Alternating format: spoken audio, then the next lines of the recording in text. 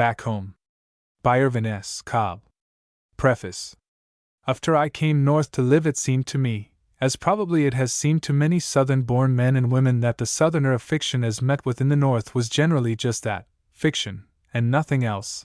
That in the main he was a figment of the drama and of the story book, a type that had no just claim on existence, and yet a type that was currently accepted as a verity.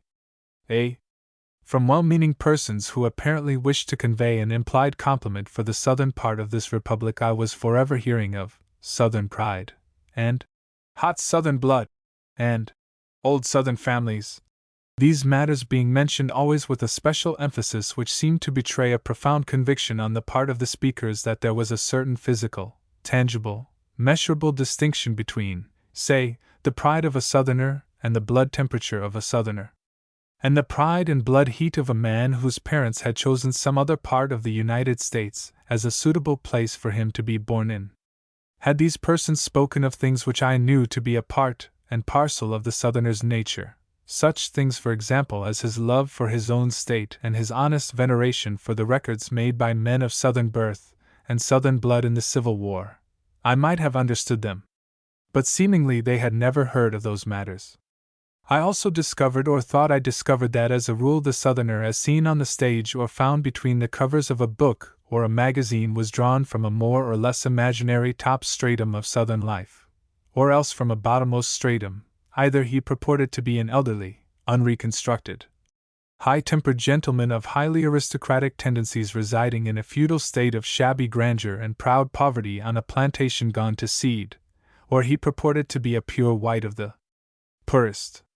With a few exceptions, the playwright and the story writers were not taking into account sundry millions of Southern-born people who were either venerable and fiery colonels with frayed wristbands and limp collars, nor yet were they snuff-ipping, ginseng-digging clay-eaters, but just such folk as, allowing for certain temperamental differences, created by climate and soil and tradition and by two other main contributing causes, the ever-present race question and the still living and vivid memories of the Great War, might be found as numerously in Iowa or Indiana or any other long-settled, typically American commonwealth as in Tennessee or Georgia or Mississippi, having the same aspirations, the same blood in their veins, the same impulses, and being prone under almost any conceivable condition to do the same thing in much the same way. Viewing my own state and my own people across the perspective of time and distance, I had the ambition to set down on paper, as faithfully as I might, a representation of those people as I knew them.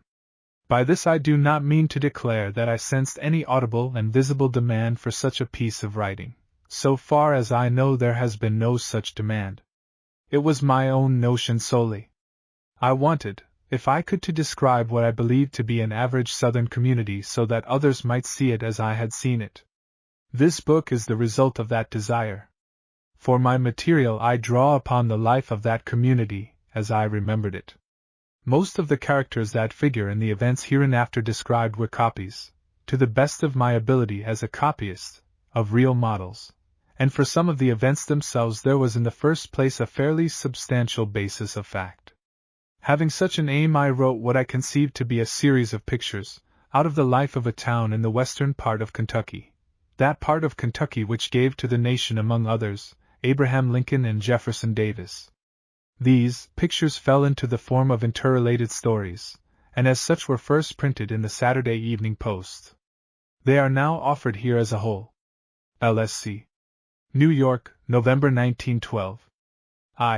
Words and Music. W. Hen Brecht Tandy killed a man. He made a number of mistakes.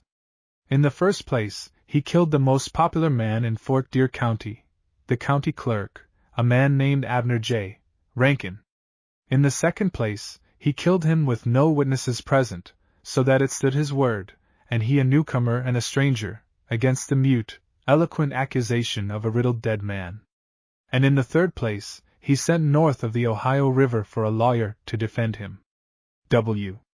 On the first Monday in June, Court Monday, the town filled up early. Before the field larks were out of the grass, the farmers were tying their teams to the gnawed hitch racks along the square. By 9 o'clock the swapping ring below the wagon yard was swimming in red dust and clamorous with the chaffer of the horse traders. In front of a vacant store, the Ladies' Aid Society of Zion Baptist Church had a canvas sign out, announcing that an elegant dinner would be served for 25 cents from 12 to 1, also ice cream and cake all day for 15 cents. The narrow wooden sidewalks began to creak and chum under the tread of many feet. A long-haired medicine doctor emerged from his frock coat like a locust coming out of its shell, pushed his high hat off his forehead and ranged a guitar, sundry bottles of a potent mixture, his tooth-pulling forceps, and a trick handkerchief upon the narrow shelf of his stand alongside the drummer's home hotel. In front of the little dingy tent of the half-man and half-horse a yellow Negro sat on a split-bottom chair limbering up for a hard day. This yellow Negro was an artist. He played a common 20-cent mouth organ, using his left hand to slide it back and forth across his spread lips. The other hand held a pair of polished beef bones, such as men wield, and about the wrist was buckled a broad leather strap with 3 big sleigh bells riveted loosely to the leather, so that he could clap the bones and shake the bells with the same motion. He was a whole orchestra in himself. He could play on his mouth organ almost any tune you wanted, and with his bones and his bells to help out he could creditably imitate a church organ, a fife and drum corps, or, indeed, a full brass band. He had his chair tilted back until his woolly head dented a draggled banner depicting in 5 faded primary colon the physical attractions of the half-man and half-horse, marvel of the century, and he tested his mouth organ with short, mellow, tentative blasts, as he waited until the marvel and the marvel's manager finished a belated breakfast within and the first ballyhoo could start. He was practicing the newest of the ragtime airs to get that far south. The name of it was the Georgia Camp Meeting. The town marshal in his shirt sleeves, with a big silver shield pinned to the breast of his unbuttoned blue waistcoat and a hickory stick with a crook handle for added emblem of authority, stalked the town drunkard, fair game at all seasons and especially on Court Monday. The town gallant whirled back and forth the short hilly length of Main Street in his new sidebar buggy. A clustering group of Negroes made a thick, black blob, like hiving bees, in front of a Negro fish house, from which came the smell and sounds of perch and channel cat frying on spitting hot skillets. High up on the squat cupola of the courthouse a red-headed woodpecker clung, barred in crimson, white, and blue-black, like a bit of living bunting, engaged in the hopeless task of trying to drill through the tin sheathing. The rolling rattle of his beak's tattoo came down sharply to the crowds below. Mourning doves called to one another in the trees round the red-brick courthouse, and at 10 o'clock, when the sun was high and hot, the sheriff came out and, standing between 2 hollow white pillars, rapped upon one of them with a stick and called upon all witnesses and talesmen to come into court for the trial of John Breckinridge Tandy, charged with murder in the 1st degree, against the peace and dignity of the Commonwealth of Tennessee and the statutes made and provided. But this ceremonial by the sheriff was for form rather than effect, since the witnesses and the talesmen all sat in the circuit court chamber along with as many of the population of Fort Deer County as could squeeze in there. Already the air of the crowded chamber was choky with heat and rancid with smell. Men were perched precariously in the ledges of the windows. More men were ranged in rows along the plastered walls, dunking their heels against the cracked wooden baseboards. The 2 front rows of benches were full of women. For this was to be the big case of the June term, a better show by long odds than the half-man and half-horse. Inside the low railing that divided the room and on the side nearer the jury box were the forces of the defense. Under his skin the prisoner showed a sallow paleness born of his 3 months in the county jail. He was tall and dark and steady-eyed, a young man, well under 30. He gave no heed to those who sat in packed rows behind him, wishing him evil. He kept his head turned front, only bending it sometimes to whisper with one of his lawyers or one of his witnesses. Frequently, though, his hand went out in a protecting, reassuring way to touch his wife's brown hair or to rest a moment on her small shoulder. She was a plain, scared, shrinking little thing. The fingers of her thin hands were plaited desperately together in her lap. Already she was trembling. Once in a while she would raise her face, showing shallow brown eyes dilated with fright, and then sink her head again like a quail trying to hide. She looked pitiable and lonely. The chief attorney for the defense was half turned from the small council table where he might study the faces of the crowd. He was from Middle Indiana, serving his second term in Congress. If his party held control of the state, he would go to the Senate after the next election. He was an orator of parts and a pleader of almost a national reputation. He had manly grace, and he was a fine, upstanding figure of a man, and before now he had wrung victories out of many difficult cases. But he chilled to his fingernails with apprehensions of disaster as he glanced searchingly about the close-packed room. Wherever he looked he saw no friendliness at all. He could feel the hostility of that crowd as though it had substance and body. It was a tangible thing. It was almost a physical thing. Why, you could almost put your hand out and touch it. It was everywhere there. And it focused and was summed up in the person of Aunt Tilly Haslett, rearing on the very front bench with her husband, Uncle Fayette, half hidden behind her vast and overflowing bulk. Aunt Tilly made public opinion in Hyattsville. Indeed, she was public opinion in that town. In her it had its upcomings and its outflowings. She held herself bolt upright, filling out the front of her black bombazine basque until the buttons down its front strained at their buttonholes. With wide, deliberate strokes she fanned herself with a palm-leaf fan. The fan had an edging of black tape sewed round it, black tape signifying in that community age or mourning, or both. Her jaw was set like a steel latch, and her little gray eyes behind her steel-bowed specs were leveled with a baleful, condemning glare that included the strange lawyer, his client's wife, and all that was his client's. Congressman Durham looked and knew that his presence was an affront to Aunt Tilly and all those who sat with her, that his somewhat vivid tie, his silken shirt, his low tan shoes, his new suit of gray flannels, a masterpiece of the best tailor in Indianapolis, were as insults, added up and piled on, to this suspendered, gingham-shirt constituency. Better than ever he realized now the stark hopelessness of the task to which his hands were set. And he dreaded what was coming almost as much for himself as for the man he was hired to defend. But he was a trained veteran of courtroom campaigns, and there was a jauntily assumed confidence in his bearing as he swung himself about, and made a brisk show of conferring with the local attorney who was to aid him in the choosing of the jurors and the questioning of the witnesses. But it was real confidence, and real jauntiness that radiated from the other wing of the enclosure, where the prosecutor sat with the assembled bar of Fort Deer County on his flanks, volunteers upon the favored side, lending to it the moral support of weight and numbers. Rankin, the dead man, having been a bachelor, State's Attorney Gilliam could bring no lorn widow and children to mourn before the jurors' eyes and win added sympathy for his cause. Lacking these most valued assets of a murder trial, he supplied their places with the sisters of the dead man, two sparse-built elderly women in heavy black, with sweltering thick veils down over their faces. When the proper time came he would have them raise these veils and show their woeful faces, but now they sat shrouded all in crape, fit figures of desolation and sorrow. He fussed about busily, fiddling the quill toothpick that hung perilously in the corner of his mouth and evening up the edges of a pile of law books with freckled calfskin covers. He was a lank, bony garfish of a man, with a white goatee aggressively protruding from his lower lip. He was a poor speaker but mighty as a cross-examiner, and he was serving his first term and was a candidate for another.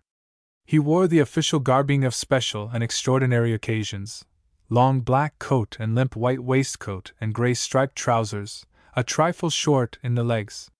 He felt the importance of his place here almost visibly. His figure swelled and expanded out his clothes. "Look yonder at Tom Gilliam," said Mr. Lukens, the grocer, in tones of whispered admiration to his next-elbow neighbor. "Just prunin' and honin' hisself to git at that there Tandy and his dude Yankee lawyer. If he don't chaw both of them up together I'll be dad-burned." "You bet," whispered back his neighbor. It was Aunt Tilly's oldest son, Fayette Jr. "It's like Ma says, time's come to teach them murderin' Kentuckians they can't be a-comin' down here a-killin' up people and not pay for it. I reckon, Mr. Lukens," added Fayette Jr., with a wriggle of pleased anticipation, "we sure are going to see some carryings-on in this courthouse today." Mr. Lukens' reply was lost to history because just then the judge entered, an elderly, kindly-looking man, from his chambers in the rear, with the circuit court clerk right behind him bearing large leather-clad books and sheaves of foolscap paper. Their coming made a bustle. Aunt Tilly squared herself forward, Scrooging Uncle Fayette yet farther into the eclipse of her shapeless figure. The prisoner raised his head and eyed his judge. His wife looked only at the interlaced, weaving fingers in her lap. The formalities of the opening of a term of court were mighty soon over. There was everywhere manifest a haste to get at the big thing. The clerk called the case of the Commonwealth versus Tandy.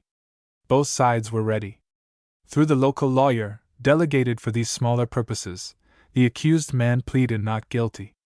The clerk spun the jury wheel, which was a painted wooden drum on a creaking wooden axle, and drew forth a slip of paper with the name of a talesman written upon it, and read aloud: Isom W. Tolliver. In an hour the jury was complete. 2 townsmen, a clerk and a telegraph operator, and 10 men from the country, farmers mainly, and 1 blacksmith and 1 horse trader. 3 of the panel who owned up frankly to a fixed bias had been let go by consent of both sides. 3 more were sure they could give the defendant a fair trial, but those 3 the local lawyer had challenged peremptorily.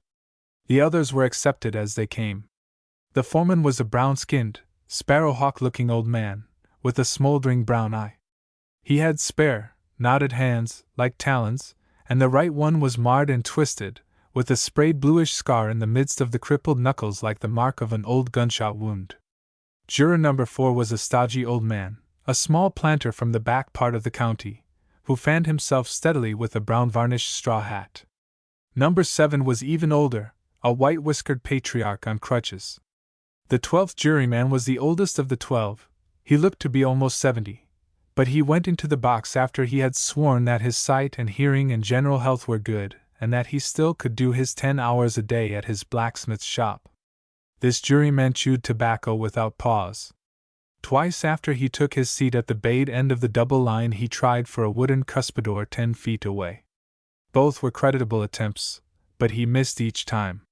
Seeing the look of gathering distress in his eyes, the sheriff brought the cuspidor nearer, and thereafter number 12 was content, chewing steadily like some bearded contemplative ruminant and listening attentively to the evidence, meanwhile scratching a very wiry head of whitey red hair with a thumbnail that through some injury had taken on the appearance of a very thick, very black Brazil nut. This scratching made a raspy, filing sound that after a while got on Congressman Durham's nerves. It was late in the afternoon when the prosecution rested its case and court adjourned until the following morning. The state's attorney had not had so very much evidence to offer, really. The testimony of one who heard the single shot and ran in at Rankin's door to find Rankin upon the floor, about dead, with a pistol, unfired, in his hand, and Tandy standing against the wall with a pistol, fired, in his. The constable to whom Tandy surrendered, the physician who examined the body. The persons who knew of the quarrel between Tandy and Rankin growing out of a land deal into which they had gone partners. Not much, but enough for Gilliam's purposes. Once in the midst of examining a witness, the state's attorney, seemingly by accident, let his look fall upon the 2 black-robed, silent figures at his side, and as though overcome by the sudden realization of a great grief, he faltered and stopped dead and sank down. It was an old trick, but well done, and a little humming murmur like a breeze coming through treetops swept the audience. Durham was sick in his soul as he came away. In his mind there stood the picture of a little, scared woman's drawn, drenched face. She had started crying before the last juror was chosen, and thereafter all day, at half-minute intervals, the big, hard sobs racked her. As Durham came down the steps he had almost to shove his way through a knot of natives outside the doors. They grudged him the path they made for him, and as he showed them his back he heard a snicker, and someone said a thing that cut him where he was already bruised, in his egotism. But he gave no heed to the words. What was the use?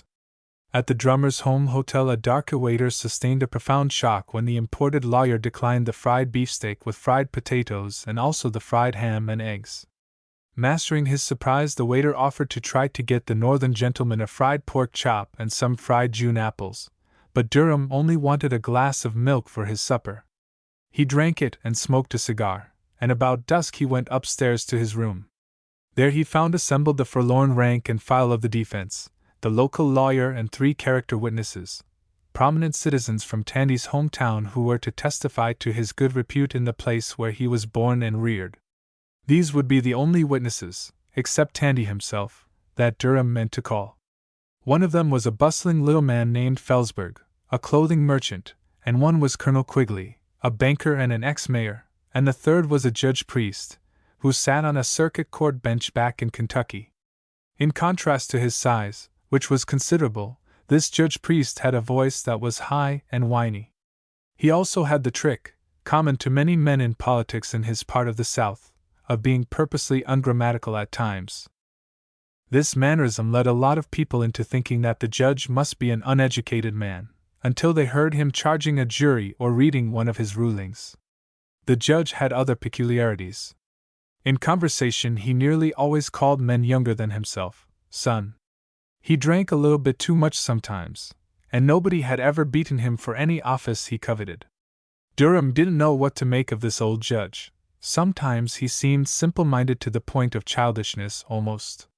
The others were gathered about a table by a lighted kerosene lamp, but the old judge sat at an open window with his low-quarter shoes off and his white-socked feet propped against the ledge. He was industriously stoking at a homemade corncob pipe. He pursed up his mouth, pulling at the long cane stem of his pipe with little audible sucks. From the rocky little street below, the clatter of departing farm teams came up to him.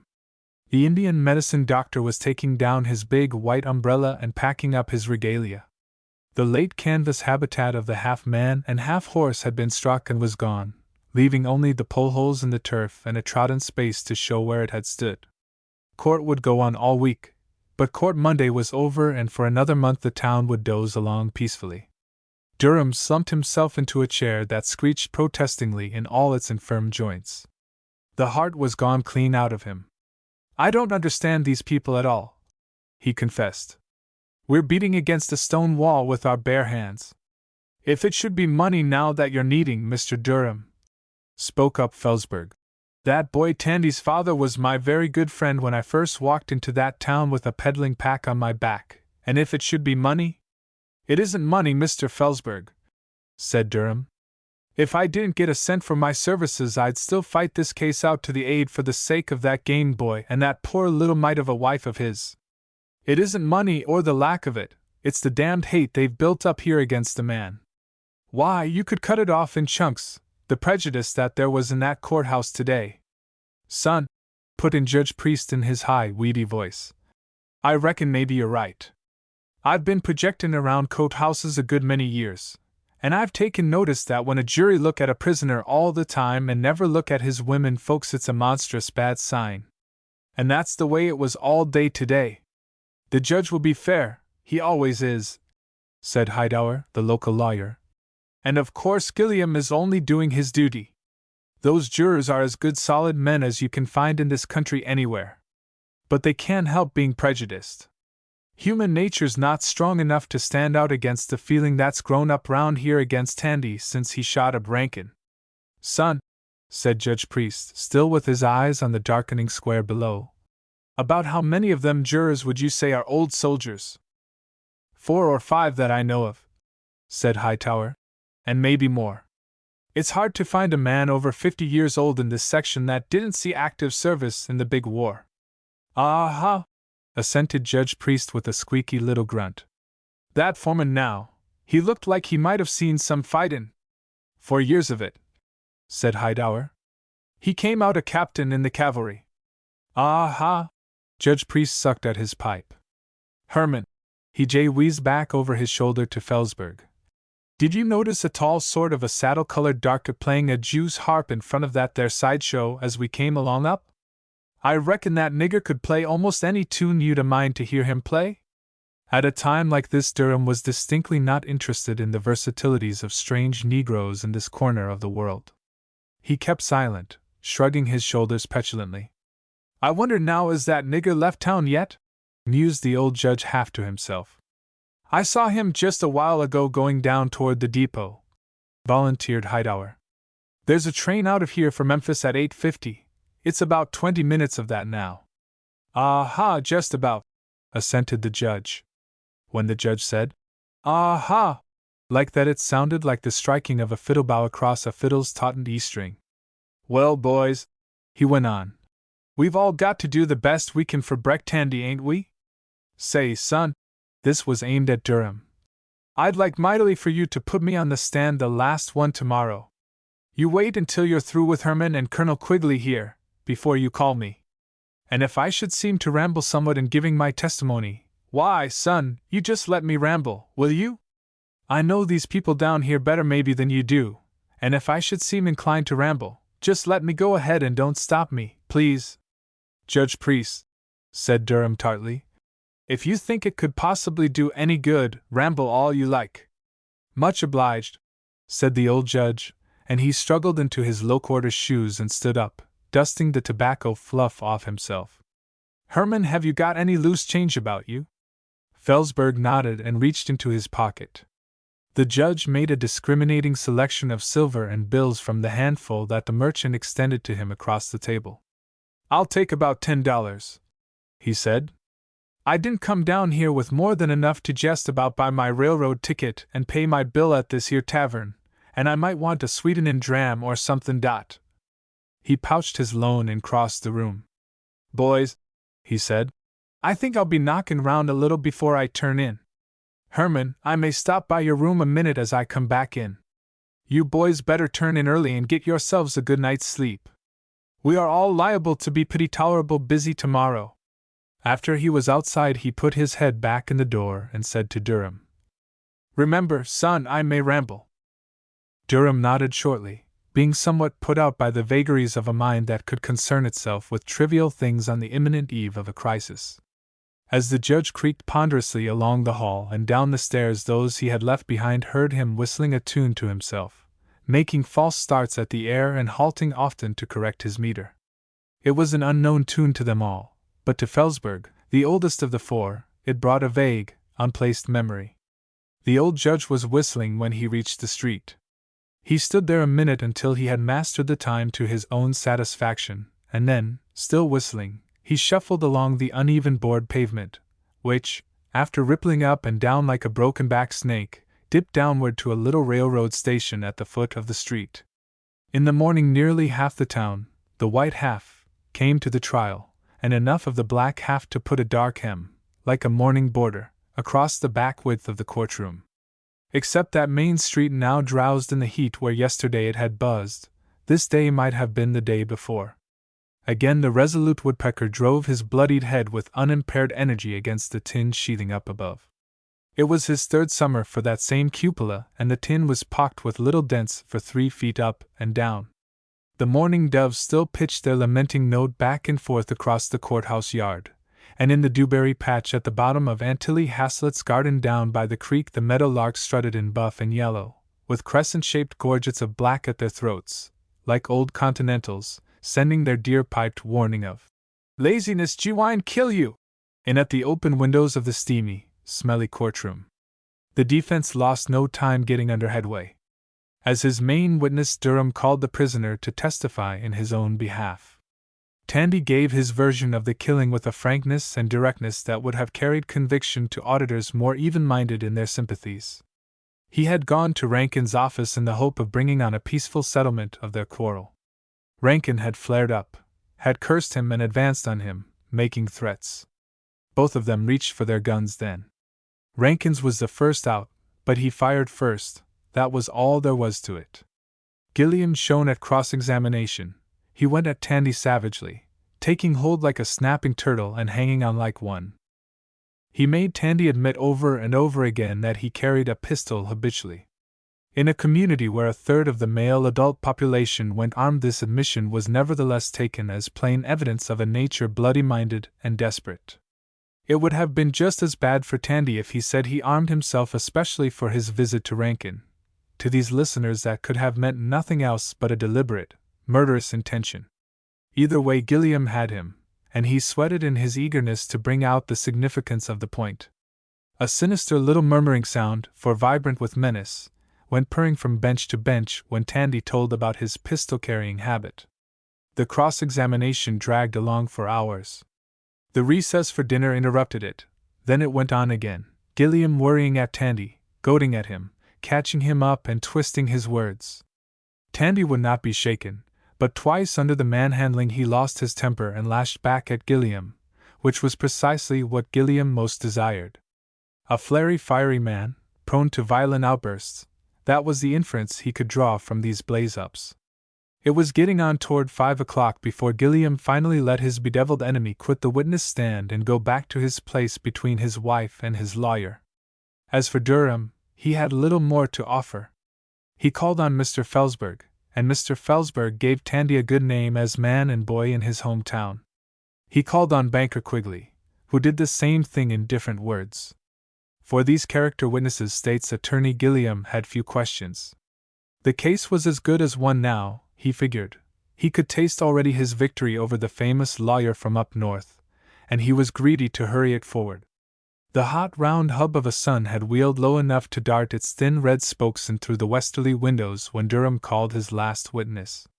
As Judge Priest settled himself solidly in the witness chair with the deliberation of age and the heft of flesh, the leveled rays caught him full and lit up his round pink face, with the short white bleached beard below it and the bald white bleached forehead above. Durham eyed him half doubtfully. He looked the image of a scatter-witted old man, who would potter and philander round a long time before he ever came to the point of anything. So he appeared to the others there, too.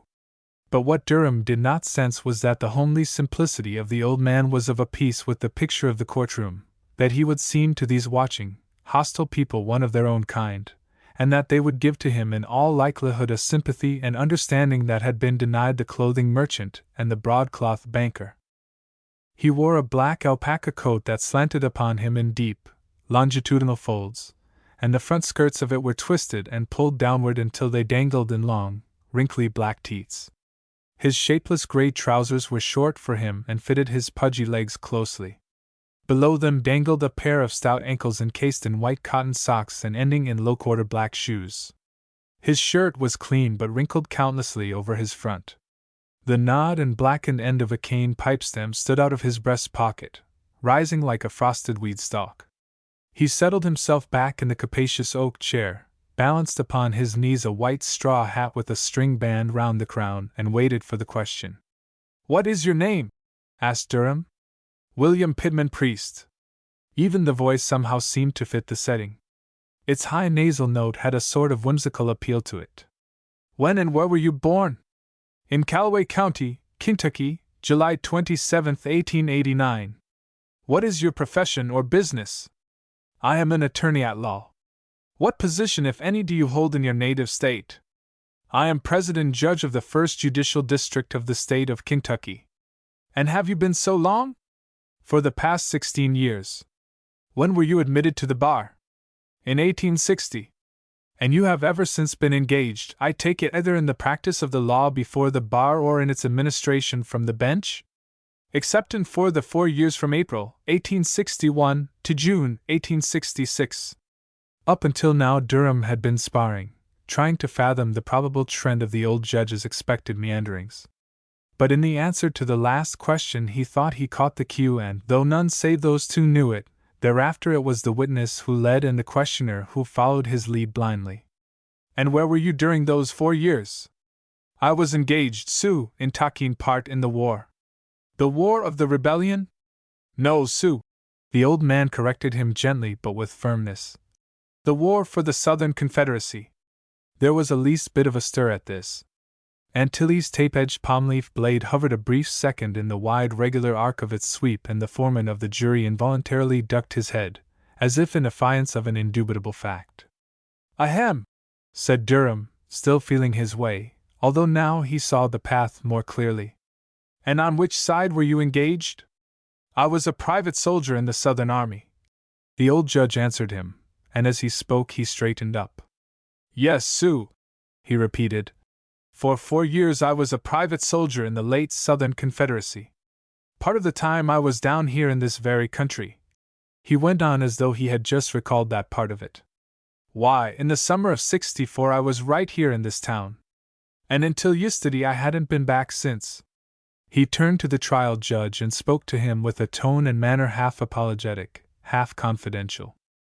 "Your Honor," he said, "I am a judge myself, occupying in my home state a position very similar to the one which you fill here, and whilst I realize, none better, that this ain't all according to the rules of evidence as laid down in the books, Yet when I get to thinking about them old soldierin' times, I find I am inclined to sort of reminiscence round a little. And I trust your honor will pardon me if I should seem to ramble slightly? His tone was more than apologetic and more than confidential. It was winning. The judge upon the bench was a veteran himself. He looked toward the prosecutor. Has the state's attorney any objection to this line of testimony? He asked, smiling a little. Certainly Gilliam had no fear that this honest-appearing old man's wanderings could damage a case already as good as won. He smiled back indulgently, and waved his arm with a gesture that was compounded of equal parts of toleration and patience, with a top-dressing of contempt. I fail, said Gilliam, to see wherein the military history and achievements of this worthy gentleman can possibly affect the issue of the homicide of Abner J. Rankin. But, he added magnanimously, if the defense chooses to encumber the record with matters so trifling and irrelevant, I surely will make no objection now or hereafter. The witness may proceed, said the judge. Well, really, your honor, I didn't have so very much to say, confessed Judge Priest. And I didn't expect there'd be any to-do made over it. What I was trying to get at was that Cornyn down here to testify in this case sort of brought back them old days to my mind. As I get along more in years, he was looking toward the jurors now, I find that I live more and more in the past. As though he had put a question to them, several of the jurors gravely inclined their heads. The busy cut of juror number 12 moved just a trifle slower in its travels from the right side of the jaw to the left and back again. Yes, Sue, he said musingly. I got up early this morning at the tavern where I'm stoppin' and took a walk through your thrivin' little city. This was rambling with a vengeance, thought the puzzled Durham. I walked down here to a bridge over a little creek and back again. It reminded me mightily of that other time when I passed through this town, in '64, just about this season of the year, and it was hot early today just as it was that other time, and the dew was thick on the grass, the same as 'twas then. He halted a moment. Of course your town didn't look the same this mornin' as it did that other mornin'. It seemed like to me there are twice as many houses here now as there used to be. It's got to be quite a little city. Mr. Lukens, the grocer, nodded silent approval of this utterance, Mr. Lukens having but newly completed and moved into a 2-story brick store building with a tin cornice and an outside staircase. Yes, Sue, your town has grown mightily, but— and the whiny, humorous voice grew apologetic again. But your roads are pretty much the same as they were in '64, hilly in places, and kind of rocky. Durham found himself sitting still, listening hard. Everybody else was listening too. Suddenly it struck Durham, almost like a blow, that this simple old man had somehow laid a sort of spell upon them all. The flattening sunrays made a kind of pink glow about the old judge's face, touching gently his bald head and his white whiskers. He droned on. I remember about those roads particularly well, because that time when I marched through here in '64 my feet was about out ef my shoes and them flints cut 'em up some. Some of the boys, I recollect, left bloody prints in the dust behind 'em. But shucks, it wouldn't made no real difference if we'd wore the bottoms plumb off our feet. We'd kept on goin'. We'd gone anywhere, or tried to, behind old Bedford Forest.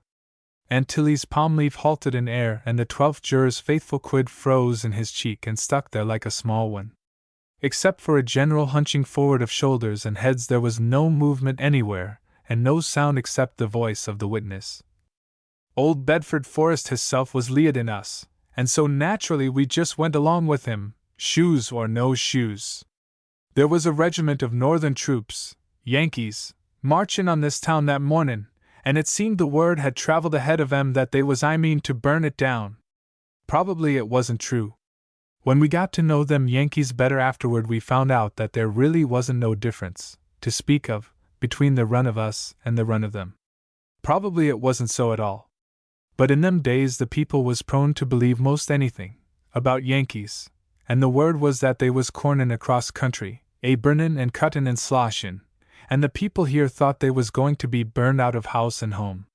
So old Bedford Forrest he marched all night with a battalion of us, 4 companies, Kentuckians and Tennesseans mostly, with a sprinklin' of boys from Mississippi and Arkansas, some of us ridin' and some walkin' afoot, like me.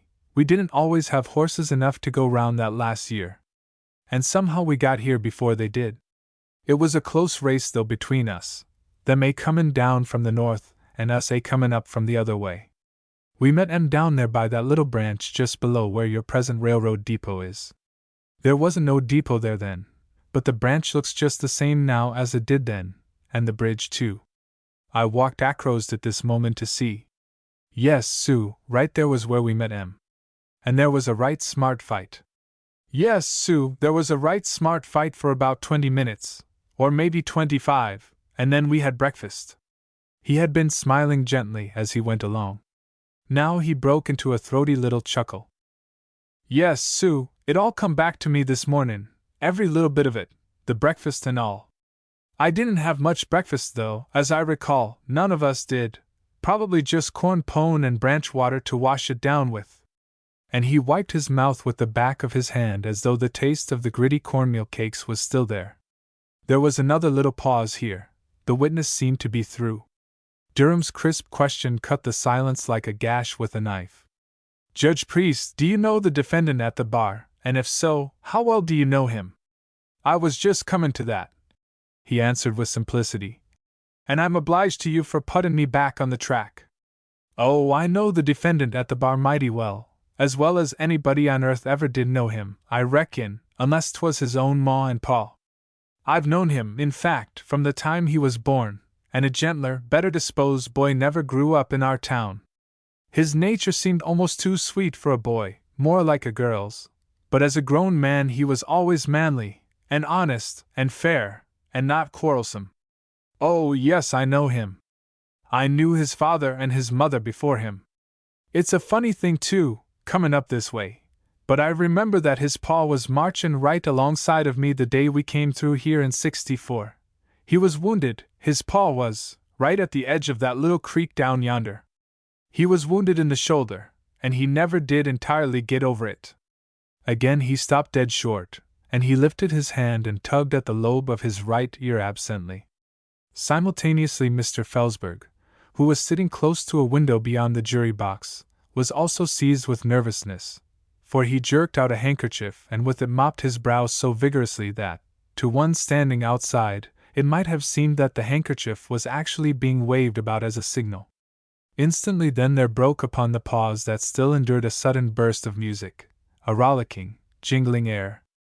It was only a 20-cent Touth organ, 3 sleigh bells, and a pair of the rib bones of a beef cow being played all at once by a saddle-colored Negro man, but it sounded for all the world like a fife and drum corps. To some who heard it now the time was strange, these were the younger ones. But to those older men and those older women the first jubilant bars rolled back the years like a scroll. The sound swelled and rippled and rose through the windows, the marching song of the Southern trooper, Forrest's men, and Morgan's, and Jeb Stuart's and Joe Wheeler's. It had in it the jingle of saber chains, the creak of sweaty saddle girths, the nimble clunk of hurrying hoofs. It had in it the clanging memories of a cause and a time that would live with these people as long as they lived and their children lived and their children's children. It had in it the one sure call to the emotions and the sentiments of these people. And it rose, and then as the unseen minstrel went slouching down Main Street, toward the depot and the creek, it sank lower and became a thin thread of sound, and then a broken thread of sound, and then it died out altogether, and once more there was silence in the courthouse of Fort Deer County. Strangely enough, not one listener had come to the windows to look out. The interruption from without had seemed part and parcel of what went on within. None faced to the rear, every one faced to the front. There was Mr. Lukens now.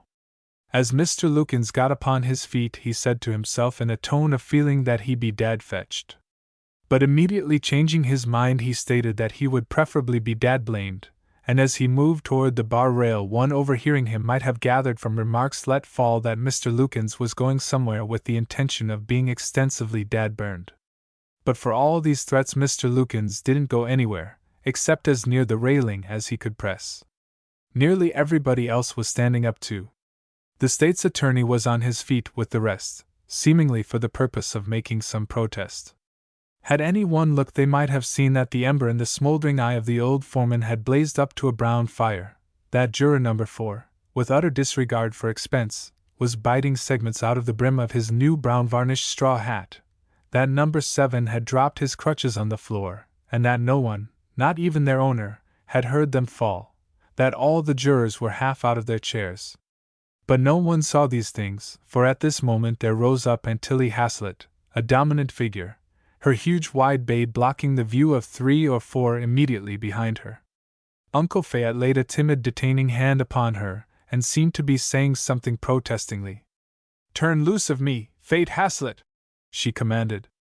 "Ain't you ashamed of yourself, to be tryin' to hold me back when you know how my only dear brother died followin' after General Nathan Bedford Forrest? Turn loose of me." She flirted her great arm, and Uncle Fayette spun flutteringly into the mass behind. The sheriff barred her way at the gate of the bar. "Miss Haslett," he implored. "Please, Miss Haslett, you must keep order in the coat." Aunt Tilly halted in her onward move, head up high and elbows out, and through her specs, blazing like burning glasses, she fixed on him a look that instantly charred that unhappy official into a burning red ruin of his own self-importance. "Keep it yourself, High Sheriff Washington Nash, Esquire," she bade him. "That's what you get paid good money for doin'. And get out of my way! I'm goin' in there to that poor little lonesome thing set in there all by herself, and there ain't nobody goin' to hinder me either." The sheriff shrunk aside. Perhaps it would be better to say he evaporated aside. And public opinion, reorganized and made over but still incarnate in Aunt Tilly Haslett, swept past the rail and settled like a billowing black cloud into a chair that the local attorney for the defense vacated just in time to save himself the inconvenience of having it snatched bodily from under him. "There, honey," said Aunt Tilly crooningly as she gathered the forlorn little figure of the prisoner's wife in her arms like a child and mothered her up to her ample bombazine bosom. "There now, honey, you jest cry on me." Then Aunt Tilly looked up and her specs were all blurry and wet. But she waved her palm-leaf fan as though it had been the baton of a marshal. "Now, Jedge," she said, addressing the bench, "and you other gentlemen, you kin go ahead now." The state's attorney had meant evidently to make some sort of an objection, for he was upon his feet through all this scene. But he looked back before he spoke, and what he saw kept him from speaking. I believe I stated earlier that he was a candidate for rejection. So he settled back down in his chair and stretched out his legs and buried his chin in the top of his limp white waistcoat in an attitude that he had once seen in a picture entitled "Napoleon Bonaparte at St. Helena." "You may resume, Judge Priest," said the trial judge in a voice that was not entirely free from huskiness, although its owner had been clearing it steadily for some moments. "Thank you kindly, Sue, but I was about through anyhow," answered the witness with a bow, and for all his homeliness there was dignity and stateliness in it. "I merely wanted to say, for the sake of completing the record, so to speak, that on the occasion referred to them Yankees did not cross that bridge." With the air of tendering and receiving congratulations, Mr. Lukens turned to his nearest neighbor and shook hands with him warmly. The witness got up somewhat stiffly, once more becoming a commonplace old man in a wrinkled black alpaca coat, and made his way back to his vacant place, now in the shadow of Aunt Tilly Haslett's form. As he passed along the front of the jury box, the foreman's crippled right hand came up in a sort of a clumsy salute, and the juror at the other end of the rear row, number 12, the oldest juror, leaned forward as if to speak to him, but remembered in time where his present duty lay. The old judge kept on until he came to Durham's side, and he whispered to him, "Son, they've quit lookin' at him, and they're all lookin' at her. Son, rest your case." Durham came out of a maze. "Your Honor," he said as he rose, "the defense rests." The jury were out only 6 minutes. Mr. Lukens insisted that it was only 5 minutes and a half, and added that he'd be dad-rotted if it was a second longer than that. As the lately accused Tandy came out of the courthouse with his imported lawyer, Aunt Tilly bringing up the rear with his trembling, weeping, happy little wife, friendly hands were outstretched to clasp his, and a whiskered old gentleman with a thumbnail like a Brazil nut grabbed at his arm. "Which way did Billy Priest go?" he demanded. "Little old fightin' Billy, where did he go to? Soon as he started in talkin' I placed him. Where is he?" Walking side by side, Tandy and Durham came down the steps into the soft June night, and Tandy took a long, deep breath into his lungs. "Mr. Durham," he said, I owe a great deal to you. How's that? Said Durham. Just ahead of them, centered in a shaft of light from the window of the barroom of the Drummers' Home Hotel, stood Judge Priest. The old judge had been drinking. The pink of his face was a trifle more pronounced, the high whine in his voice a trifle weedier, as he counted one by one certain pieces of silver into the wide-open palm of a saddle-colored Negro. How's that? Said Durham. I say I owe everything in the world to you, repeated Tandy. No, said Durham. What you owe me is the fee you agreed to pay me for defending you. There's the man you're looking for. And he pointed to the old judge. 2. The County Trot. Saturday was the last day of the county fair and the day of the county trot. It was also Veterans' Day, when the old soldiers were the guests of honor of the management, and likewise Ladies' Day, which meant that all white females of whatever age were admitted free. So naturally, in view of all these things, the biggest day of Fair Week was Saturday. The fairgrounds lay in a hickory flat a mile out of town, and the tall, scaly barks grew so close to the fence that they poked their limbs over its top and shed down nuts upon the track. The fence had been whitewashed once, back in the days of its youth when Hector was a pup, but Heck was an old dog now, and the rains of years had washed the fence to a misty gray, so that in the dust the long, warped panels stood up in rows, palely luminous, like the high-shouldered ghosts of a fence. And the rust had run down from the eaten-out nail-holes until each plank had 2 staring marks in its face, like rheumy, bleared eyes. The ancient grandstand was of wood too, and had lain outdoors in all weathers until its rheumatic rafters groaned and creaked when the wind blew.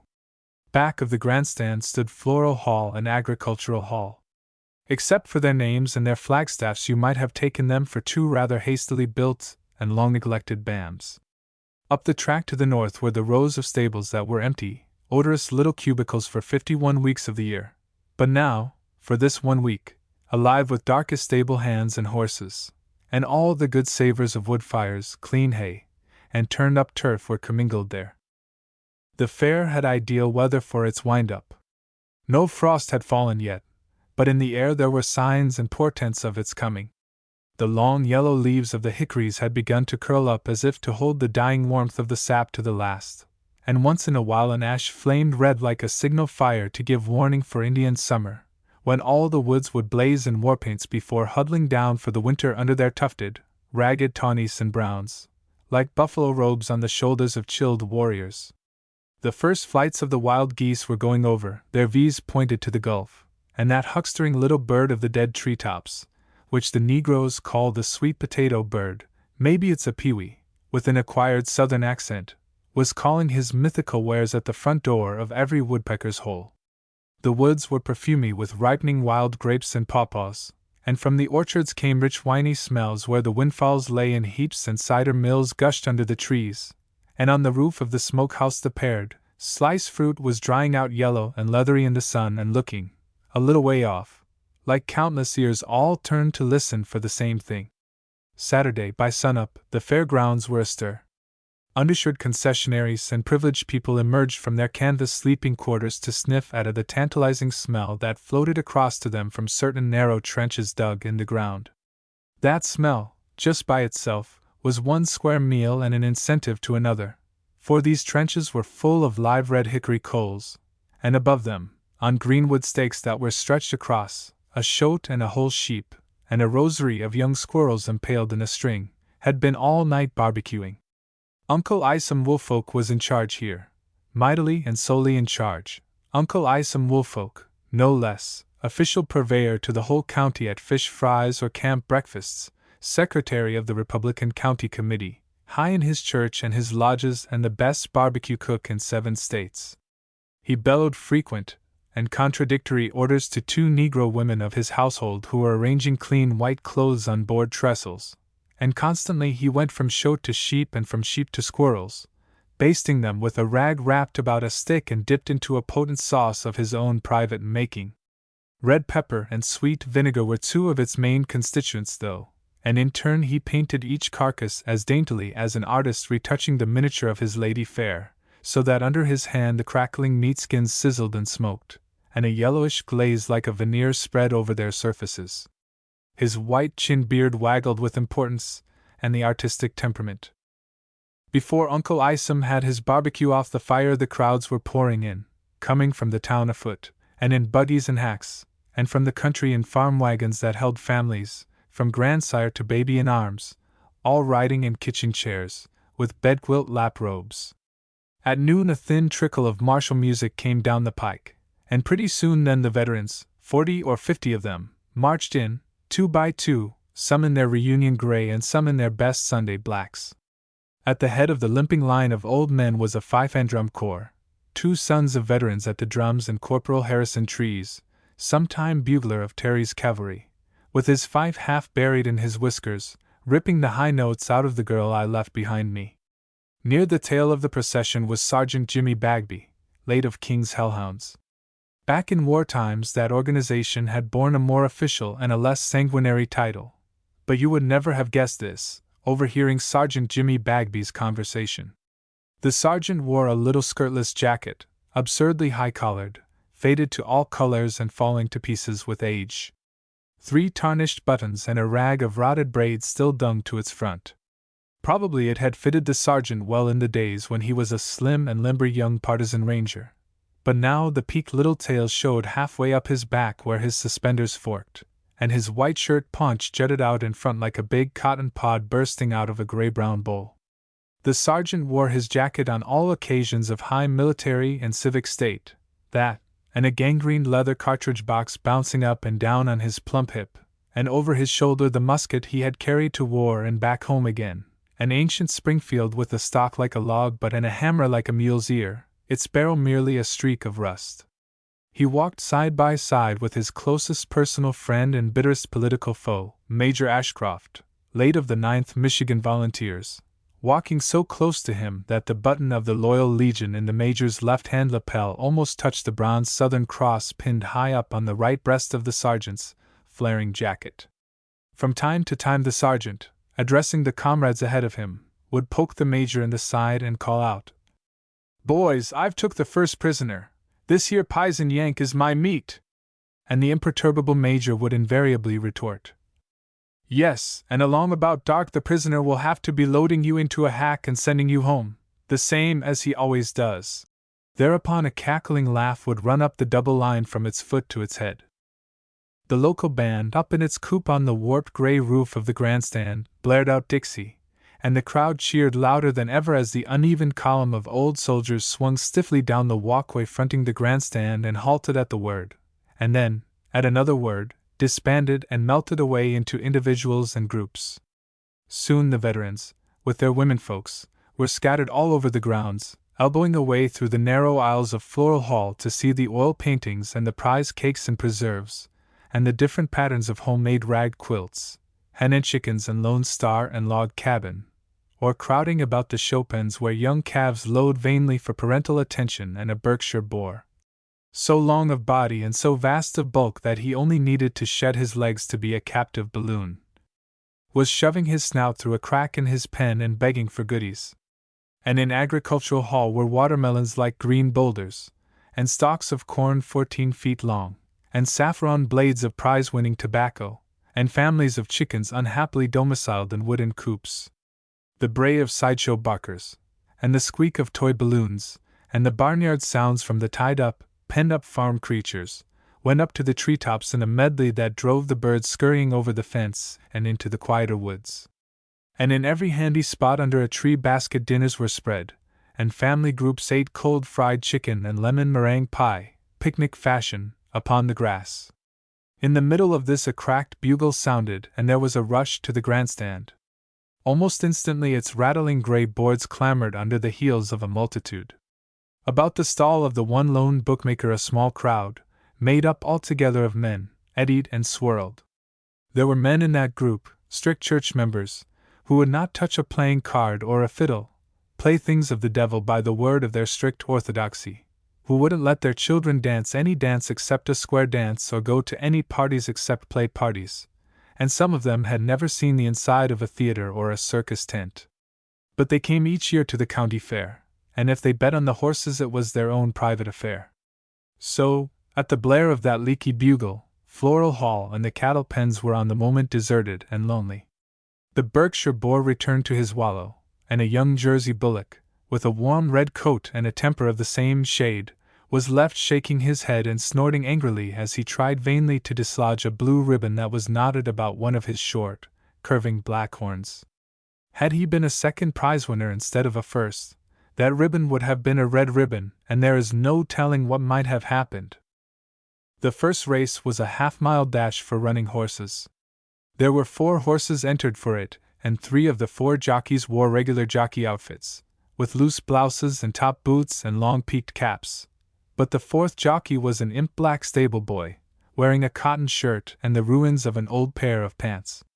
The brimless wreck of a straw hat was clamped down tight on his wool like a cup. He bestraddled a sweaty little red gelding named Flitterfoot, and Flitterfoot was the only local entry, and was an added starter, and a forlorn hope in the betting. While these 4 running horses were dancing a fretful schottish round at the half-mile post, and the starter, old man Thad Jacobson, was bellowing at the riders and slashing a black snake whip round the shins of their impatient mounts, a slim black figure wormed away under the arms and past the short ribs of a few belated bettors yet lingering about the bookmaker's block. This intruder handled himself so deftly and so nimbly as not to jostle by 1 hair's breadth the dignity of any white gentleman there present, yet was steadily making progress all the while and in ample time getting down a certain sum of money on Flitterfoot to win at odds. "Ain't that your nigger boy, Jeff?" inquired Dr. Lake of Judge Priest, as the newcomer, still boring deftly, emerged from the group and with a last muttered, "'Scuse me, boss, please, Sue, 'scuse me," darted away toward the head of the stretch, where others of his race were draping themselves over the top rail of the fence in black festoons. "Yes, I suppose 'tis, probably," said Judge Priest in that high sing-song of his. "That black scoundrel of mine is liable to be everywhere, except when you want him, and then he's not anywhere. That must be Jeff, I reckon."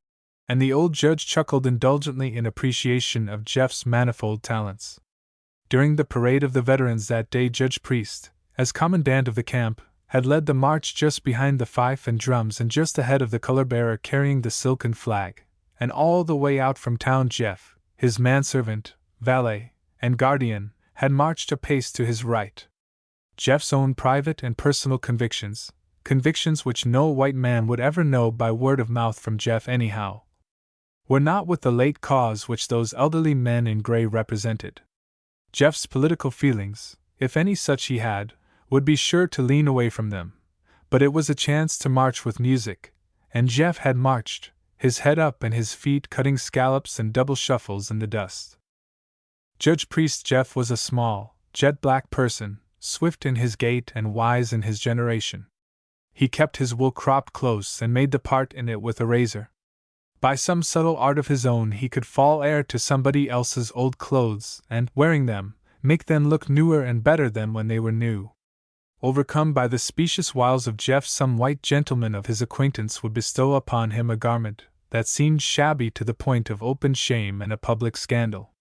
Jeff would retire for a season with a pressing iron and a bottle of cleansing fluid, and presently that garment would come forth, having undergone a glorious resurrection.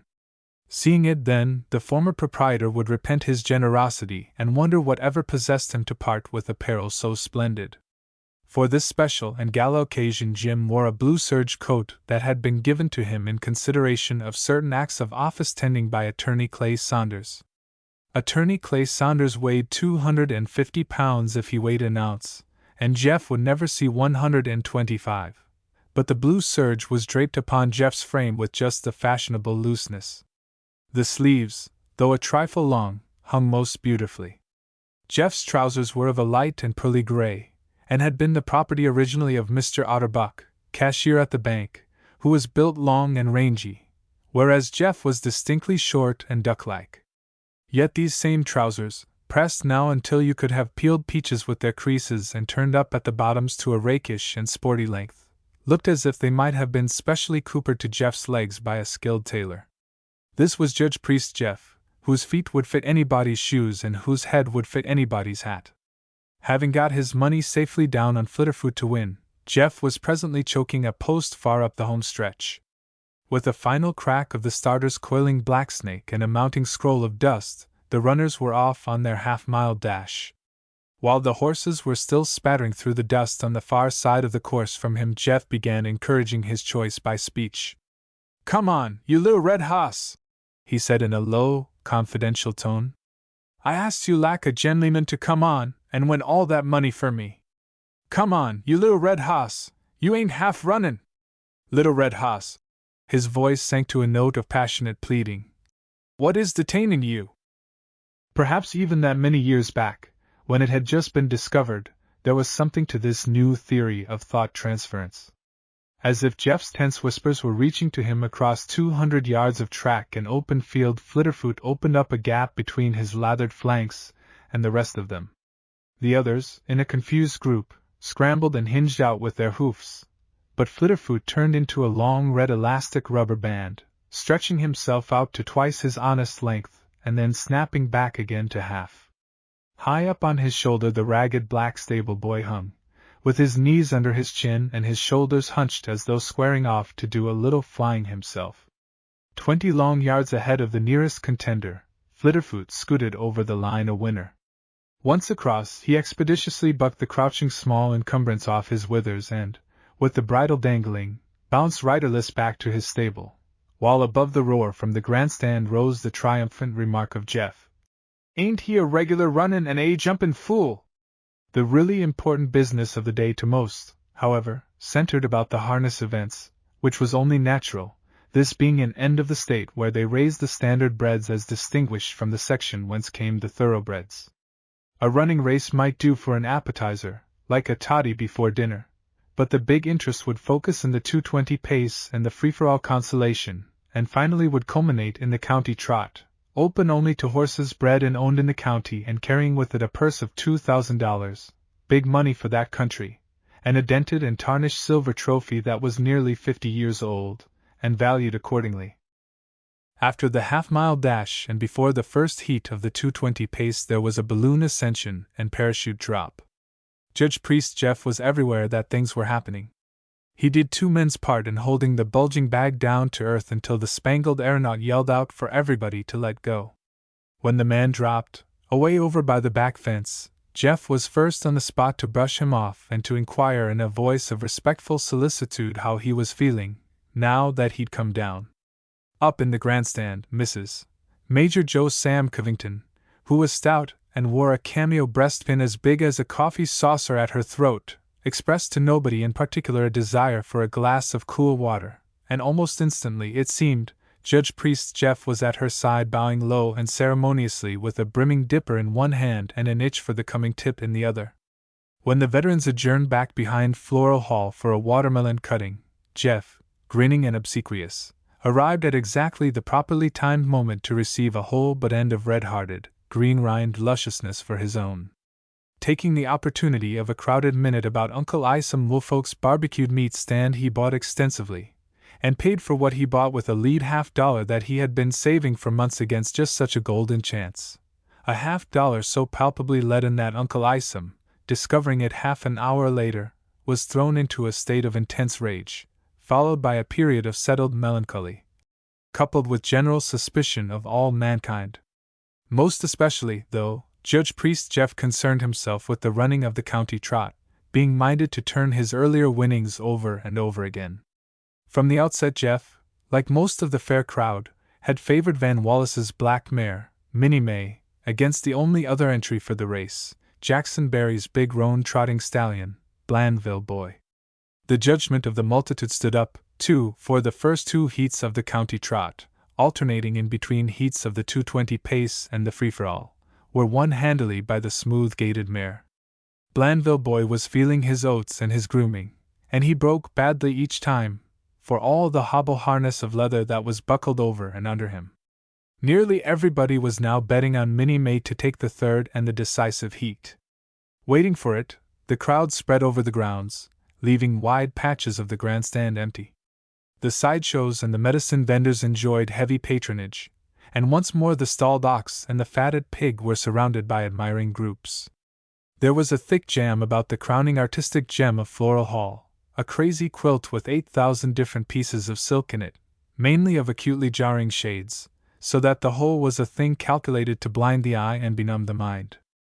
The city marshal forcibly calmed down certain exhilarated young bucks from the country. They would be sure to fire off their pistols and yell into every dooryard as they tore home that night, careening in their dusty buggies. But now they were made to restrain themselves. Bananas and coconuts advanced steadily in price as the visible supply shrank. There is a type of southern countryman who, coming to town for a circus day or a fair, first eats extensively of bananas, red bananas preferred, and then, when the raw edge of his hunger is abated, he buys a coconut, and, after punching out one of its eyes and drinking the sweet Milky Way, cracks the shell apart and gorges on the white meat. By now the grass was cumbered with many shattered coconut shells, like broken shards, and banana peels, both red and yellow, lay wilted and limp everywhere in the litter underfoot. The steamed flying ginny, it would be a carousel farther north, ground unendingly, loaded to its gunwales with family groups. Crap games started in remote spots and fights broke out. In a far shadow of the fence behind the stables one darker with brass knuckles felled another, then broke and ran. He scuttled over the fence like a fox squirrel, with a bullet from a constable's big blue-barreled revolver spatting into the paling 6 inches below him as he scaled the top and lit flying on the other side. Sergeant Jimmy Bagby, dragging his Springfield by the barrel, began a long story touching on what he once heard General Buckner say to General Breckinridge, went to sleep in the middle of it, enjoyed a refreshing nap of 20 minutes, woke up with a start, and resumed the anecdote at the exact point where he left off. And then General Breckinridge he says to General Buckner, he says, General. But Judge Priest Jeff disentangled himself from the center of things, and took a quiet walk up toward the stables to see what might be seen and to hear what might be heard, as befitting one who was speculating heavily and needed all available information to guide him. What he saw was Van Wallace, owner of the mare, and Jackson Berry, owner of the stud horse, slipping furtively into an empty feed shed. As they vanished within, Van Wallace looked about him cautiously, but Jeff had already dived to shelter alongside the shed and was squatting on a pile of stable scrapings, where a swarm of flies flickered above an empty pint flask and watermelon rinds were curling up and drying in the sun like old shoe soles. Jeff had seen something. Now he applied his ear to a crack between the planks of the feed shed and heard something. For 2 minutes the supposed rivals confabbed busily in the shelter of a broken hay rack. Then, suddenly taking alarm without cause, they both poked their heads out at the door and looked about them searchingly, right and left. There wasn't time for Jeff to get away. He only had a second's or 2 seconds warning, but all the conspirators saw as they issued forth from the scene of their intrigue was a small darky in clothes much too large for him lying alongside the shed in a sprawled huddle, with one loose sleeve over his face, and one black forefinger shoved like a snake's head down the neck of a flat pocket flask. Above this figure the flies were buzzing in a greedy cloud. "Just some nigger full of gin that fell down there to sleep it off," said Van Wallace. And he would have gone on, but Barry, who was a tall red-faced, horsey man, a bluster on the surface and a born coward inside, booted the sleeper in the ribs with his toe. "Here, boy," he commanded. "Wake up here!"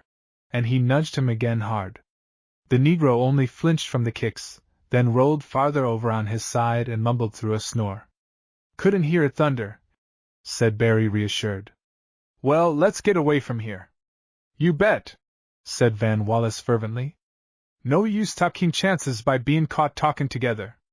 Anyhow, they'll be ringing the startin' bell in a minute or two. Don't forget now," counseled Barry as Wallace started off, making by a roundabout and devious way for his own stable, where Minnie May, hitched to her sulky and with her legs bandaged, was being walked back and forth by a stable boy. "Don't you worry, I won't," said Wallace, and Barry grinned joyously and vanished in the opposite direction, behind the handy fee shed. On the instant that both of them disappeared, Judge Priest Jeff rose to his feet, magically changing from a drunken darky to an alert and flying black Mercury. His feet hardly hit the high places as he streaked it for the grandstand, looking for Judge Priest as hard as he could look.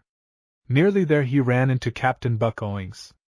Captain Buck Owings was a quiet, grayish man, who from time to time in the course of a busy life as a steamboat pilot and master had had occasion to shoot at or into divers persons.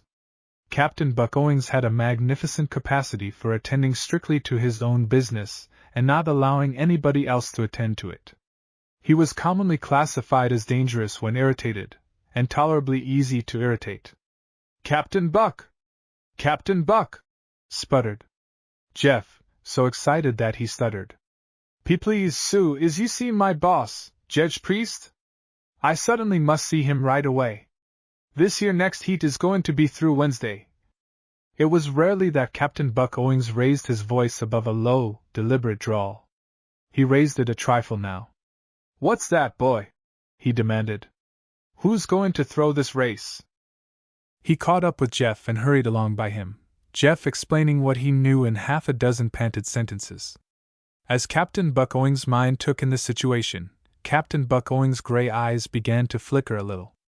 Nowhere in sight was there any one who looked like the judge. Indeed, there were few persons at all to be seen on the scarred green turf across which they sped, and those few were hurrying to join the crowds that packed thick upon the seats of the grandstand, and thicker along the infield fence and the home stretch. Somewhere beyond, the stable bell jangled. The little betting ring was empty almost, and the lone bookmaker was turning his blackboard down. His customary luck served Jeff in this crisis, however. From beneath a cuddy under the grandstand that bore a blue board lettered with the word, "Refreshments," appeared the large, slow-moving form of the old judge. He was wiping his mouth with an enormous handkerchief as he headed deliberately for the infield fence. His venerable and benevolent pink face shone afar, and Jeff literally flung himself at him. "Oh, Jedge!" he yelled. "Oh, Jedge, please, Sue, wait just a minute." In some respects Judge Priest might be said to resemble Kipling's East Indian elephant. He was large as to bulk and conservative as to his bodily movements. He never seemed to hurry, and yet when he set out to arrive at a given place in a given time he would be there in due season. He faced about and propelled himself toward the queerly matched pair approaching him with such haste. As they met, Captain Buck Owings began to speak, and his voice was back again at its level monotone, except that it had a little steaming sound in it, as though Captain Buck Owings were beginning to seethe and simmer gently somewhere down inside of himself. "Judge Priest, Sue," said Captain Buck, "it looks like there'd be some tall swindlin' done round here soon unless we can stop it. This boy of yours heard something. Jeff, tell the judge what you heard just now." And Jeff told, the words bubbling out of him in a stream. "It's done all fixed up betwixt them W.I. gentlemen. That there Mr. Jackson Barry he's been tormentin' the stallion ontwell he break and lose the fust 2 heats. Now W.N. the money is all on the mare, they goin' to turn round and do it the other way. Over on the backstretch that Mr. Van Wallace he's goin' to spite and tease Minnie May ontwell she go all to pieces, so the stallion'll be jest naturally bound to win, and they'll split up the money amongst 'em." "Aha!" said Judge Priest.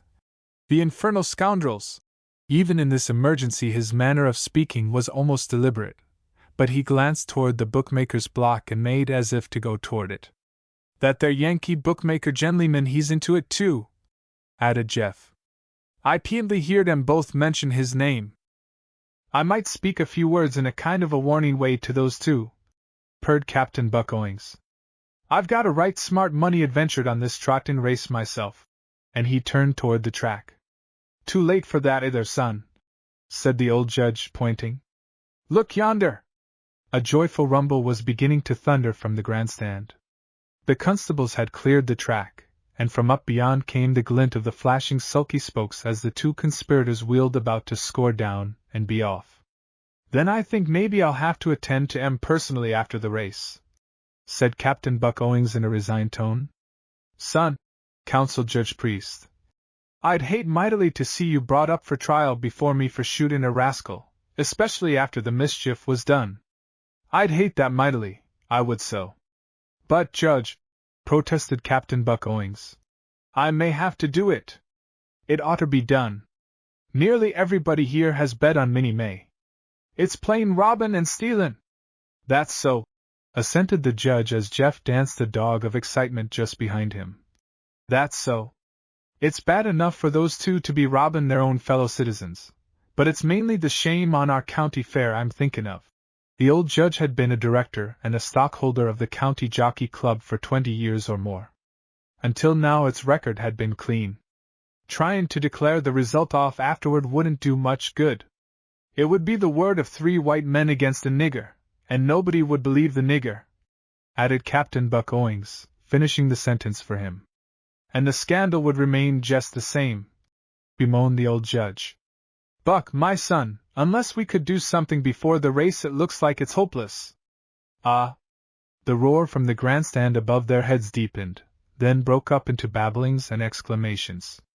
The 2 trotters had swung past the mark, but Minnie May had slipped a length ahead at the tape, and the judges had sent them back again. There would be a minute or 2 more of grace anyhow. The eyes of all 3 followed the nodding heads of the horses back up the stretch. Then Judge Priest, still watching, reached out for Jeff and dragged him round in front of him, dangling in his grip like a hooked black eel. Jeff, don't I see a gate up yonder in the track fence right at the first turn? He asked. Yas, Sue, said Jeff eagerly. 'Tain't locked either. I come through it myself today. It opens on to a little road what leads out past the stables to the big pike. I kin.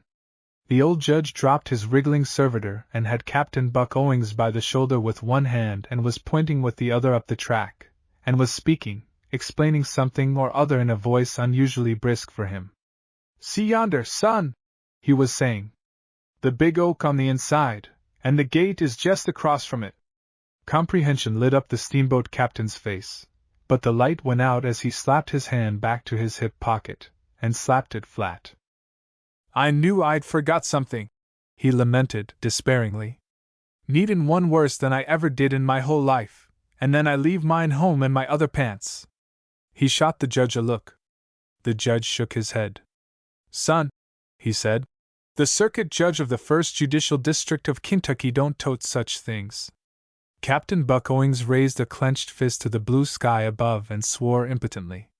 For the 3rd time the grandstand crowd was starting its roar.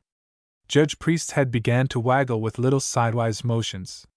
Sergeant Jimmy Bagby, late of King's Hellhounds, rambled with weaving indirectness round the corner of the grandstand not 20 feet from them. His gangrene cartridge box was trying to climb up over his left shoulder from behind.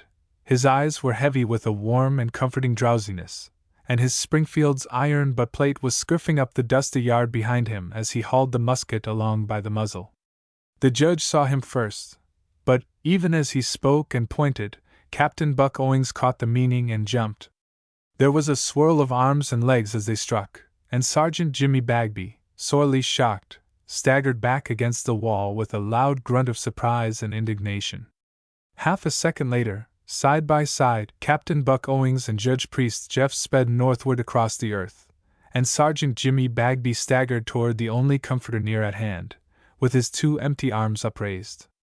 Filled with a great and sudden sense of loss, he fell upon Judge Priest's neck, almost bearing his commander down by the weight of his grief. Carried her 4 years, he exclaimed piteously. 4 enduring years, Judge, and not a single damn Yankee ever laid his hand on her. Carried her ever since, and nobody ever dared to touch her. And now to lose her this away.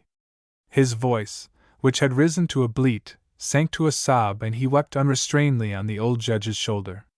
It looked as though these 2 old men were wrestling together, catch as catch can. The judge tried to shake his distressed friend off, but the sergeant clung fast.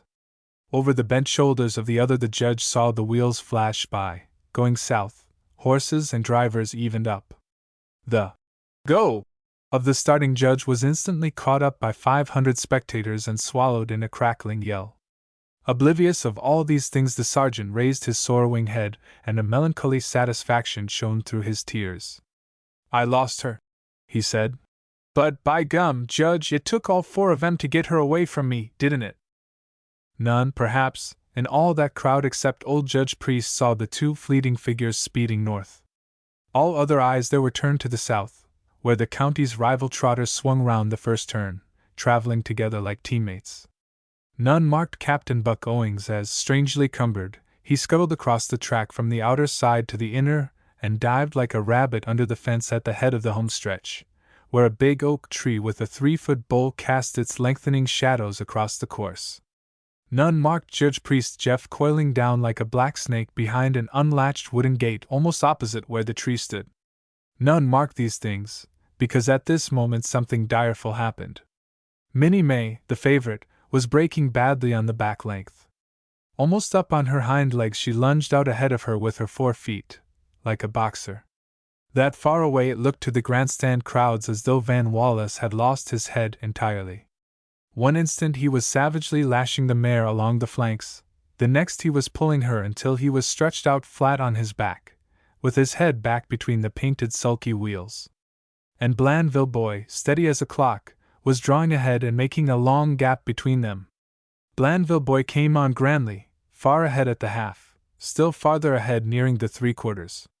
All need for breaking her gait being now over, crafty Van Wallace had steadied the mare and again she trotted perfectly, trotted fast too. But the mischief was done and she was hopelessly out of it, being sure to be beaten and lucky if she saved being distanced. The whole thing had worked beautifully, without a hitch.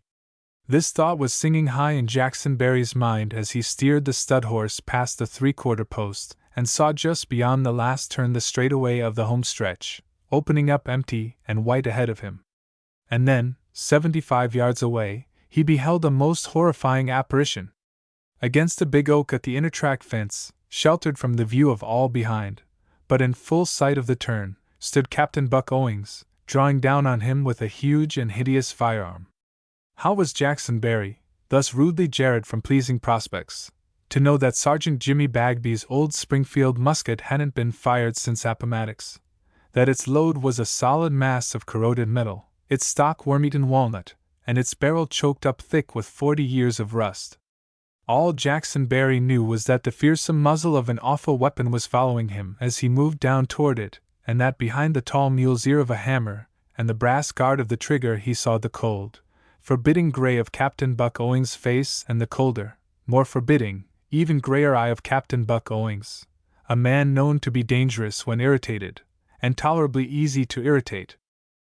Before that menacing aim and posture Jackson Barry's flesh turned to wine jelly and quivered on his bones. His eyes bulged out on his cheeks and his cheeks went white to match his eyes.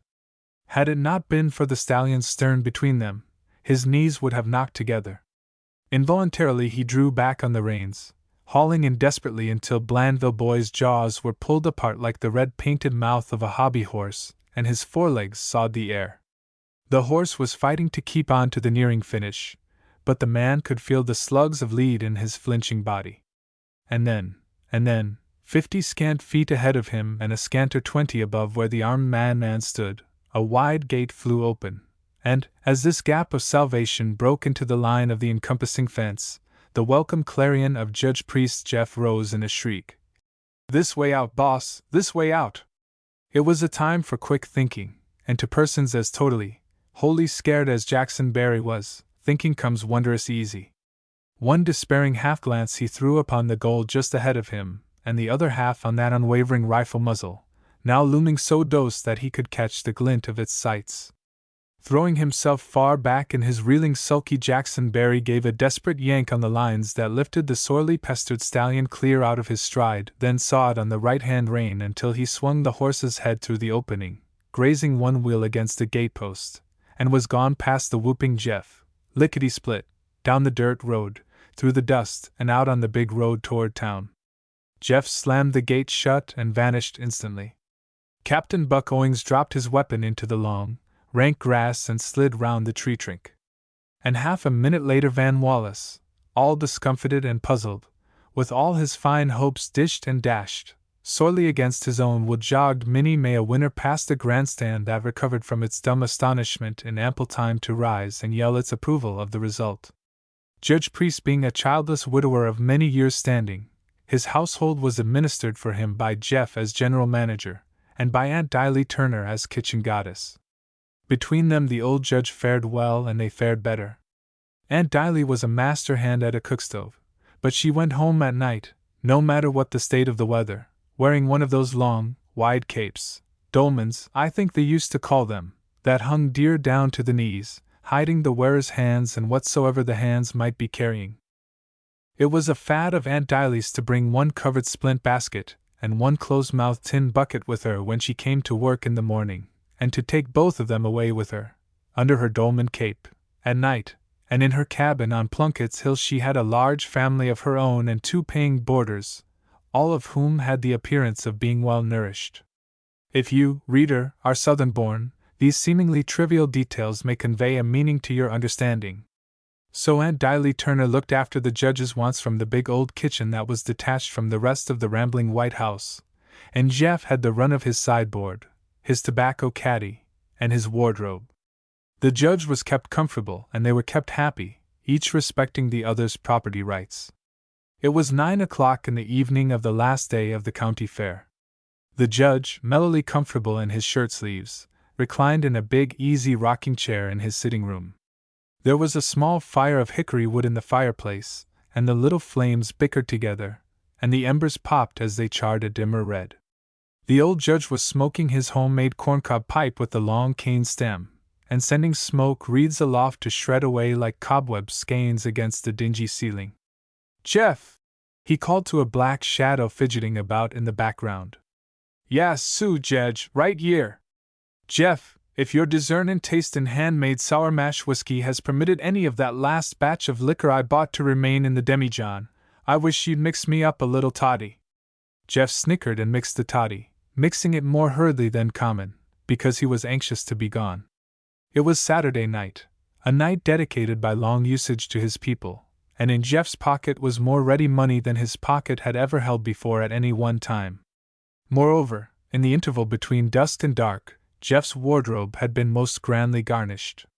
Above Mr. Clay Saunders' former blue serge coat a crimson necktie burned like a beacon, and below the creased legs of Mr. Otterbuck's late pearl-gray trousers now appeared a pair of new patent leather shoes with pointed toes turned up at the ends like sleigh runners and cloth uppers in the effective colors of the Douglas plaid and rows of 24-point white pearl buttons. Assuredly Jeff was anxious to be on his way. He placed the filled toddy glass at the old judge's elbow and sought unostentatiously to withdraw himself. "Jeff," said the judge. "Yas, Sue. I believe Mr. Jackson Berry did not see fit to return to the fairgrounds this evening and protest the result of the third heat?" "No, Sue," said Jeff.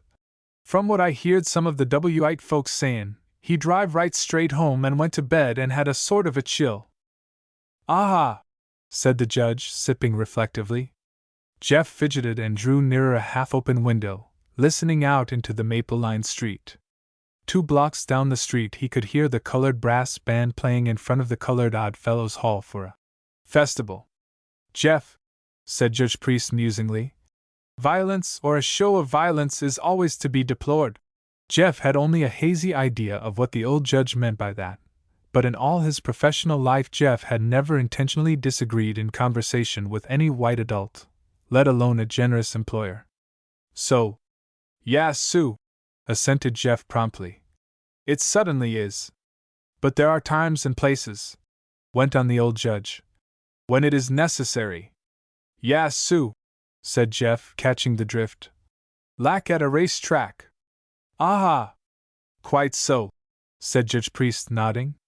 "And, Jeff, did it ever occur to you that there are better ways of killin' a cat than by choking him with butter?" "Indeed, yas, Sue," said Jeff. "Sometimes you can do it best with one of these year old rusty Confederate guns." At that precise moment, in a little house on the next street, Sergeant Jimmy Bagby's family, having prevailed upon him to remove his shoes and his cartridge belt before retiring, were severally engaged in an attempt to dissuade him from a firmly expressed purpose of taking his Springfield musket to bed with him. 3. $500 reward. W.E. had a feud once down in our country, not one of those sanguinary feuds of the mountains involving a whole district and forcing constant enlargements of hillside burying grounds, nor yet a feud handed down as a deadly legacy from one generation to another until its origin is forgotten and its legatees only know how they hate without knowing why, but a shabby, small neighborhood vendetta affecting but 2 families only, and those in a far corner of the county, the Flemings and the Faxons. W. Nevertheless, this feud, such as it was, persisted in a sluggish, intermittent kind of a way for 20 years or so. It started in a dispute over a line boundary away back in war times when a Faxon shot a Fleming and was in turn shot by another Fleming, and it lasted until the Faxons tired of fence corner, briar patch warfare and moved down into Tennessee, all but one branch of them, who came into town and settled there, leaving the Flemings dominant in the Gum Spring precinct. So the feud ceased to be an institution after that and became a memory, living only in certain smoldering animosities which manifested themselves at local elections and the like, until it flared up momentarily in the taking off of old Ronnie Fleming at the hands of young Jim Faxon. And then it died, and died for good. It is the manner of the taking off of this one of the Flemings that makes material for the story I am telling here.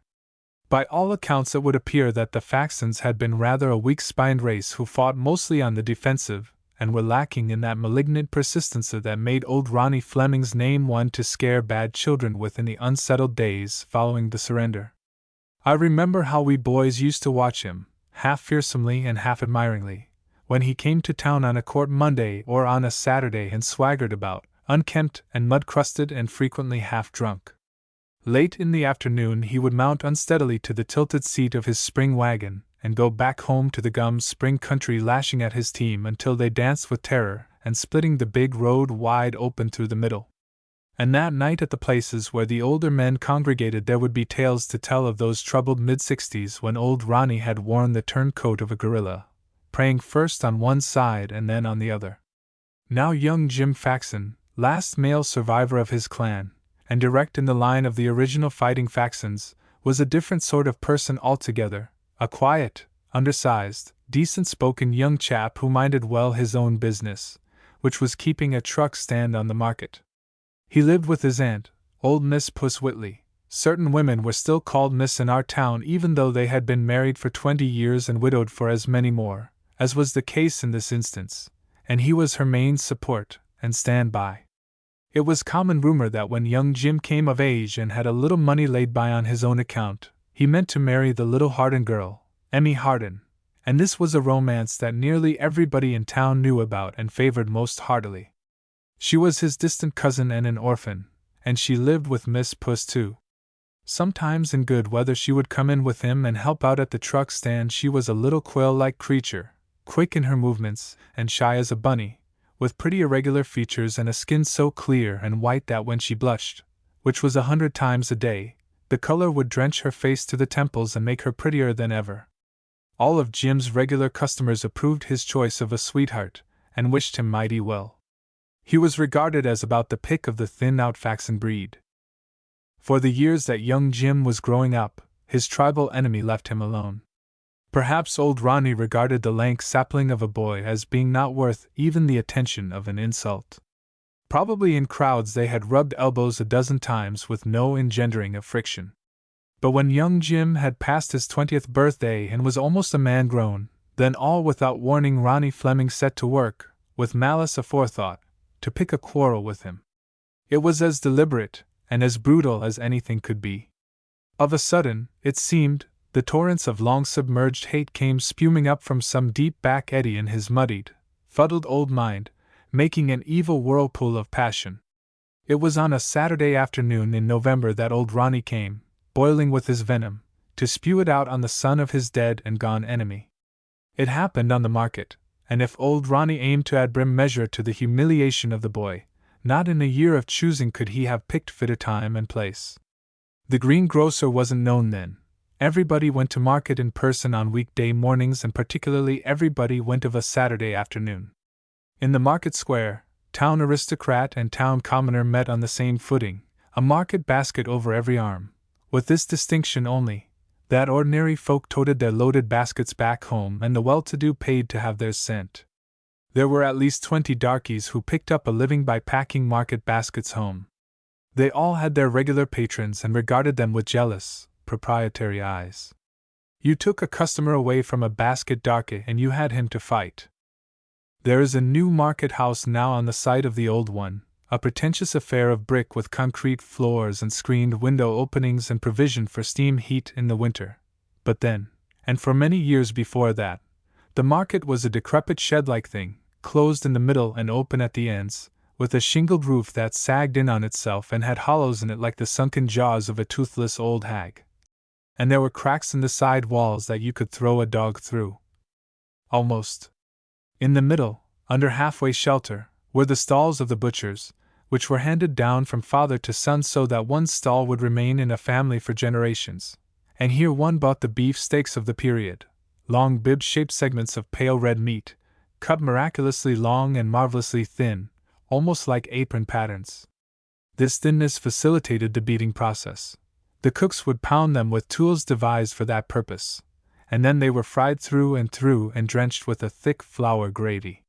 Such was the accustomed way of treating a beef steak.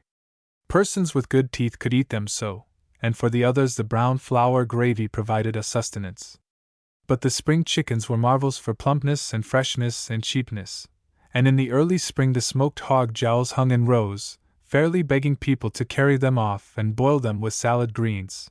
And in the fall, when the hog-killing season was at hand, the country sausage and the chins and backbones and spare ribs made racks of richness upon the worn marble slabs. Up at the far end of the square beyond the shed eaves stood the public scales, and around it hay growers and cordwood choppers and Old Man Brim, the official charcoal burner of the county, waited for trade alongside their high-piled wagons.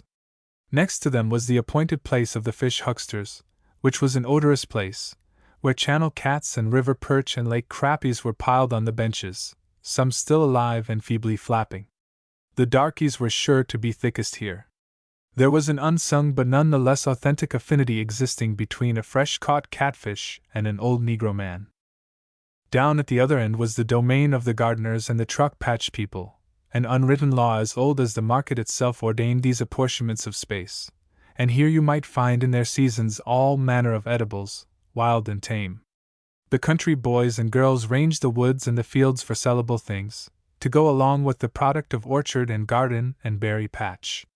In the spring, when herb teas and homebrewed tonics were needed for the thinning of the blood, there would be yellow-red sassafras root tied up in fragrant, pungent bunches, all ready for steeping, and strings of fresh-shot robins for pot pies were displayed side by side with clumps of turnip greens and mustard greens. And in summer there would be all manner of wild berries and heaps of the sickish-smelling May apples, and later, after the first light frost, ripe pawpaws and baskets of wild fox grapes, like blue shoe buttons, and then later on, scaly bark hickory nuts and fresh brewed persimmon beer in kegs, and piggins and crocks of the real lye hominy, with the big blue grains of the corn all a-smoke like slaking lime, and birds, which meant quail always, and rabbits, stretched out stark and stiff, and the native red-skinned yams, and often possums, alive and suiting, in small wooden cages, or else dead and dressed, with the dark kidney fat coating their immodestly exposed interiors. As I was saying, it was on a Saturday in November, and getting along toward Thanksgiving when old Ronnie Fleming came to the market to shame young Jim Faxon before the crowd.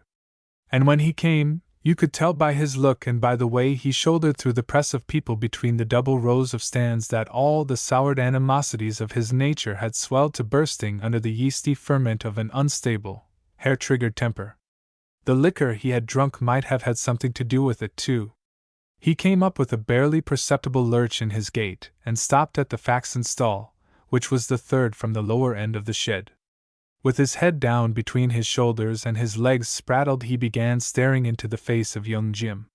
Deadly offense can be carried just as well in a look as in the spoken word, if you only know how to do it, and Ronnie Fleming knew. There was outright obscenity in his glower. Instantly, it seemed, everybody in that whole end of the market square sensed what was impending. Sellers and buyers ceased trafficking and faced all the same way. Those in the rear were standing on tiptoe the better to see over the heads of those nearer to these two blood enemies. Some climbed upon the wheel hubs of the wagons that were backed up in rows alongside the open shed and balanced themselves there. The silence grew electric and tingled with the feeling of a coming clash. Young Jim wanted no trouble, that was plain enough to be seen. The first darting realization that his tribal foe had forced a meeting on him seemed to leave him dazed, and at a loss for the proper course to follow. He bent his face away from the blasphemous insistent glare of the old man and made a poor pretense at straightening up his wares upon the bench in front of him. but his hands trembled so he overturned a little wooden measure that held a nickel's worth of dried lady peas. The little round peas rolled along a sunken place in the wood and began spattering off in a steady stream, like buckshot spilling from a canister. A dark red flush came up the back of the boy's neck. He was only 20, anyhow, and those who looked on were sorry for him and for his youth and helplessness and glad that little Emmy Hardin, his sweetheart, wasn't there. It was a long half-minute that old Ronnie, without speaking, stood there, soaking his soul in the sight of a Faxon's discomfiture, and when he spoke he grated the words as though he had grit in his mouth. "Looky here, you," he ordered, and the boy, as though forced to obey by a will stronger than his own, lifted his head and looked at him. "Mr. Fleming," he answered. What is it you want with me, Mr. Fleming?" "Mr. Fleming, Mr. Fleming," mimicked the older man, catching at his words. "Mr. Fleming, huh? Well, you know mighty good and well, I reckon, what it is I want with you. I want to see if you're as white-livered as the rest of your low-flung, hound-dog, chicken-hearted breed used to be. And I reckon you are. Mr. Fleming, huh? Well, from now on that's what it better be, and don't you fail to call me by them entitlements either. The next time I come by I reckon you better take off your hat to me too. Do you hear me, plain, what I'm a-sayin'? You." He called him the unforgivable, unatonable name, the fighting word than which, by the standards of that community and those people, no blow with a clenched fist could be in 1/20th part so grievous an injury. Yes, it was worse than 100 blows of a fist. So at that, the onlookers gave back a little, making way for the expected rush and grapple. But there was no forward rush by the younger man, no grapple with the older. Young Jim Faxon took it, he just stood and took it without a word or a step. Old Ronnie looked at him and laughed out his contempt in a derisive chuckle, and then he turned and slouched off, without looking back, as though he disdained to watch for a rear attack from so puny and spineless an enemy. It all started and happened and was over within a minute or less. The last of the spilt lady peas were still spattering down upon the rough bricks of the market, and running away and hiding themselves in cracks. Young Jim, his head on his breast and his shamed eyes looking down at nothing, was fumbling again with his wares, and Ronnie Fleming's hunching shoulders were vanishing at the end of the shed. People talked about it that night and for days after. It was not a thing to forget, a man near grown who lacked the sand to resent that insult. A fist fight might have been forgotten, even a fist fight between these two heritors of a feud instinct, but not this. Some of the younger fellows didn't see, they said, how Jim Faxon could hold his head up again and look people in the eye. And Jim didn't hold his head up, not as high as he had held it before this happened. Booty-eyed and glum and tight-lipped, he tended Miss Puss Whitley's truck patch and brought his products to market every morning. He had always been quiet and sparing of speech. Now he was quiet to the point almost of dumbness. A month and more went by, and old Ronnie didn't ride in from Gum Spring, and then the Christmas came. Christmas Day fell on a Monday, so that the Christmas itself properly started on the Saturday before. It was a warm and a green Christmas, as most of them are in that climate, mild enough at midday for folks to sit on their front porches and just cold enough at night to beard the grass with a silver-gray frost rime. Languid-looking house flies crawled out in the afternoons and cleaned their gummy wings while they sunned themselves on the southern sides of stables. The Christmas feeling was in the air. At the wharf boat lay the Clyde, deep laden for her annual jug trip, with thousands of bottles and jugs and demijohns consigned to the dry towns up the river. There was a big sidewalk trade going on in firecrackers and rockets, the Christinas and not the 4th being the time for squibbing of crackers in the south. The market, though, was the busiest place of all. It fairly milled with people. Every huckster needed 4 hands, and still he wouldn't have had enough. Jimmy Faxon had little Emmy Hardin helping him through the hours when the pressure was greatest and the customers came fastest. She kept close to him, with little nestling motions, and yet there was something protecting in her attitude, as though she would stand between him and any danger or any criticism. The looks she darted at him were fairly caressing. Through the jam appeared Ronnie Fleming, elbowing his way roughly. His face above his straggly whiskers was red with temper and with liquor. His cotton shirt was open at the throat so that his hairy chest showed. His shapeless gray jeans trousers, gray originally but now faded and stained to a mud color, were both beltless and suspenderless, and were girthed tightly about his middle by the strap at the back. From much ramming of his hands into the pockets, they were now crowded down far upon his hips, showing an unwontedly long expanse of shirt, and this gave to him an abnormally short-legged, long-waisted look.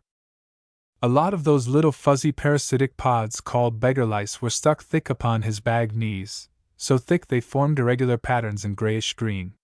He wore no coat nor waistcoat, but an old mud-stiffened overcoat was swung over his shoulders with the arms tied loosely around his neck and the skirts dangling in folds behind him, and cuckleburs clung to a tear in the lining. He was a fit model of unclean and unwholesome ferocity. Before young Jim or little Emmy Hardin saw him, he was right up on them, only the width of the bench separated him from them. He leaned across it, and called Jim that name again, and slapped him in the face with a wide-armed sweeping stroke of his open hand. The boy flinched back from the coming blow so that only the ends of old Ronnie's flailing fingers touched his cheek, but the intent was there. Before the eyes of his sweetheart, he had been slapped in the face. The girl gave a startled choking gasp, and tried to put her arms about young Jim. He shook her off. Well content with his work, old Ronnie fell back, all the time watching young Jim. People gave way for him involuntarily. When he was clear of the shed, he turned and made for one of the saloons that lined the square on its western side. He had a choice of several such places. The whole row was given over to saloons, barring only a couple of cheap John clothing stores and a harness store, and 2 or 3 small dingy pawn shops. Pistol stores these last were, in the vernacular of the darkies, being so called because the owners always kept revolvers and spring-back knives on display in the show windows, along with battered musical instruments and cheap watches. The spectators followed old Ronnie's figure with their eyes until the swinging doors of the nearest bar-room closed behind him. When they looked back again toward stall number 3, young Jim was gone too. He had vanished silently, and Emmy Hardin was alone, with her face buried in her arms and her arms stretched across the counter, weeping as though she would never leave off. From the next stall there came to her, comfortingly, a middle-aged market woman, a motherly figure in a gray shawl with puckered and broad red hands. She lifted Emmy up and led her away, calling out to her nearest neighbor to watch her stall and the Faxton stall until she got back. "There's liable to be trouble," she added, speaking in a side whisper so the sobbing girl wouldn't hear what she said. "I reckon not," said the man. "It looks to me like Jimmy Faxton is plumb cowed down and feared of that there old bushwhacker. It looks like he ain't got the spirit of a rabbit left in him. But you take her on away somewheres, Miss Futrell. Me and my boys will stand for both of you, and you needn't worry." Under such merciful guardianship, little Emmy Hardin was taken away, and so she was spared the sight of what was to follow. Old Ronnie stayed in the nearest saloon about long enough to take one drink, and then he came out and headed for the next saloon along the row. To reach it, he must pass one of the pawnbrokers' shops. He had just passed it when a sort of smothered warning outcry went up from behind him somewhere, and he swung round to look his finished square in the face. Young Jim Faxton was stepping out of the pawnbroker's door. He was crying so the tears streamed down his face. His right arm was down at his side stiffly, and the hand held clenched a weapon which the Daily Evening News subsequently described as a Brown and Rogers .38 caliber, nickel-plated, single-action, with a black rubber handle, and slightly rusted upon the barrel. Old Ronnie made no move toward his own hip pocket. It came out at the inquest that he was not carrying so much as a penknife. He half crouched and began stumbling backward toward the front of the building with his arms out, and his hands making empty pawing clutches behind him as though he were reaching for some solid support to hold him up in his peril. But before he had gone 3 steps, young Jim brought the pistol up and fired, just once. Once was enough. If you had never before this seen a man shot, you would have known instinctively that this one was mortally stricken.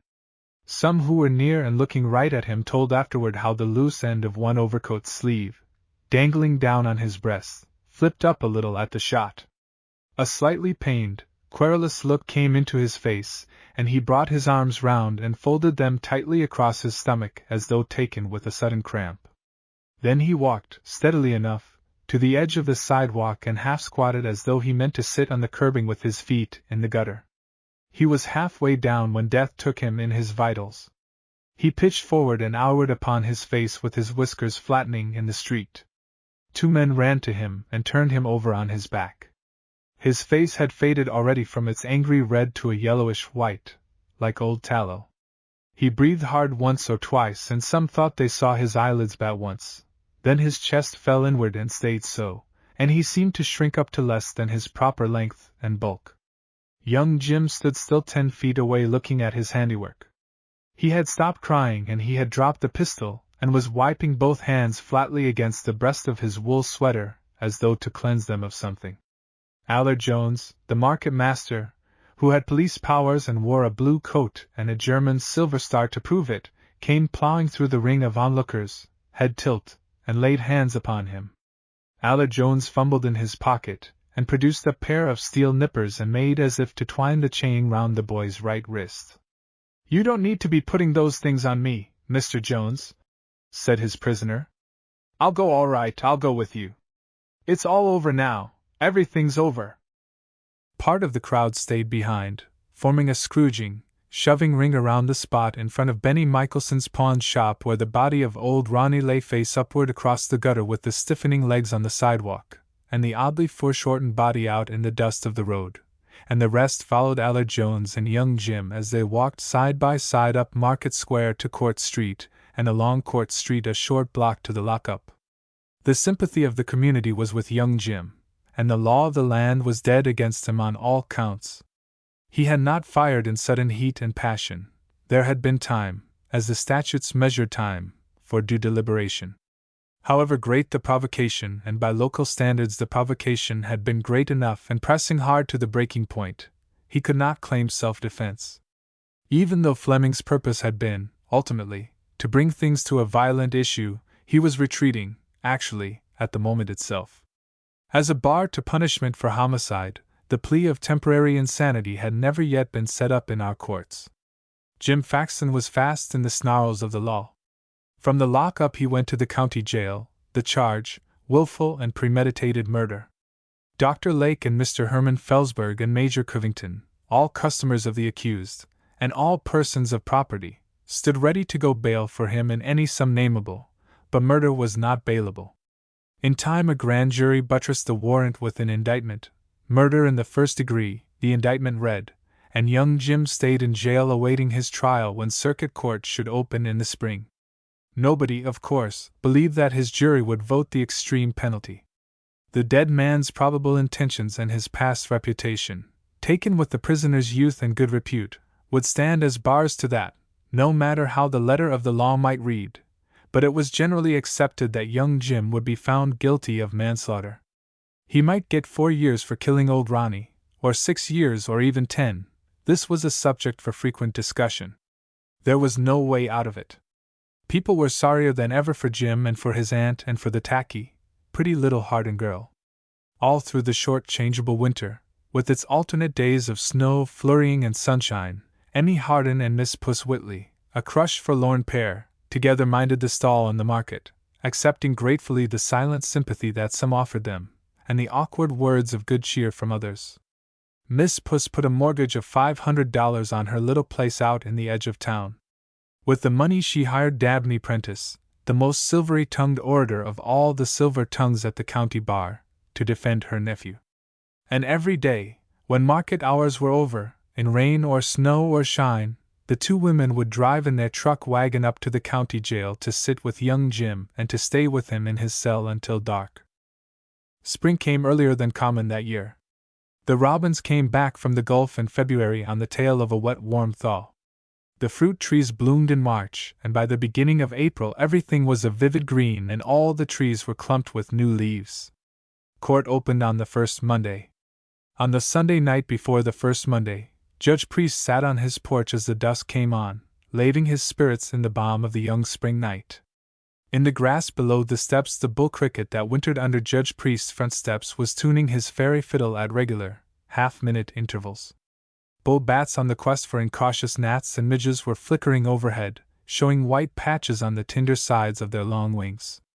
A flying squirrel, the only night rider of the whole squirrel tribe, flipped out of his hole in a honey locust tree, and cocked his head high, and then he spread the furry gray membranes along his sides and sailed in a graceful, downward swoop to the butt of a silver-leaf poplar, 50 feet away, where he clung against the smooth bark so closely and so flatly he looked like a little pelt stretched and nailed up there to dry.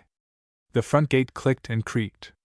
The flying squirrel flipped around to the safe side of his tree and fled upward to the shelter of the branches, like a little gray shadow, and Judge Priest, looking down the aisle of shady trees, saw 2 women coming up the walk toward him, their feet crunching slowly on the gravel. He laid his pipe aside and pulled chairs forward for his callers, whoever they might be. They were right up to the steps before he made them out, Miss Puss Whitley and little Emmy Hardin. "Howdy do, ladies," said the old judge with his homely courtesy. "Howdy, Miss Puss? Emmy, child, how are you? Come in and sit down and rest yourselves." But for these 2, this was no time for the small civilities. The weight of trouble at their hearts knocked for utterance at their lips. Or, at least, it was so with the old aunt. "Judge Priest," she began, with a desperate, driven eagerness, "we've come here tonight to speak in private with you about my boy, about Jimmy." In the darkness they could not see that the old judge's plump figure was stiffening.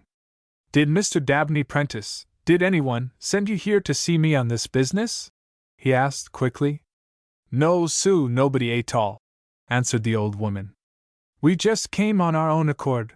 We felt like as if we just had to come and see you. Court opens in the moment and Jimmy's case, as you know, comes up the first thing. And oh, Judge Priest, we air in so much trouble, Emmy and me, and you've got the name of being kind-hearted to them that's borne down and in distress, and so we come to you." He raised his hand, as though to break in on her, but the old woman was not to be stopped. She was pouring out the grievous burden of her lament.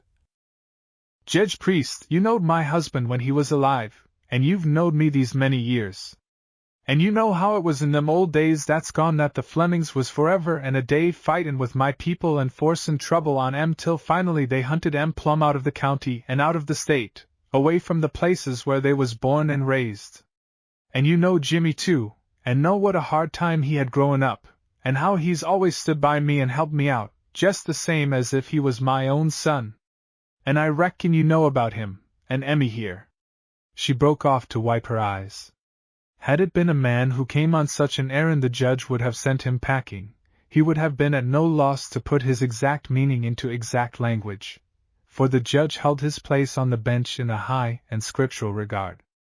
But here, in the presence of these 2 woeful figures, their faces drenched and steeped with sorrow, he hesitated, trying to choose words that would not bruise their wounds.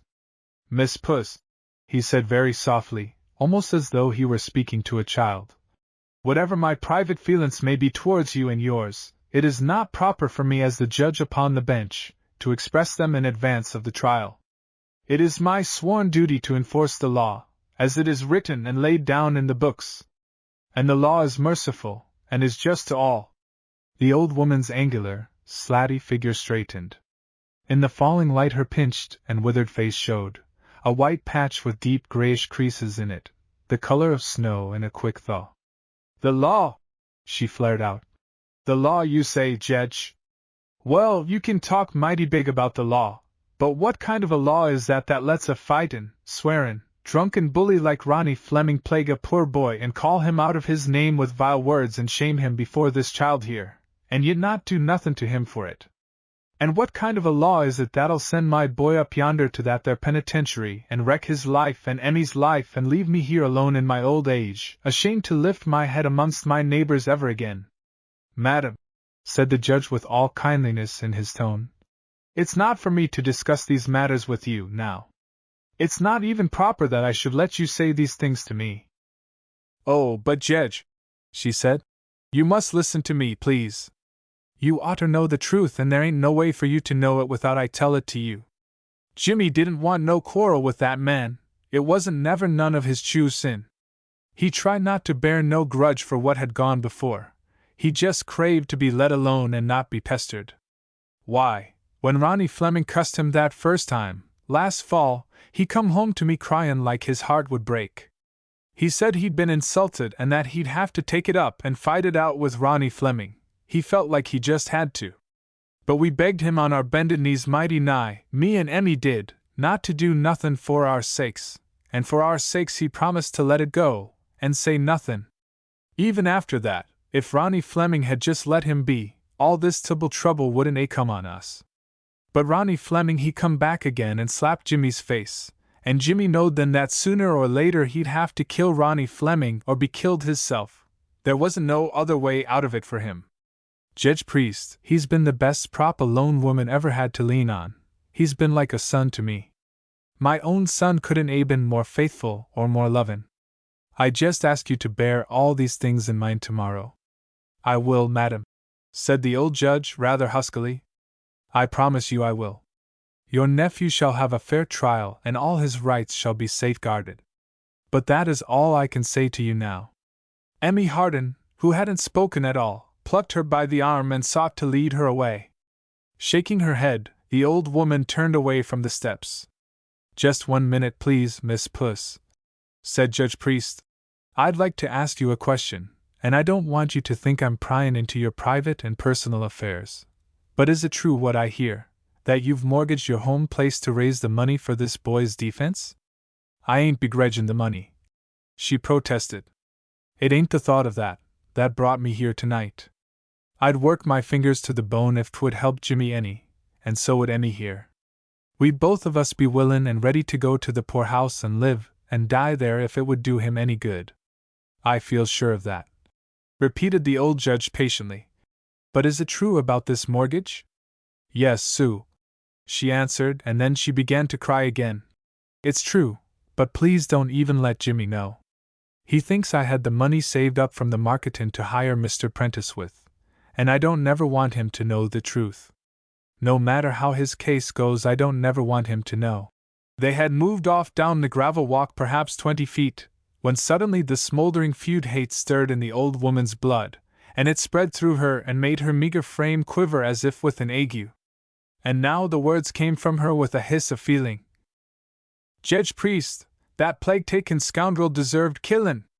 He was black-hearted from the day he came into the world and black-hearted he went out of it. You don't remember, maybe, you was off soldierin' at the time, when he was jayhawkin' back and forth along the state line here, burnin' folks' houses down over their heads and mistreatin' the vim men and children of them that was away in the army. I tell you, durin' that last year before you all got back home, there was soldiers out after him, out with guns in their hands and orders to shoot him down on sight, like a sheep-killin' dog. He didn't have no right to live. The girl got her quieted somehow. She was sobbing brokenly as they went away. For a long 5 minutes after the gate clicked behind the forlorn pair, Judge Priest stood on his porch in the attitude of one who had been pulled up short by the stirring of a memory of a long-forgotten thing. After a bit he reached for his hat and closed the front door. He waddled heavily down the steps and disappeared in the aisle of the maples and silver-leaf trees. Half an hour later, clear over on the other side of town, 2 windows of the old courthouse flashed up as rectangles of light, set into a block of opaque blackness. Passers-by idling homeward under the shade trees of the square wondered why the lights should be burning in the judge's chambers. Had any one of them been moved to investigate the whys and wherefores of this phenomenon, he would have discovered the judge at his desk, with his steel-bowed spectacles balanced precariously on the tip of his pudgy nose and his round old face pulled into a pucker of intenseness as he dug through one sheaf after another of musty, snuffy-smelling documents. The broad top of the desk in front of him was piled with windrows of these ancient papers, that were gray along their creases with the pigeon-holed dust of years, and seamy and buffed with age. Set in the wall behind him was a vault, and the door of the vault was open, and within was a gap of emptiness on an upper shelf, which showed where all these papers had come from, and for further proof that they were matters of court record there was a litter of many crumbly manila envelopes bearing inscriptions of faded ink, scattered about over the desk top, and on the floor where they had fallen. For a good long time the old judge rummaged briskly, pawing into the heaps in front of him and snorting briskly as the dust rose and tickled his nostrils. Eventually he restored most of the papers to their proper wrappers and replaced them in the vault, and then he began consulting divers books out of his law library, ponderous volumes, bound in faded calf skin with splotches of brown, like liver spots, on their covers. It was nearly midnight before he finished. He got up creakily, and reaching on tiptoe, an exertion which created a distinct hiatus of inches between the bottom of his wrinkled vest and the waistband of his trousers, he turned out the gas jets. Instantly the old courthouse, sitting among the trees, became a solid black mass. He felt his way out into the hallway, barking his shins on a chair, and grunting softly to himself. When young Jim Faxon's case was called the next morning and the jailer brought him in, Jim wore handcuffs. At the term of court before this, a Negro cow thief had got away coming across the courthouse yard, and the judge had issued orders to the jailer to use all due precautions in future. So the jailer, showing no favoritism, had seen fit to handcuff young Jim. Moreover, he forgot to bring along the key to the irons, and while he was hurrying back to the jail to find it, young Jim had to wait between his women folk, with his bonds still fast upon him. Emmy Hardin bent forward and put her small hands over the steel, as though to hide the shameful sight of it from the eyes of the crowd, and she kept her hands there until Jailer Watts came back and freed Jim. The little group of three sitting in a row inside the rail, just back of Lawyer Dabney Prentice erect and frock-coated back, were all silent and all pale-faced, young Jim with the pallor of the jail and Emmy Hardin with the whiteness of her grief and her terror. But the old aunt's face was a streaky, grayish-white, and the wrinkles in her face and in her thin, corded neck looked inches deep. Right away the case was called, and both sides, defense and Commonwealth, announced as ready to proceed to trial. The audience squared forward to watch the picking of the jurors, but there were never to be any jurors picked for the trial of this particular case. For Judge Priest had readied the point where he couldn't hold in any longer. He cleared his throat and then he spoke, using the careful English he always used on the bench, and never anywhere else. "Before we proceed," he began, and his tone told plainly enough that what he meant to say now would be well worth the hearing. "Before we proceed, the court has something to say, which will have a direct bearing upon the present issue." He glanced about him silently, commanding quiet. "The defendant at the bar stands charged with the death of one Ransom Fleming, and he is produced here to answer that charge." From the desk he lifted a time-yellowed, legal-looking paper, folded flat. He shucked it open with his thumb. "It appears, from the records, that in the month of February and of the year 1865, the said Ransom Fleming, now deceased, was a fugitive from justice, going at large and charged with divers and sundry felonious acts, to wit, the crime of arson and the crime of felonious assault with intent to kill, and the crime of confederating with others not named, to destroy the property of persons resident in the state of Kentucky. It appears further that a disorganized condition of the civil government existed, the state being overrun with stragglers and deserters from both armies then engaged in civil war, and therefore, because of the inability or the failure of the duly constituted authorities to bring to justice the person charged with these lawless and criminal acts, the governor of this state did offer a reward of $500 for the apprehension of Ransom Fleming, dead or alive. Now, for sure, the crowd knew something pregnant with meaning for the prisoner at the bar was coming, knew it without knowing yet what shape it would assume. Heads came forward row by row and necks were craned eagerly. "I hold here in my hand an official copy of the proclamation issued by the governor of the state," continued Judge Priest. "Under its terms this reward was open to citizens and to officers of the law alike. All law-abiding persons were in fact urged to join in ridding the Commonwealth of this man.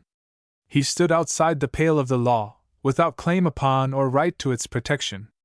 It would appear further," the old judge's whiny voice was rising now, "that this proclamation was never withdrawn, although with the passage of years it may have been forgotten. Under a strict construction of the law of the land and of the Commonwealth, it may be held to have remained in force up to and including the date of the death of the said Ransom Fleming. It accordingly devolves upon this court, of its own motion, to set aside the indictment against the defendant at the bar and to declare him free." For the time being his honor got no further than that. Even the stupidest listener there knew now what had come to pass, knew that Judge Priest had found the way to liberty for young Jim Faxon. Cheering broke out, loud, exultant cheering and the stamping of many feet. Persons outside, on the square and in the street, might have been excused for thinking that a dignified and orderly session of court had suddenly turned into a public rally, a ratification meeting.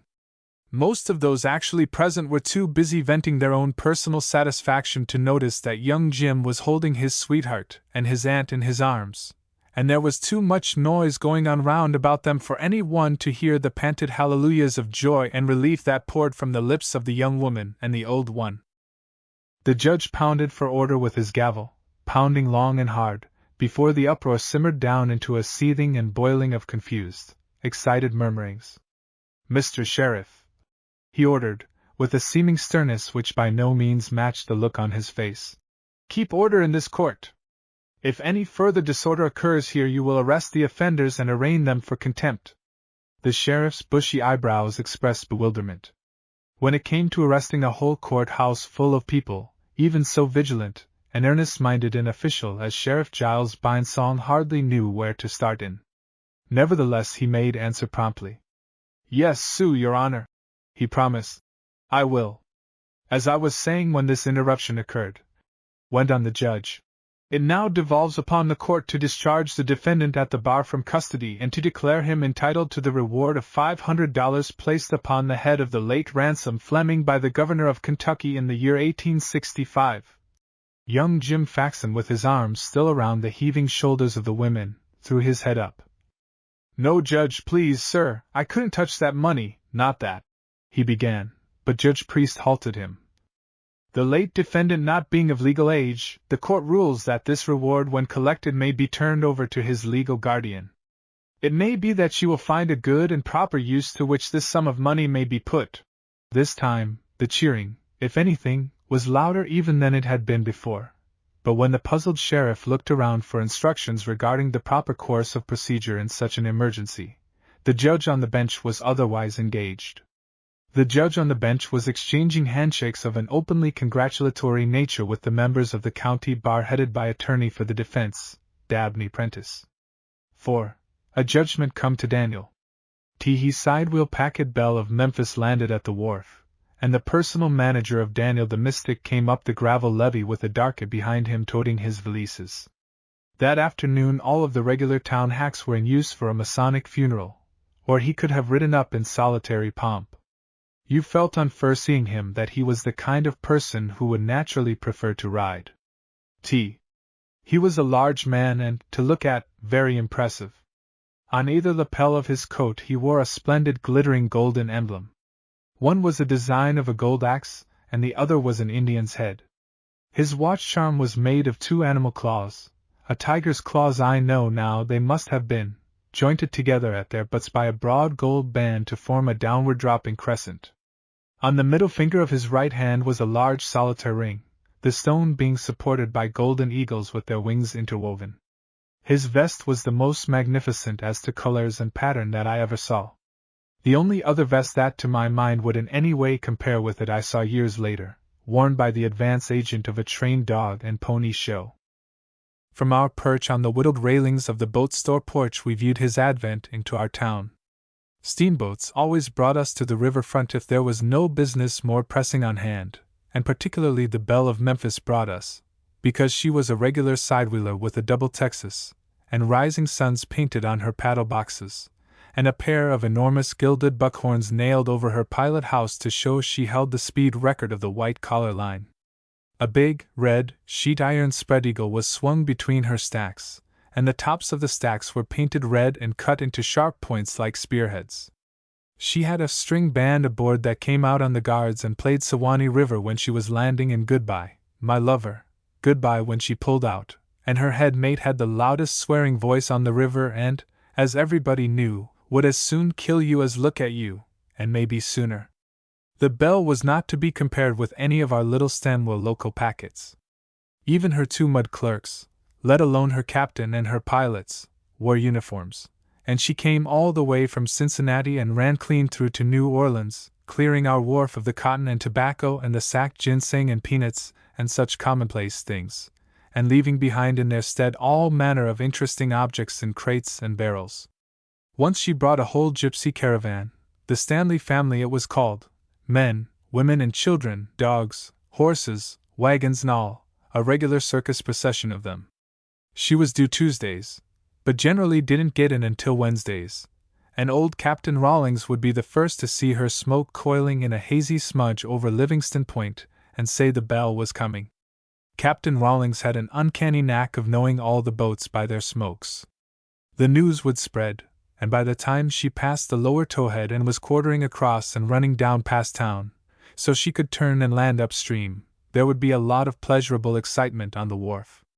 The black draymen, standing erect on their two-wheeled craft, like Roman chariot racers, would whirl their mules down the levee at a perilous gallop, scattering the gravel every which way, and our leisure class, boys and darkies, and a good many of the business men, would come down to the foot of Main Street to see her land and watch the rousters swarm off ahead of the bellowing mates and eat up the freight piles.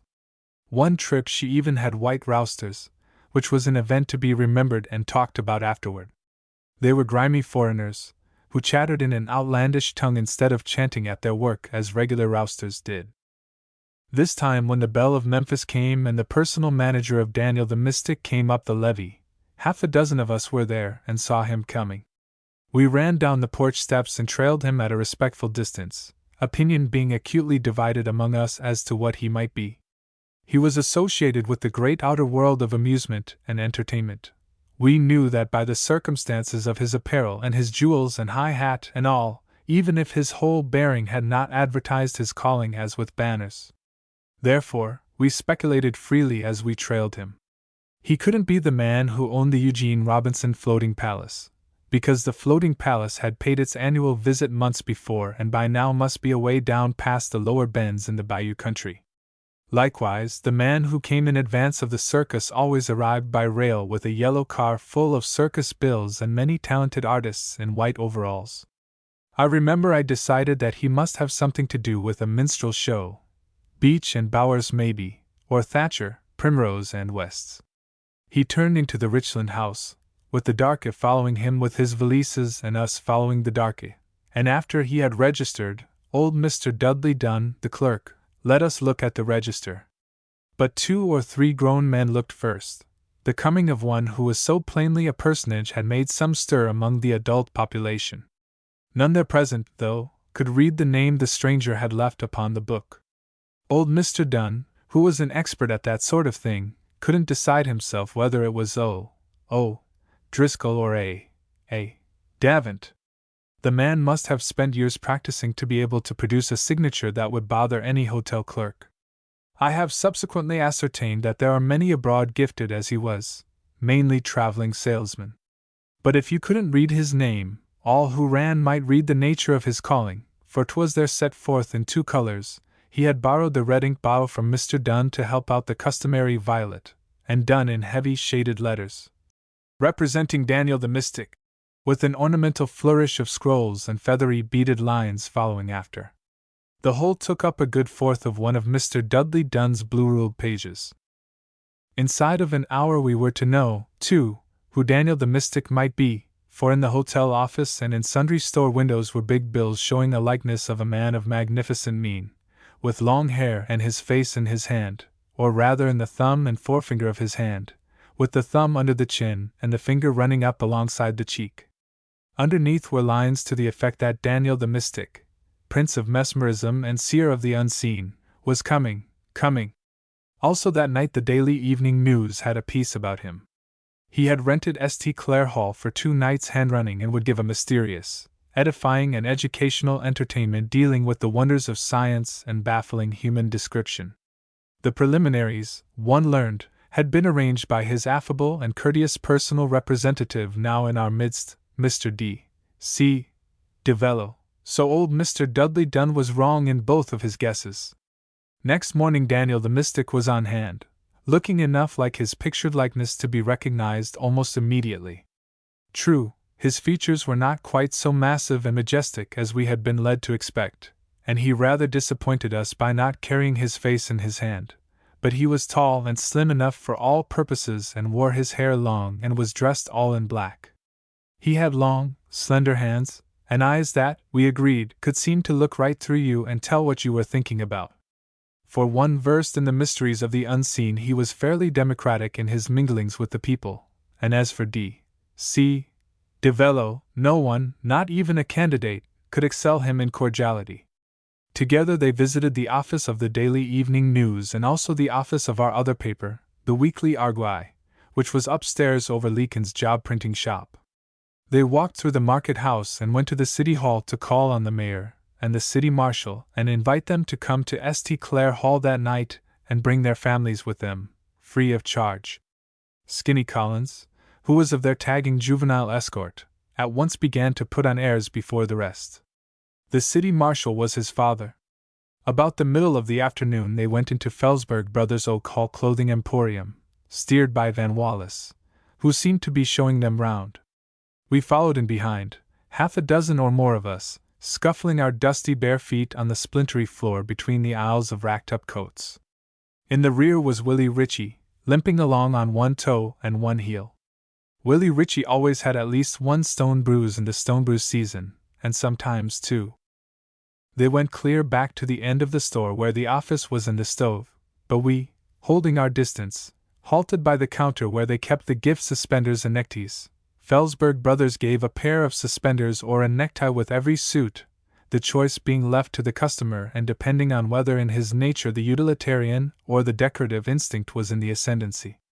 We halted there, all eyes and ears and wriggling young bodies. The proprietors advanced and some of the clerks, and Van Wallace introduced the visitors to Mr. Herman Felsberg and to Mr. Ike Felsberg, his brother. Mr. Herman said, "Pleased to meet Cher," with professional warmth, while Mr. Ike murmured, "Didn't catch the name?" inquiringly, such being the invariable formula of these two on greeting strangers. Cigars were passed round freely by D. C. Devello. He must have carried a pocket full of cigars, for he had more of them for some of the business men who came dropping in as if by chance. All of a sudden Van Wallace, noting how the group had grown, said it would be nice if the professor would show us what he could do. D. C. Devello said it wasn't customary for Daniel the Mystic to vulgarize his art by giving impromptu demonstrations, but perhaps he would make an exception just for this once. He spoke to Daniel the Mystic, who was sitting silently in the Messrs. Felsberg's swivel office chair with his face in his hands. The poster likeness was vindicated at last, and after a little arguing he got up and looked all about him slowly and in silence. His eye fell on the little huddle of small boys by the necktie counter, and he said sharp and quick to Jack Irons, "Come here, boy." I don't know yet how Jack Irons came to be of our company on that day. Mostly Jack didn't run with us. He was sickly. He had spells and was laid up at home a good deal. He couldn't even go barefooted in summer, because if he did his legs would be broken out all over with dew poison in no time. Jack Irons didn't belong to one of the prominent families either. He lived in a little brown house on the street that went down by the old Ender's place. His mother was dead, and his sister worked in the county clerk's office and always wore black alpaca sleeves buttoned up on her forearms. His father was old Mr. Gid Irons that stayed in Scotta's hardware store. He didn't own the store, he just clerked there. Winter and summer he passed by our house 4 times a day, going to work in the morning and coming back at night, coming to dinner at 12 o'clock and going back at 1. He was so regular that people used to say if the whistle on Langstock's planing mill ever broke down they could still set the clocks by old Mr. Gid Irons. Perhaps you have known men who were universally called old while they were yet on the upside of middle life? Mr. Gid Irons was such a one as that. I used to like to slip into Scotta's just to see him scooping tenpenny nails and iron bolts out of open bins and kegs with his bare hands. Digging his hands down into those rusty, scratchy things never seemed to bother him, and it was fascinating to watch him and gave you little flesh-crawling sensations. He was a silent, small man, short but very erect, and when he walked he brought his heels down very hard first. The skin of his face and of his hands and his hair and mustache were all a sort of faded pinkish red, and he nearly always had iron rust on his fingers, as though to advertise that his name was Irons. By some boy intuition of my own I knew that he cut no wide swath in the lazy field of town life. When the veterans met at the City Hall and organized their veterans' camp and named it the Gideon K. Irons Camp, it never occurred to me that they could be offering that honor to our old Mr. Gid Irons. I took it as a thing granted that there was some other Gideon Irons somewhere, one with A.K. in his name, a general probably, and no doubt a grand-looking man on a white horse with a plume in his hat and a sword dangling, like the steel engraving of Robert E. Lee in our parlor. Whereas our Mr. Irons was shabby and poor. He didn't even own the house he lived in. This Jack Irons who was with us that day was his only son, and when Daniel the Mystic looked at him and called him, Jack stepped out from our midst and went toward him, his feet dragging a little and moving as if someone had him by the shoulders leading him forward. His thin arms dangled at his sides. He went on until he was close up to Daniel the Mystic. The man threw up one hand and snapped out, "Stop!" as though he were teaching tricks to a dog, and Jack flinched and dodged. He stopped though, with red spots coming and going in the cheeks as though under the stoking of a blowpipe, and he breathed in sharp puffs that pulled his nostrils almost shut. Standing so, he looked as poor and weak and futile as a sprig of bleached celery, as a tow string, as a limp rag, as anything helpless and spineless that you had a mind to think of. The picture of him has hung in my mind ever since. Even now I recall how his meager frame quivered as Daniel the Mystic stooped until his eyes were on a level with Jack's eyes, and said something to Jack over and over again in a half-whisper. Suddenly his hand shot out, and he began making slow stroking motions downward before Jack's face, with his fingers outstretched as though he were combing apart banks of invisible yam. Next, with a quick motion, he rubbed Jack's eyelids closed, and massaged his temples with his thumbs, and then stepped back. There stood Jack Irons with his eyes shut, fast asleep. He was still on his feet, bolt upright, but fast asleep, that was the marvel of it, with his hands at his side and the flushed color all gone from his cheeks. It scared us pretty badly, we boys. I think some of the grown men were a little bit scared too. We were glad that none of us had been singled out for this, and yet envious of Jack and his sudden elevation to prominence, and the center of things. Daniel the Mystic seemed satisfied. He mopped drops of sweat off his face. He forked two fingers and darted them like a snake's tongue at Jack, and Jack, still asleep, obeyed them, as if he had been steel and they the two horns of a magnetic horseshoe. He swayed back and forth, and then Daniel the Mystic gave a sharp shove at the air with the palms of both hands, and Jack fell backward as though he had been hit. But he didn't fall as a boy would, doubling up and giving in. He fell stiff, like a board, without a bend in him anywhere. Daniel the Mystic leaped forward and caught him before he struck, and eased him down flat on his back and folded his arms up across his breast, and that made him look like dead. More wonders were coming. Daniel the Mystic and D.C. DeVello hauled two wooden chairs up close together and placed them facing each other. Then lifting Jack, still rigid and frozen, they put his head on the seat of one chair and his heels on the seat of the other and stepped back and left him suspended there in a bridge.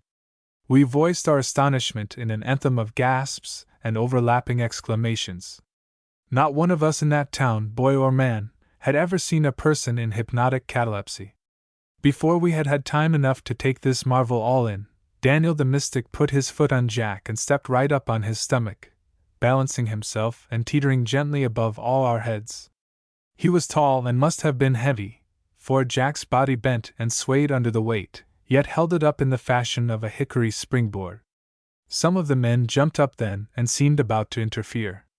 Old Mr. Herman Felsberg's face was red and he sputtered, but before he could get the words out Daniel the Mystic was saying soothingly, "Be not alarmed, friends. The subject is in no danger. The subject feels no pain and will suffer no injury. Just the same, mister, you get down off that little boy," ordered Mr. Felsberg. "And you please wake him up right away. I don't care much to see things done like that in my store." "As you say," said Daniel the Mystic easily, smiling all round him at the ring of our startled faces. "I merely wish to give you a small demonstration of my powers. And believe me, the subject feels no pain whatsoever." He stepped off of him, though, and Jack's body came up straight and flat again. They lifted him off the chairs and straightened him up, and Daniel the Mystic made one or two rapid passes in front of his face. Jack opened his eyes and began to cry weakly. One of the clerks brought him a drink, but he couldn't swallow it for sobbing, and only blubbered up the water when Mr. Felsberg held the glass to his lips. Van Wallace, who looked a little frightened and uneasy himself, gave 2 of the boys a nickel apiece and told us we had better get Jack home.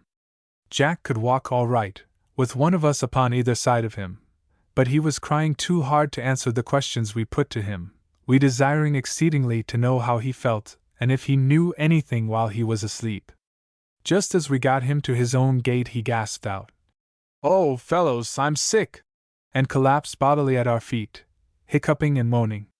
His sister met us at the door as we lugged Jade in by his arms and legs. Even at home she had her black alpaca sleeves buttoned up to her elbows. I think she must have slept in them. We told her what had happened, or tried to tell her, all of us talking at once, and she made us lay Jack on a little rickety sofa in their parlor. There was a sewing machine in there, too, I noticed, and as we were coming away we saw a Negro girl who worked for them running across the street to Tillman and Son's grocery where there was a telephone that the whole neighborhood used. When I got home it was supper time and the family were at the table. My sister said somebody must be sick down past the old Ender's place, because she had seen Dr. Lake driving out that way as fast as his horse would take him. But I listened with only half an ear, being mentally engaged elsewhere.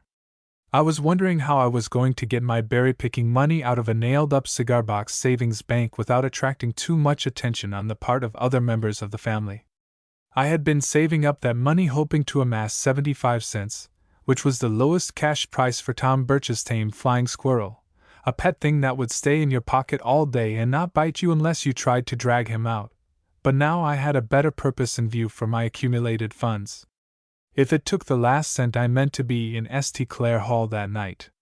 There was no balcony in St. Clair Hall, but only a sort of little hanging coop up above where the darkies sat, and the 15-cent seats were the 2 back rows of seats on the main floor.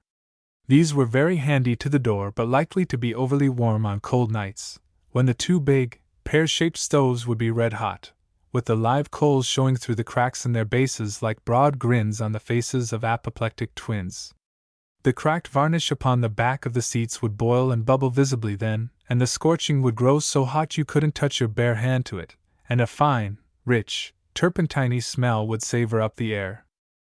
Being the first of the boys to arrive, I secured the coveted corner seat from which you had a splendid view of the stage, only slightly obscured by one large wooden post painted a pale sick blue. D.C. DeVello was at the door taking tickets, along with Sid Farrell, who ran St. Clair Hall.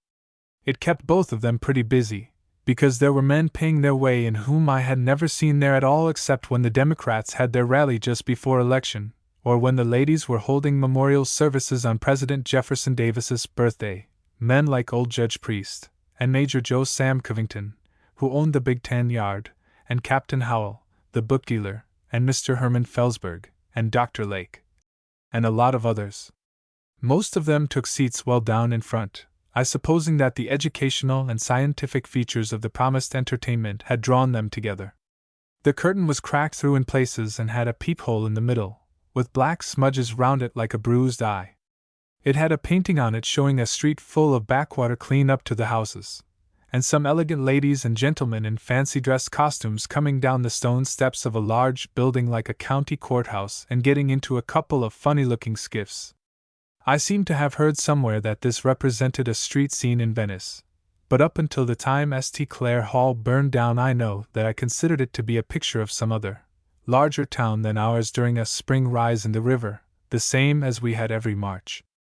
All round the inundated district were dirty white squares containing the lettered cards of business houses, Dr. Cupp's, the dentist, and Ansbach, the old established hatter, which never varied from year to year, even when an advertiser died or went out of business.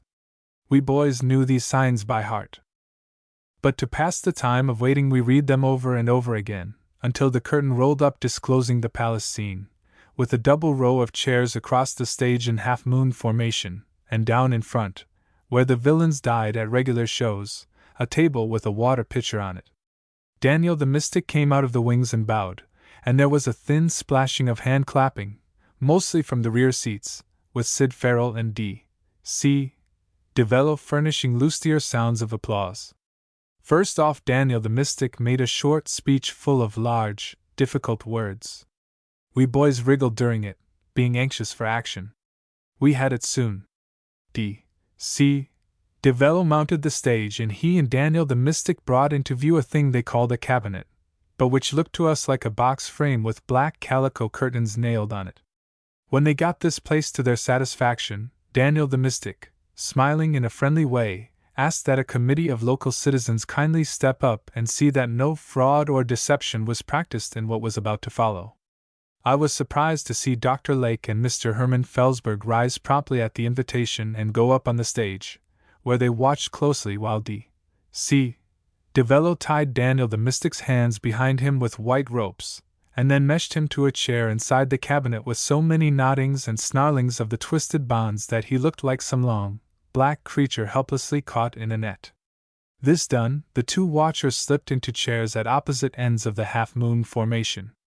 D.C.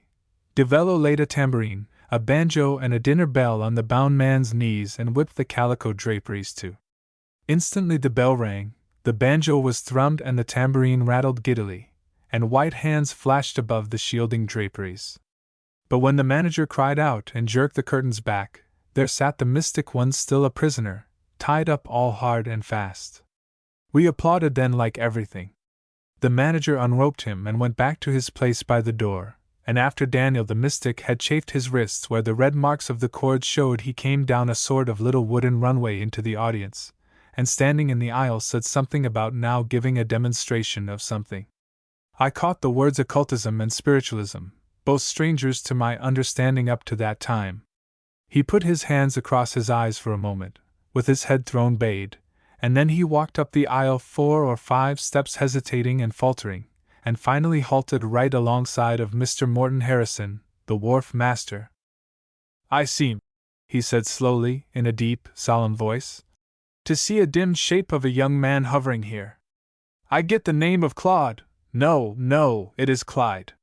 Clyde would tell you." His voice sank lower and quavered effectively. "Clyde says to tell you that he is very happy over there. He says you must not worry about a certain matter that is now worrying you, for it will all turn out for the best, and you will be happy. And now Clyde seems to be fading away. Clyde is gone." We didn't clap our hands at that. It would have been too much like clapping hands at a funeral, because we knew it must be Clyde Harrison, who had got drowned not 2 months before trying to save a little girl that fell overboard off the wharf boat. Just a day or 2 before there had been a piece in the paper telling about the public fund that was being raised to put a monument over Clyde's grave. So we couldn't applaud that, wonderful as it was, and we shivered in a fearsome, wholly delightful anticipation and sat back and waited for more spirits to come. But seemingly there weren't any more spirits about just then, and after a little Daniel the Mystic returned to the stage and announced that we would now have the crowning achievement of the evening's entertainment, a scientific exhibition of the new and awe-inspiring art of mesmerism in all its various branches. "For this," he stated impressively, "I desire the aid of volunteers from the audience, promising them that I will do them no harm, but on the contrary will do them much good. I want fellow townspeople of yours for this, gentlemen in whom you all have confidence and respect. I insist only upon one thing, that they shall be one and all total strangers to me." He advanced to the tin trough of the flickering gas footlights and smiled out over it at us. "Who among you will come forward now? Come!" Before anyone else could move, 2 young fellows got up from seats in different parts of the hall and went up the little runway. We had never seen either of them before, which seemed a strange thing, for we boys kept a sharp eye upon those who came and went. They were both of them tall and terribly thin, with lank hair and listless eyes, and they moved as though their hip joints were rusty and hurt them. But I have seen the likes of them often since then, lying in a trance in a show window, with the covers puckered close up under the drawn face. I have peered down a wooden chute to see such a one slumbering in his coffin underground for a 24 or 48-hour test. But these were the first of the tribe our town had encountered. On their lagging heels followed 2 that I didn't know. One was the lumpish youth who helped Riley Putnam put up show bills, and the other was Buddy Grogan, who worked in Sid Farrell's livery stable. Both of them were grinning sheepishly and falling over their own feet. And following right behind them in turn came a shabby little man who had iron rust on his clothes, and walked all reared back, bringing his heels down hard with thumps at every step. It was old Mr. Gidirons. We gaped at him. I had never seen Mr. Gidirons at St. Clair Hall before, none of us had, and in our limited capacities we were by way of being consistent patrons of the drama. In a flash it came over me that Jack must have told his father what a wonderful sensation it was to be put to sleep standing up on your feet, and that his father had come to see for himself how it felt. I judged that others besides us were surprised. There was a burring little stir, and some of the audience got up and edged down closer to the front. Mr. Gidirons went on up the little runway and took a seat near one end of the half-moon of chairs. Where he sat the blowy glare of one of the gas footlights flickered up in his face, and we could see that it seemed redder than common, and his eyes were drawn together so close that only little slits of them showed under his red-gray, bushy eyebrows. But that might have been the effect of the gaslight at his feet. You could tell though that Daniel the mystic was puzzled and perplexed, startled almost, by the appearance of this middle-aged person among his volunteers. He kept eyeing him furtively with a worried line between his eyes as he made a round of the other four, shaking hands elaborately with each and bending to find out the names. He came to Mr. Irons last. "And what is the name of this friend?" he asked in his grand, deep voice. Mr. Irons didn't answer a word. He stood up, just so, and hauled off and hit Daniel the Mystic in the face. Daniel the Mystic said, "Ouch!" in a loud, pained tone of voice, and fell backward over a chair and sat down hard right in the middle of the stage. George Muller, the town wit, declared afterward that he was looking right at Daniel the Mystic, and that Daniel the Mystic sat down so hard it parted his hair in the middle. I heard somebody behind me make a choking outcry and turned to see Devello just bursting in upon us, with shock and surprise spreading all over his face. But just at that precise moment Fatty McManus, who was the biggest man in town, jumped up with an awkward clatter of his feet and stumbled and fell right into Devello, throwing his mighty arms about him as he did so. Locked together they rolled backward out of the door, and with a subconscious sense located somewhere in the back part of my skull I heard them go bumping down the steep stairs. I think there were 10 distinct bumps. David Pryor, one of our policemen, was sitting almost directly in front of me. He had been a policeman only 2 or 3 months and was the youngest of the 3 who policed the town at nights. When old Mr. Gidirons knocked Daniel the Mystic down, David Pryor bounced out of his seat and called out something and started to run toward them. Old Judge Priest blocked his way on the instant, filling the whole of the narrow aisle. "Son," he said, "where you I mean to go to?" "Lemme by, Judge," sputtered David Pryor.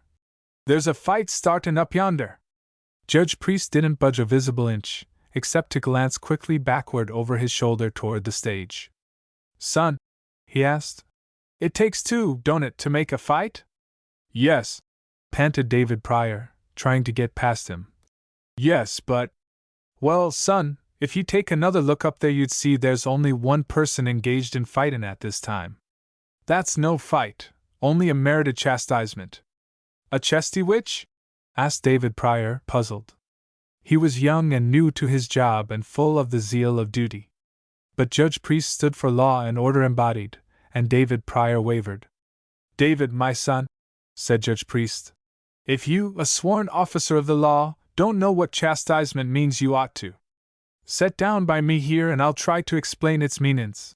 He took him by the arm and pulled the bewildered young policeman down into a seat alongside his own and held him there, though David was still protesting and struggling feebly to be loose.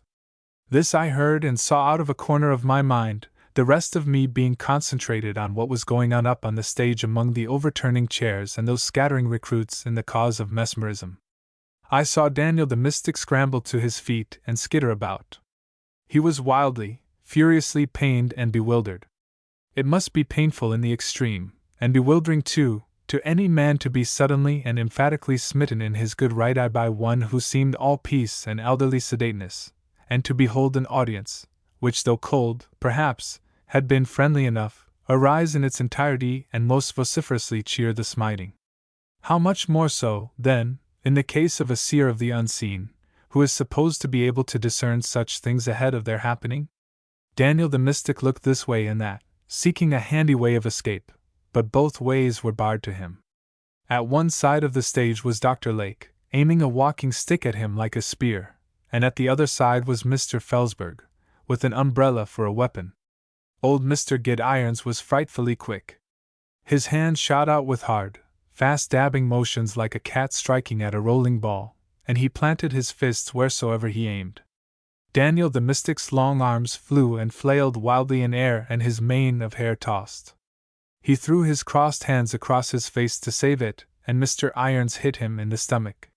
He lowered his hands to his vitals in an agonized clutch, and Mr. Irons hit him in the jaw. I know now in the light of a riper experience of such things that it was most wonderfully fast work, and all of it happening much faster than the time I have taken here to tell it, Mr. Gid Irons wading steadily in and Daniel the Mystic flopping about and threshing and yelling. He was beginning to yell, and the chairs flipping over on their backs and every dash, body standing up and whooping. All of a sudden Daniel the Mystic went down flat on his back, calling for help on someone whose name I will take oath was not D.C. DeVello. It sounded more like Thompson. Dr. Lake dropped his walking stick and ran out from the wings. It would be highly improper to strike a man when he's down, he counseled Mr. Irons as he grabbed Daniel the Mystic by the armpits and heaved him up flappingly. Allow me to help the gentleman to his feet. Mr. Irons hit him just once more, a straight jabbing center blow, and knocked him clear into and under his black calico cabinet, so far in it and under it that its curtains covered all but his legs, which continued to flutter and waggle feebly. Get a couple of chairs, Gideon.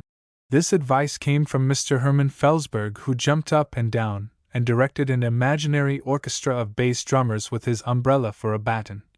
Get a couple of chairs and stand on the son of a gun's stomach. It does the subject no harm, and the subject feels no pain. As a favor to me, Gideon, I ask you, stand on his stomach. But Mr. Irons was through. He turned about and came down the runway and passed out, rearing back and jarring his heels down hard. If he had spoken a single word the whole time, I hadn't heard it. As I remarked several times before, he was a small man, and so I am not trying to explain the optical delusion of the moment. I am only trying to tell how Mr. Gid Irons looked as he passed me. He looked 7 feet tall. It must have been just about this time that D.C. DeVello worked his way out from underneath the hippopotamously vast bulk of Fatty McManus and started running back up the stairs. But before he reached the door, the city marshal, who had been standing downstairs all the time and, strange to say, hadn't, it would appear, heard any of the clamor, ran up behind him and arrested him for loud talking and disorderly conduct. The city marshal obtusely didn't look inside the door for visual evidences of any trouble within. He would listen to no reason. He grabbed D.C. DeVello by the coat collar and pulled him back to the sidewalk and had him halfway across Market Square to the lockup before the captive could make him understand what had really happened. Even then the official displayed a dense and gummy stupidity, for he kept demanding further details and made the other tell everything over to him at least twice. This also took time, because D.C. DeVello was excited and stammering, and the city marshal was constantly interrupting him. So that, by the time he finally got the straight of things into his head and they got back to St. Clair Hall, the lights were out and the stairs were dark and the last of the audience was tailing away. The city marshal stopped, as if taken with a clever idea, and looked at his watch and remarked to D.C. DeVello that he and his friend the professor would just about have time to catch the 10:50 accommodation for Louisville if they hurried, which seemed strange advice to be giving, seeing that D.C. DeVello hadn't asked about trains at all. Nevertheless, he took it, the advice, which also necessitated taking the train. Even in so short a time, the news seemed to have spread with most mysterious speed that Daniel the Mystic had cancelled his second night's engagement and would be leaving us on the 10:50. Quite a crowd went to the depot to see him off. We boys tagged along, too, keeping pace with Judge Priest and Dr. Lake and Major Joe Sam Covington and certain other elderly residents, who, as they tramped along, maintained a sort of irregular formation, walking 2 by 2 just as they did when the veterans' camp turned out for a funeral or a reunion. There must have been something wrong down the road that night with the 10:50. Usually she was anywhere from 1 to 3 hours late, but this night she strangely came in on time. She was already whistling for the crossing above Cattersmith's brickyard when we arrived, moving in force. D.C. Devello saw us from afar and remembered some business that took him briskly back behind the freight shed. But Daniel the Mystic sat on a baggage truck with a handkerchief to his face, and seemed not to see any of us coming until our advance guard filed up and flanked him. "Well, Sue," said Judge Priest, "you had a signal honor paid you in this community tonight." Daniel the Mystic raised his head. The light from a tin reflector lamp shone on his face and showed its abundant damages. You would hardly have known Daniel the Mystic for the same person.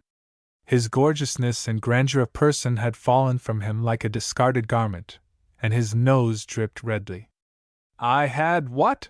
he answered, speaking somewhat thickly because of his swollen lip. "A mighty signal honor," said Judge Priest in his thin whine. "In the presence of a representative gathering of our best people you were licked by the most efficient and the quickest actin' scout that ever served in General John Morgan's entire cavalry command." But the reply of Daniel the Mystic, if he made one, was never heard of living man, because at that moment the 10:50 accommodation came in and her locomotive began exhausting. Up Clay Street. Any behind the other, 3 short sections of a special came sliding into the yard sidings below the depot.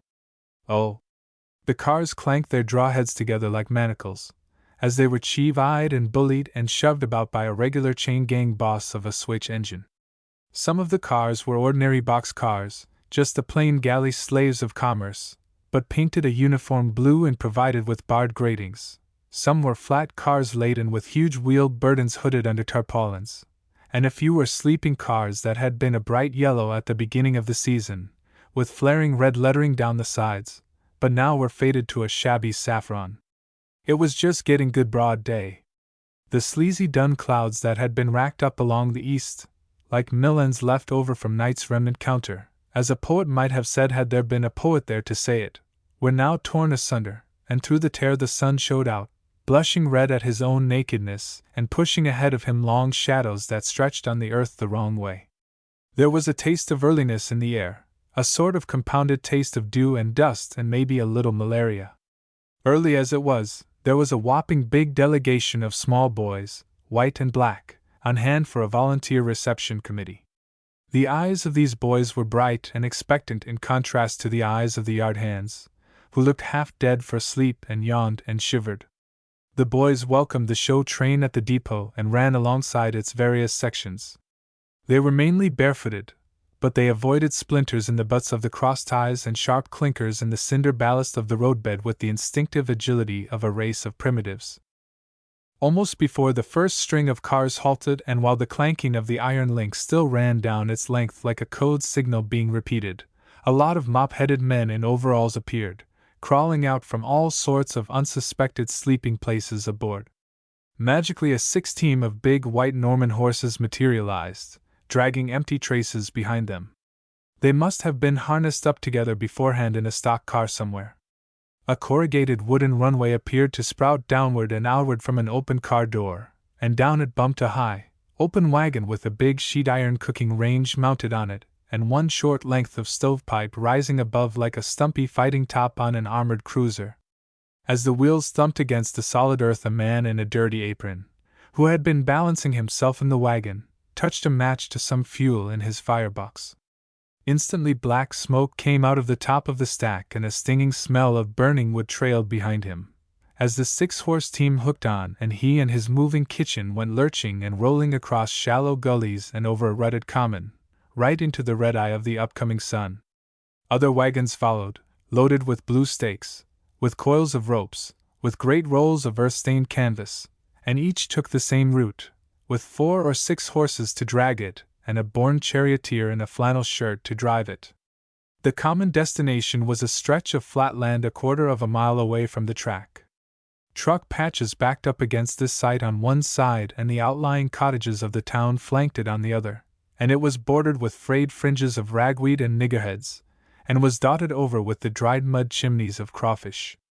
In the thin turf here a geometric pattern of iron laying out pins now appeared to spring up simultaneously, with rag pennons of red and blue fluttering in the tops, and at once a crew of men set to work with an orderly confusion, only stopping now and then to bellow back the growing swarms of boys who hung eagerly on the flank of each new operation.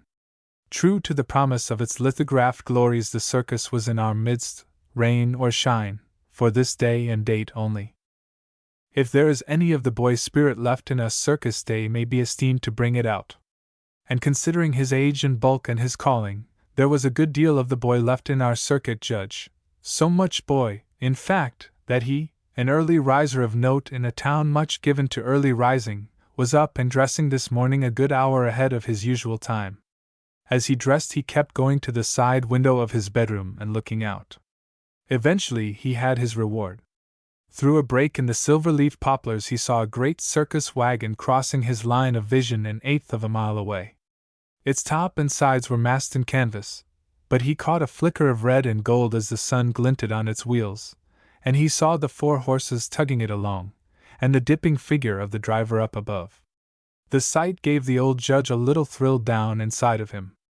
"I reckon that fellow was right when he said a man is only as old as he feels," said Judge Priest to himself. "And I'm glad court ain't in session, I honestly am." He opened his door and called down into the body of the silent house below. "Jeff! Oh, Jeff!" "Yas, Sue," came up the prompt answer. "Jeff, you go out yonder to the kitchen and tell Aunt Diley to hurry along my breakfast. I'll be down right away." "Yas, Sue," said Jeff. "I'll bring it right in, Sue." Jeff was as anxious as the judge that the ceremony of breakfast might be speedily over, and to tell the truth, so was Aunt Diley, who fluttered with impatience as she fried the judge's matinal ham and dished up the hominy. Aunt Diley regularly patronized all circuses, but she specialized in sideshows. The sideshow got a dime of hers before the big show started and again after it ended. She could remember from year to year just how the sideshow banners looked and how many there were of them, and on the mantelpiece in her cabin was ranged a fly-blown row of freaks' photographs purchased at the exceedingly reasonable rate of 10 cents for cabinet sizes and 25 for the full length. So there was no delay about serving the judge's breakfast, or about clearing the table afterward. For that one morning, anyhow, the breakfast dishes went unwashed. Even as the judge put on his straw hat and came out on the front porch, the back door was already discharging Jeff and Aunt Diley. By the time the judge had traversed the shady yard and unlatched the front gate, Jeff was halfway to the showground and mending his gait all the time. Less than 5 minutes later Jeff was being ordered, somewhat rudely, off the side of a boarded-up cage, upon which he had climbed with a view to ascertaining, by a peep through the barred air vent under the driver's seat, whether the mysterious creature inside looked as strange as it smelled. And less than 5 minutes after that, Jeff, having reached a working understanding with the custodian of the cage, who likewise happened to be in charge of certain ring stock, was convoying a string of trick ponies to the water trough over by the planing mill. Aunt Diley, moving more slowly, yet guided, nevertheless, by a sure instinct, presently anchored herself at the precise spot where the sideshow tent would stand. Here several lodge sisters soon joined her. They formed a comfortable brown clump, stationary in the midst of many brisk activities. The judge stood at his gate a minute, lighting his corncob pipe. As he stood there a farm wagon clattered by, coming in from the country. Its bed was full of kitchen chairs, and the kitchen chairs contained a family, including 2 pretty country girls in their teens, who were dressed in fluttering white with a plenitude of red and blue ribbons. The head of the family, driving, returned the judge's waved greeting somewhat stiffly. It was plain that his person was chafed, and his whole being put under restraint by the fell influences of a Sunday coat and the hard collar that was buttoned on to the neckband of his blue shirt. His pipe being lighted, the judge headed leisurely in the same direction that the laden farm wagon had taken. Along Clay Street from the judge's house to the main part of town, where the business houses and the stores centered, was a mile walk nearly, up a fairly steepish hill and down again, but shaded well all the way by water maples and silver-leaf trees. There weren't more than 8 houses or 10 along Clay Street, and these, with the exception of the judge's roomy, white-porched house standing aloof in its 2 acres of poorly kept lawn, were all little two-room frame houses, each in a small, bare enclosure of its own, with wide, weed-grown spaces between it and its next-door neighbors. These were the homes of those who in a city would have been tenement dwellers. In front of them stretched narrow wooden sidewalks, dappled now with patches of shadow and of soft, warm sunshine. Perhaps halfway along was a particularly shabby little brown house that pushed close up to the street line. A straggly catalpa tree shaded its narrow porch. This was the home of Lemuel Hammersmith, and Hammersmith seemed such a name as should by right belong to a masterful, upstanding man with something of Thor or Vulcan or Judas Maccabeus in him. It appears to have that sound. But Lemuel Hammersmith was no such man. In a city he would have been lost altogether, swallowed up among a mass of more important, pushing folk. But in a town as small as ours he had distinction. He belonged to more secret orders than any man in town. He belonged to all there were. Their small mummeries and mysteries, conducted behind closed doors, had for him a lure that there was no resisting. He just had to join. As I now recall, he never rose to high rank in any one of them, never wore the impressive regalia and the weighty title of a supreme officer.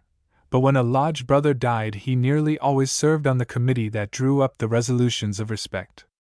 In moments of half-timid expanding he had been known to boast mildly that his signature, appended to resolutions of respect, suitably engrossed and properly framed, hung on the parlor walls of more than 100 homes.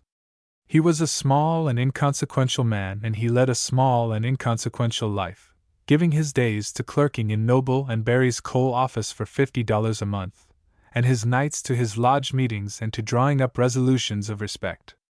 In the latter direction he certainly had a gift. The underlying sympathy of his nature found its outlet there. And he had a pale, sickly wife and a paler, sicklier child. On this circus day he had been stationed in front of his house for a good half hour, watching up the street for someone. This someone, as it turned out, was Judge Priest. At sight of the old judge coming along, Mr. Hammersmith went forward to meet him and fell in alongside, keeping pace with him. "Good moment, son," said the old judge, who knew everybody that lived in town. "How's the little feller this mornin'?" "Judge, I'm sorry to say that Lemuel Jr. ain't no better this moment," answered the little coal clerk with a hitching of his voice. "We're afraid, his mother and me, that he ain't never goin' to be no better. I've had Dr. Lakin again, and he says there really ain't anything we can do. He says it's just a matter of a little time now. Old Aunt Hannah Holmes says he's got bone erysipelas, and that if we could have got him away from here in time we might have saved him. But I don't know, we done the best we could. I tried to be reconciled. Lemuel Jr. he suffers so at times that it'll be a mercy, I reckon, but it's hard on you, Judge, it's tumble hard on you when it's your only child." "My son," said the old judge, speaking slowly, "it's so hard that I know nothing I could say or do would be any comfort to you. But I'm sorry, I'm mighty sorry for you all. I know what it is.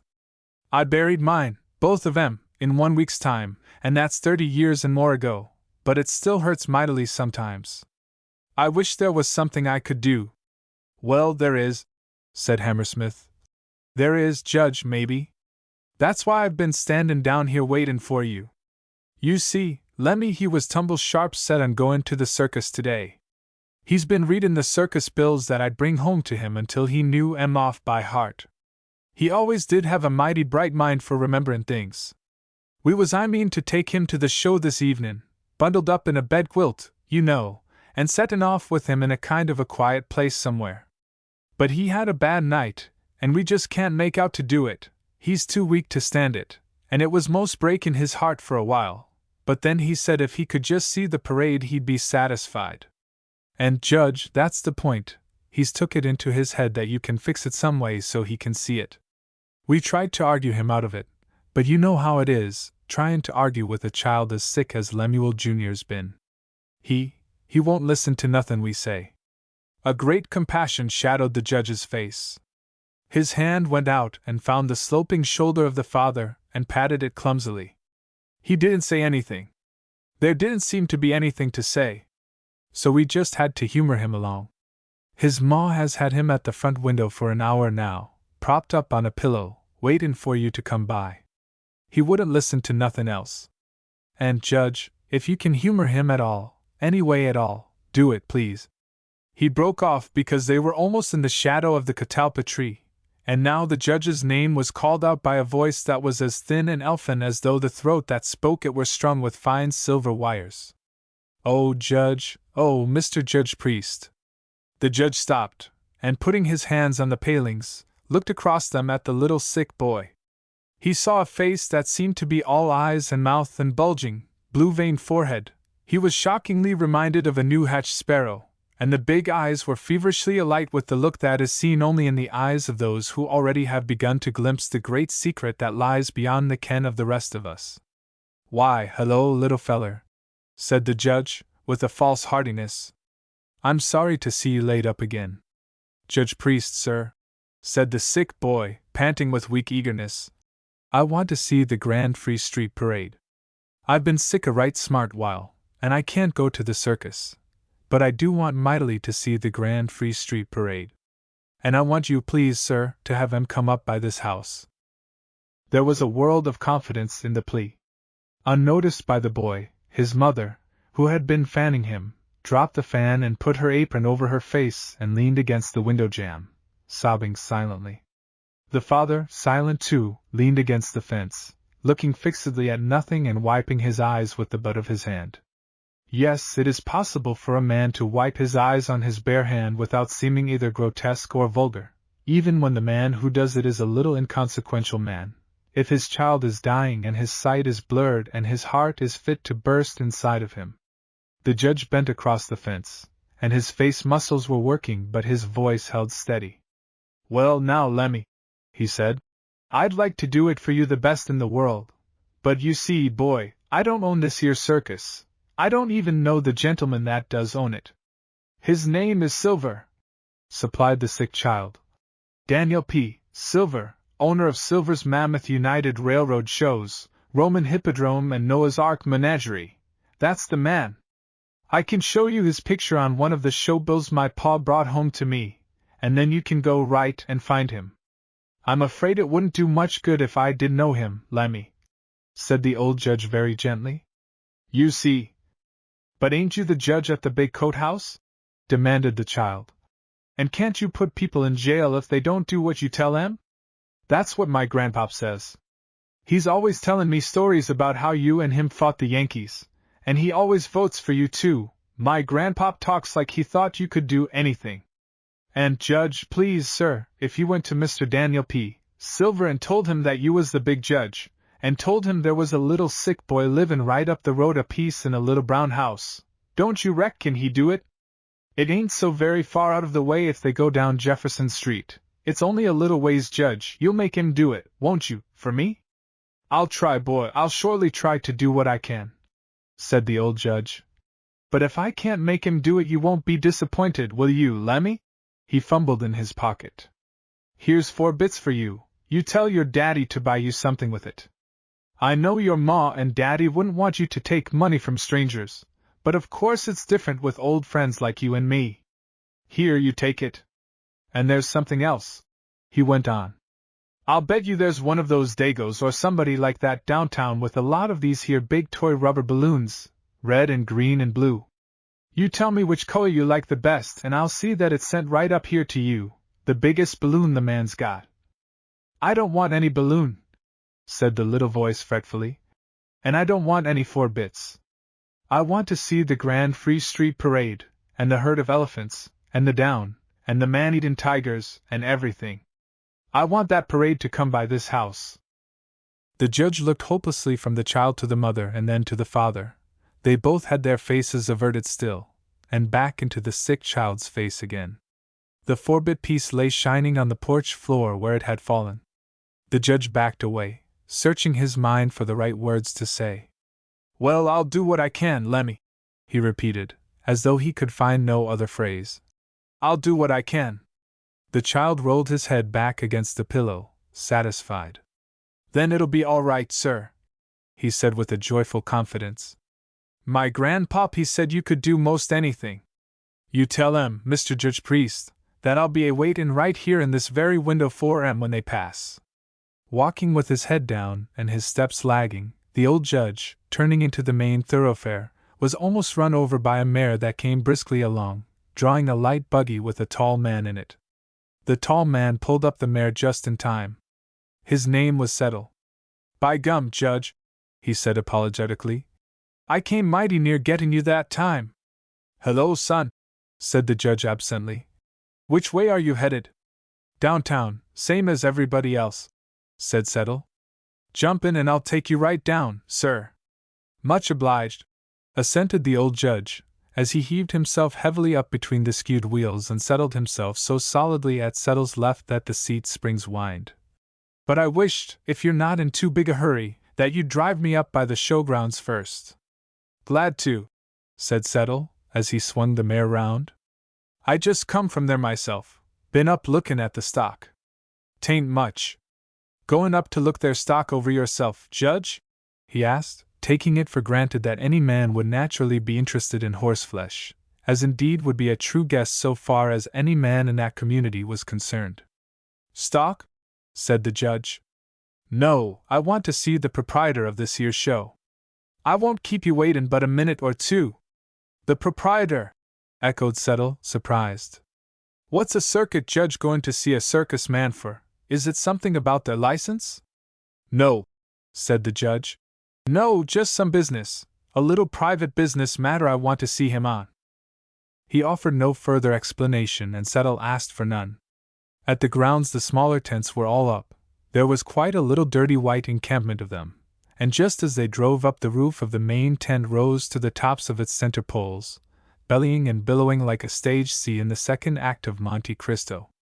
Along the near edge of the common, Negro men were rigging booths with planks for counters and sheets for awnings, and Negro women were unpacking the wares that would presently be spread forth temptingly against the coming of the show crowds. Fried chicken and slabs of fried fish, and ham and pies and fried apple turnovers. Leaving Settle checking the rest of mare, the old judge made his way across the sod, already scuffed and dented by countless feet. A collarless, red-faced man, plainly a functionary of some sort, hurried toward him, and the judge put himself in this man's path. "Are you connected with this institution, Sue?" he asked. "Yes," said the man shortly, but slowing his gait. "So I judged from your manner and deportment, Sue," said the judge. "I'm lookin'," he went on, "for your proprietor." "Silver? He's over yonder by the cookhouse." "The which?" asked the judge. "The cookhouse, the dining tent," explained the other, pointing. "Right round yonder beyond that second stake wagon, where you see smoke rising. But he's likely to be pretty busy." Behind the second stake wagon the judge found a blocky, authoritative man, with a brown derby hat tilted back on his head and heavy-lidded eyes like a frog's, and knew him at once for the owner, but one look at the face made the judge hesitate. He felt that his was a lost cause already, and then the other opened his mouth and spoke, and Judge Priest turned on his heel and came away.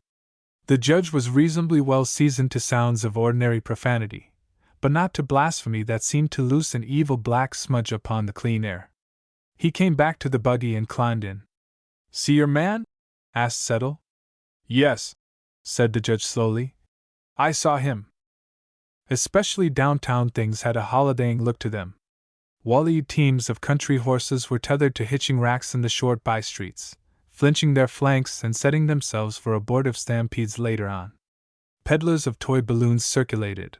A vendor with a fascinating line of patter sold to the same customers, in rapid succession, odorous hamburger and flat slabs of a heat-resisting variety of striped ice cream. At a main crossing, cater-cornered across from each other, the high-pitched man and his brother of the flat joint were at work, one selling electric belts from the back of a buggy, the other down in the dust manipulating a spindle game. The same group of shillabers were constantly circulating from one faker to the other, and as constantly investing. Even the clerks couldn't stay inside the stores. They kept darting out and darting back in again. A group of darkies would find a desirable point of observation along the sidewalk and hold it for a minute or two, and then on a sudden unaccountable impulse would desert it and go streaking off down the middle of the street to find another that was in no way better.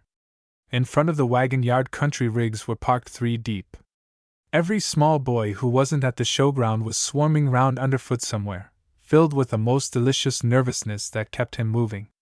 But Judge Priest, who would have joyed in these things ordinarily, had an absent eye for it all. There was another picture persisting in his mind, a picture with a little brown house and a ragged catalpa tree for a background. In front of Sol's drug store his weekday cronies sat, the elder statesmen of the town, tilted back in hard-bottomed chairs, with their legs drawn up under them out of the tides of foot travel. But he passed them by, only nodding in answer to their corralled greeting, and went inside back behind the prescription case and sat down there alone, smoking his pipe soberly. "Wonder what ails Judge Priest?" said Sergeant Jimmy Bagby. "He looks sort of dauncy and low in his mind, don't he?" "He certainly does," someone agreed. Half an hour later, when the sheriff came in looking for him, Judge Priest was still sitting alone behind the prescription case. With the sheriff was a middle-aged man, a stranger, in a wrinkled check suit and a somewhat soiled fancy vest. An upper pocket of this vest was bulged outward by such frank articles of personal use as a red celluloid toothbrush, carried bristle-end up, a rubber mustache comb and a carpenter's flat pencil. The stranger had a longish mustache, iron gray at the roots and of a greenish, blue-black color elsewhere, and he walked with a perceptible limp. He had a way, it at once developed, of taking his comb out and running it through his mustache while in conversation, doing so without seeming to affect the flow or the volume of his language. "Mornin', Judge Priest," said the sheriff. "This here gentleman wants to see you a minute about gettin' out an attachment. I taken him first to the county judge's office, but it seems like Judge Landis went up to Louisville last night, and the magistrate's offices are closed, both of them, in fact, and so seein' as this gentleman is in a kind of a hurry, I taken the liberty of bringin' him round to you." Before the judge could open his mouth, he of the dyed mustache was breaking in. "Yes, sirree," he began briskly. "If you're the judge here, I want an attachment. I've got a good claim against Dan Silver, and blame me if I don't push it. I'll fix him, red-lighting me off my own privileged car." He puffed up with rage and injury. "What appears to be the main trouble?" asked the judge, studying this belligerent one from under his hat brim. "Well, it's simple enough," explained the man. "Stanton is my name, here's my card, and I'm the fixer for this show, the legal adjuster, see? Or anyhow, I was until last night. And I likewise am, or was, half-partner with Dan Silver in the privileged car and in the speculative interests of this show, the flat joints and the rackets and all. You make me now, I guess? Well, last night, coming up here from the last stand, me and Silver fell out over the split-up, over dividing the day's profits. You understand, the money is cut up 2 ways every night, and I catched him trying to trim me. I called him down good and hard then, and blame if he didn't have the nerve to call in that big boss razorback of his, named Saginaw, and a couple more rousters, and red-light me right off my own privileged car. Now what do you know about that?" "Only what you tell me," replied Judge Priest calmly. "Might I ask you what is the process of red-lightin' a person of your calling in life?" "Chucking you off of a train without waiting for the train to stop, that's what," expounded the aggrieved Mr. Stanton. "It was pretty soft for me that I lit on the side of a dirt bank and we wasn't moving very fast, else I'd have been killed. As 'twas I about ruined a suit of clothes and scraped most of the meat off of one leg." He indicated the denuded limb by raising it stiffly a couple of times, and then felt for his comb. Use of it appeared to have a somewhat soothing effect upon his feelings, and he continued. "So I limped up to the next station, 2 of the longest miles in the world, and caught a freight coming through, and here I am. And now I want to file against him, the dirty, red-lighting dog. Why, he owes me money, plenty of it. Just like I told you, I'm the half-owner of that privileged car, and besides he borrowed money off of me at the beginning of the season and never offered to pay it back. I've got his personal notes right here to prove it." He felt for the documents and spread them, soiled and thumbed, upon the prescription shelf under the judge's nose. "He's sure got to settle with me before he gets out of this town. Don't worry about me, I'll put up cash bond to prove I'm on the level," fishing out from his trousers pocket a bundle of bills with a rubber band on it. Pretty lucky for me they didn't know I had my bankroll with me last night. I suppose the attachment may issue," said the judge, preparing to get up. "Fine," said Stanton, with deep gratification in his bearing. "But here, wait a minute," he warned. "Don't make no mistake and try to attach the whole works, because if you do you'll sure fall down on your face, Judge. That's all been provided for. The wagons and horses are all in Silver's name, and the cage animals are all in his wife's name. And so when a hick constable or somebody comes round with an attachment, Dan says to him, 'All right,' he says, 'go on and attach. But you can't touch them animals,' he says, and then friend wife flashes a bill of sale to show they are hers. The rube says, 'What'll I do?' And Silver says, 'Why, let the animals out and take the wagons. But of course,' he says, 'you're responsible for the lions and that pair of ferocious man-eating tigers and the rest of them. Go right ahead,' he says, 'and help yourself.' Yes, his wife says, 'Go ahead, but if you let any of my wild animals get away I'll hold you liable, and also if you let any of them chew up anybody you'll pay the damages and not me,' she says. 'You'll have to be specially careful about Wallace the Untamable,' she says. 'He's eat up 2 trainers already this season and crippled 2-3 more of the hands.' Well, if that don't bluff the rube, they take him round and give him a flash at Wallace. Wallace is old and feeble, and he ain't really much more dangerous than a kitten, but he looks rough, and Dan sidles up alongside the wagon and touches a button that's there to use during the ballyhoo, and then Wallace jumps up and down and roars a mile. Do ye make me there? Well, the floor of the cage is all iron strips, and when Dan touches that button it shoots about 50 volts of the real juice, electricity, you know, into Wallace's feet, and he acts untamable. So of course that stumps the rube, and Dan like as not gets away with it without ever settling. Oh, it's a foxy trick. And to think it was me myself that first put Silver onto it, he added lamentingly, with a sidelong look at the sheriff to see how that official was taking the disclosure of these professional secrets. As well as one might judge by a glance, the sheriff was taking it unmoved. He was cutting off a chew of tobacco from a black plug. Stowing the morsel in his jaw, he advanced an idea of his own. "How about attaching the receipts in the ticket wagon?" "I don't know about that either," said the sophisticated Stanton. "Dan Silver is one of the wisest guys in this business. He had to be a wise guy to slip one over on an old big leaguer like yours truly, and that's no sidewalk banter either. You might attach the wagon and put a constable or somebody inside of it, and then like as not Dan find some way to flim-flam him and make his getaway with the cale intact. You gotta give it to Dan Silver there. I guess he's a stupid guy, yes, stupid like a bear cat." His tone of reluctant admiration indicated that this last was spoken satirically and that seriously he regarded a bear cat as probably the astutest hybrid of all species. "Are all circuses conducted in this general fashion, Sue?" inquired the old judge softly. "No," admitted Stanton. "They ain't, the big ones ain't anyway, but a lot of the small ones is. They gotta do it because a circus is always fair game for a sore rube. Once the tents come down a circus has got no friends. I tell you what," he went on, struck amidships with a happy notion. "I tell you what you do. Let me swear out an attachment against the bandwagon and the bandwagon team, and you go serve it right away, Sheriff. That'll fix him, I guess." "How so?" put in the judge, still seeking information for his own enlightenment. "Why, you see, if you tie up that bandwagon Dan Silver can't use it for parading. He ain't got but just the one, and a circus parade without a bandwagon will look pretty sick, I should say. It'll look more like something else, a funeral, for example."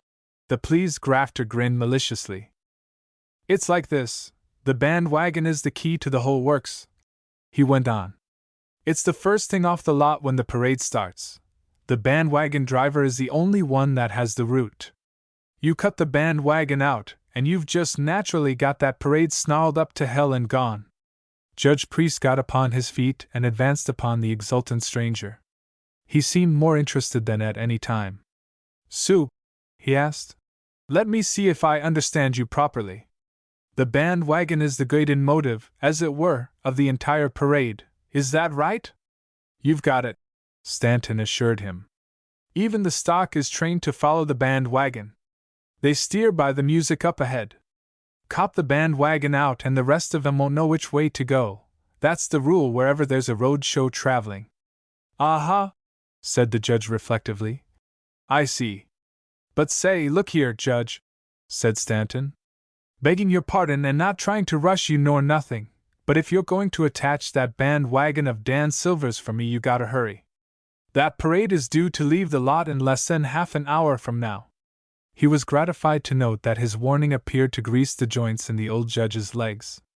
They all three went straightway to the sheriff's office, which chanced to be only 2 doors away, and there the preliminaries necessary to legal seizures touching on a certain described and specified parade chariot, tableau car or band wagon were speedily completed. Stanton made oath to divers allegations and departed, assiduously combing himself and gloating openly over the anticipated discomfiture of his late partner. The sheriff lingered behind only a minute or 2 longer while Judge Priest in the privacy of a back room impressed upon him his instructions. Then he, too, departed, moving at his top walking gait westward out Jefferson Street. There was this that could be said for Sheriff Giles Birdsong. He was not gifted in conversation, nor was he of a quick order of intellect, but he knew his duty and he obeyed orders literally when conveyed to him by a superior official.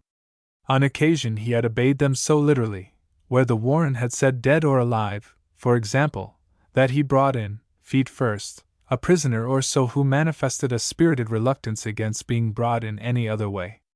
And the instructions he had now were highly explicit on a certain head. Close on Sheriff Birdsong's hurrying heels the judge himself issued forth from the sheriff's office. Hailing a slowly ambling public vehicle driven by a languid darky, he deposited his person therein and was driven away. Observing this from his place in front of the drug-store, Sergeant Jimmy Bagby was moved to remark generally to the company, "You can't tell me I wasn't right a while ago about Judge Billy Priest. Look at him yonder now, puttin' out for home in a hack, without waitin' for the parade. There certainly is something wrong with the judge, and you can't tell me there ain't." If the judge didn't wait, nearly everybody else did, waited with what patience and impatience they might through a period that was punctuated by a dozen false alarms, each marked with much craning of elderly necks and abortive rushes by younger enthusiasts to the middle of the street. After a while, though, from away up at the head of Jefferson Street there came down, borne along on the summer air, a faint anticipatory blare of brazen horns, heard at first only in broken snatches.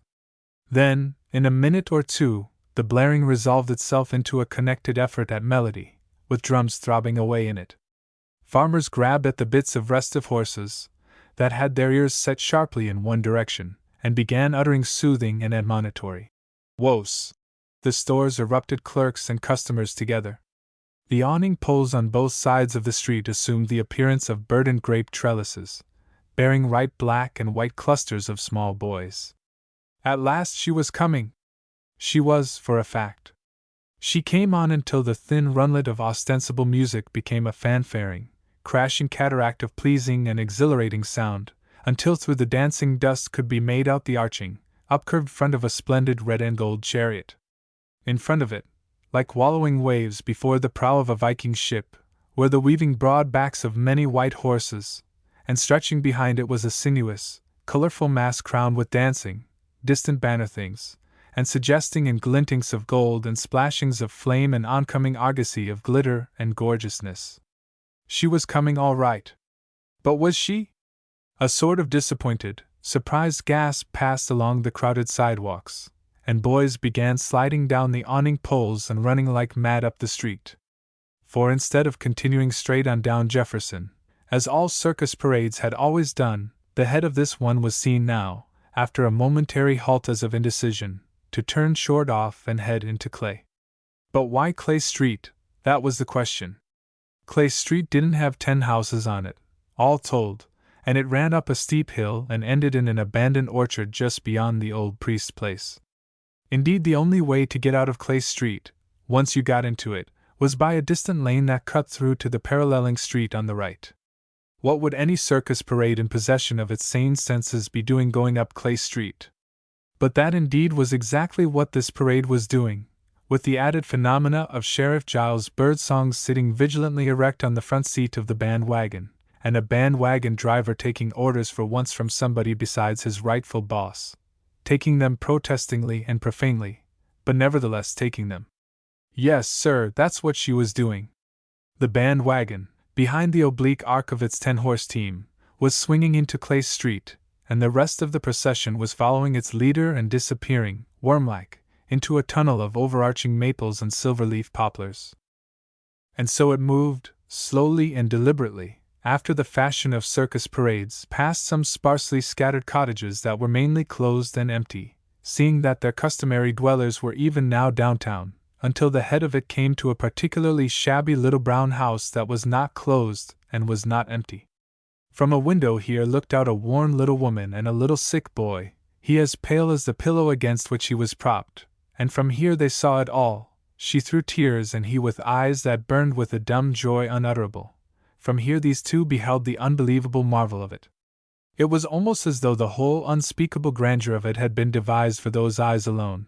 First the great grand frigate of a band-wagon pitching and rolling as if in heavy seas, with artistes of a world-wide repute discoursing sweet strains from its decks, and drawn not by 4 or 6, but by 10 snow-white Arabian stallions with red pompons nodding above their proud heads, that is to say, they were snow-white except perhaps for a slight grayish dappling.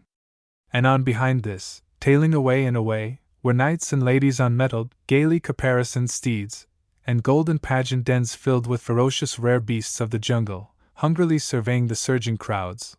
Only, of course, there weren't any crowds, and some bright tableau cars, with crystal mirrors cunningly inset in the scrolled carved work, so that the dancing surfaces caught the sunlight and threw it back into eyes already joyously dazzled, and sundry closed cages with beautiful historical paintings on their sides, suggesting by their very secrecy the presence of marvelous prisoned creatures, and yet another golden chariot with the Queen of Sheba and her whole glittering court traveling in imperial pomp atop of it.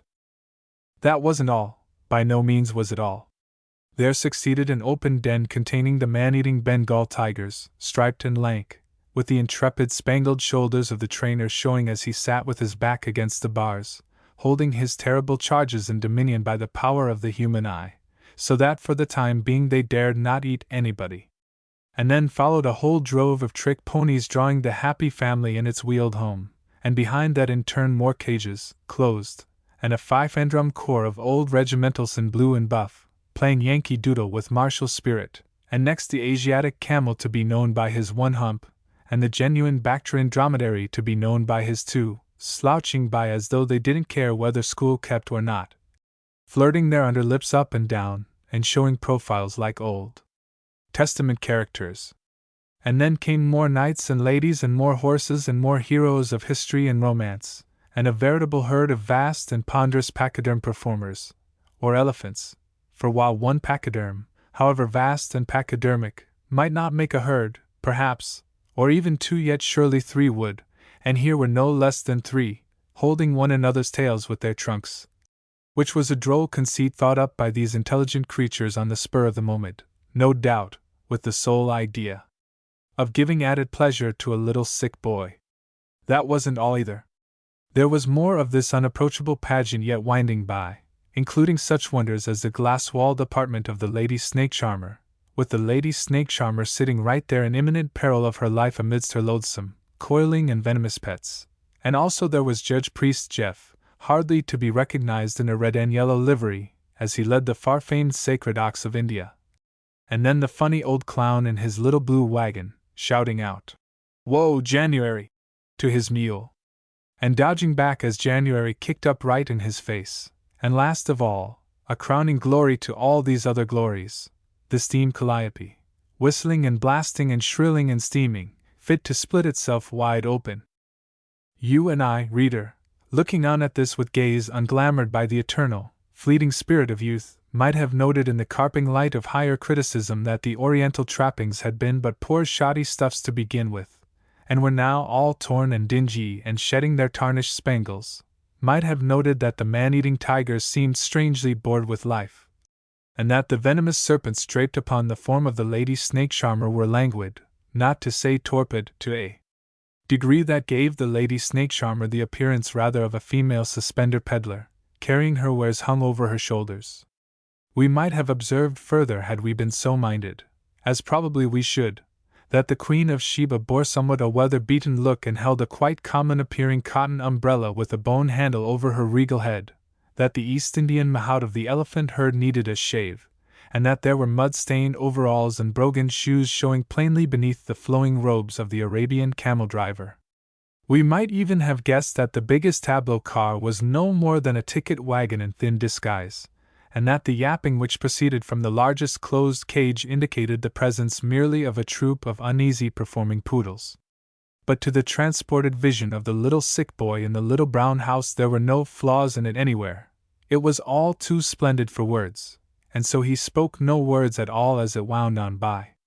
The lurching shoulders of the elephants had gone over the hill beyond and on down, the sacred ox of India had passed ambling from sight, the glass establishment of the snake charmer was passing, and January and the down wagon and the steam calliope were right in front of the Hammersmith house, when something happened on ahead, and for a half-minute or so there was a slowing up and a closing up and a halting of everything. Although, of course, the rear guard didn't know it for the time being, the halt was occasioned by the fact that when the band wagon reached the far end of Clay Street, with the orchard trees looming dead ahead, the sheriff, riding on the front seat of the band wagon, gave an order. The band wagon driver instantly took up the slack of the reins that flowed through his fingers in layers, so that they stopped right in front of Judge Priest's house, where Judge Priest stood leaning on his gate. The sheriff made a sort of saluting motion of his fingers against the brim of his black slouch hat. "According to orders, Your Honor," he stated from his lofty perch. At this there spoke up another man, the third and furthermost upon the wide seat of the band wagon, and this third man was no less a personage than Daniel P.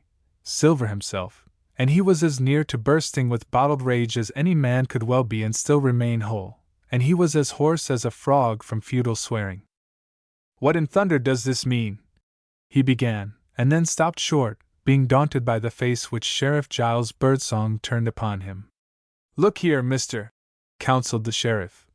"You art now in the presence of the President Judge of the First Judicial District of Kentucky, set in chambers, or what amounts to the same thing, and you are liable to get yourself into contempt of court any minute."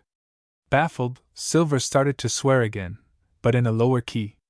"You better shut up your mouth," said the sheriff with a shifting forward of his body to free his limbs for action, "and listen to what his honor has to say. You act like you was actually anxious to get yourself lammed up." "Sheriff," said the judge, "obeying your orders you have, I observe, attached certain properties, to wit, a band wagon and team of horses, and still obeying orders, have produced said articles before me for my inspection. You will continue in personal possession of same until said attachment is adjudicated, not allowing any person whatsoever to remove them from your custody. Do I make myself sufficiently plain?" "Yes, Sue, Your Honor," said the sheriff. "You do. In the meanwhile, pending the termination of the litigation, if the recent possessor of this property desires to use it for exhibition or pardon purposes, you will permit him to do so, always within proper bounds," went on the judge.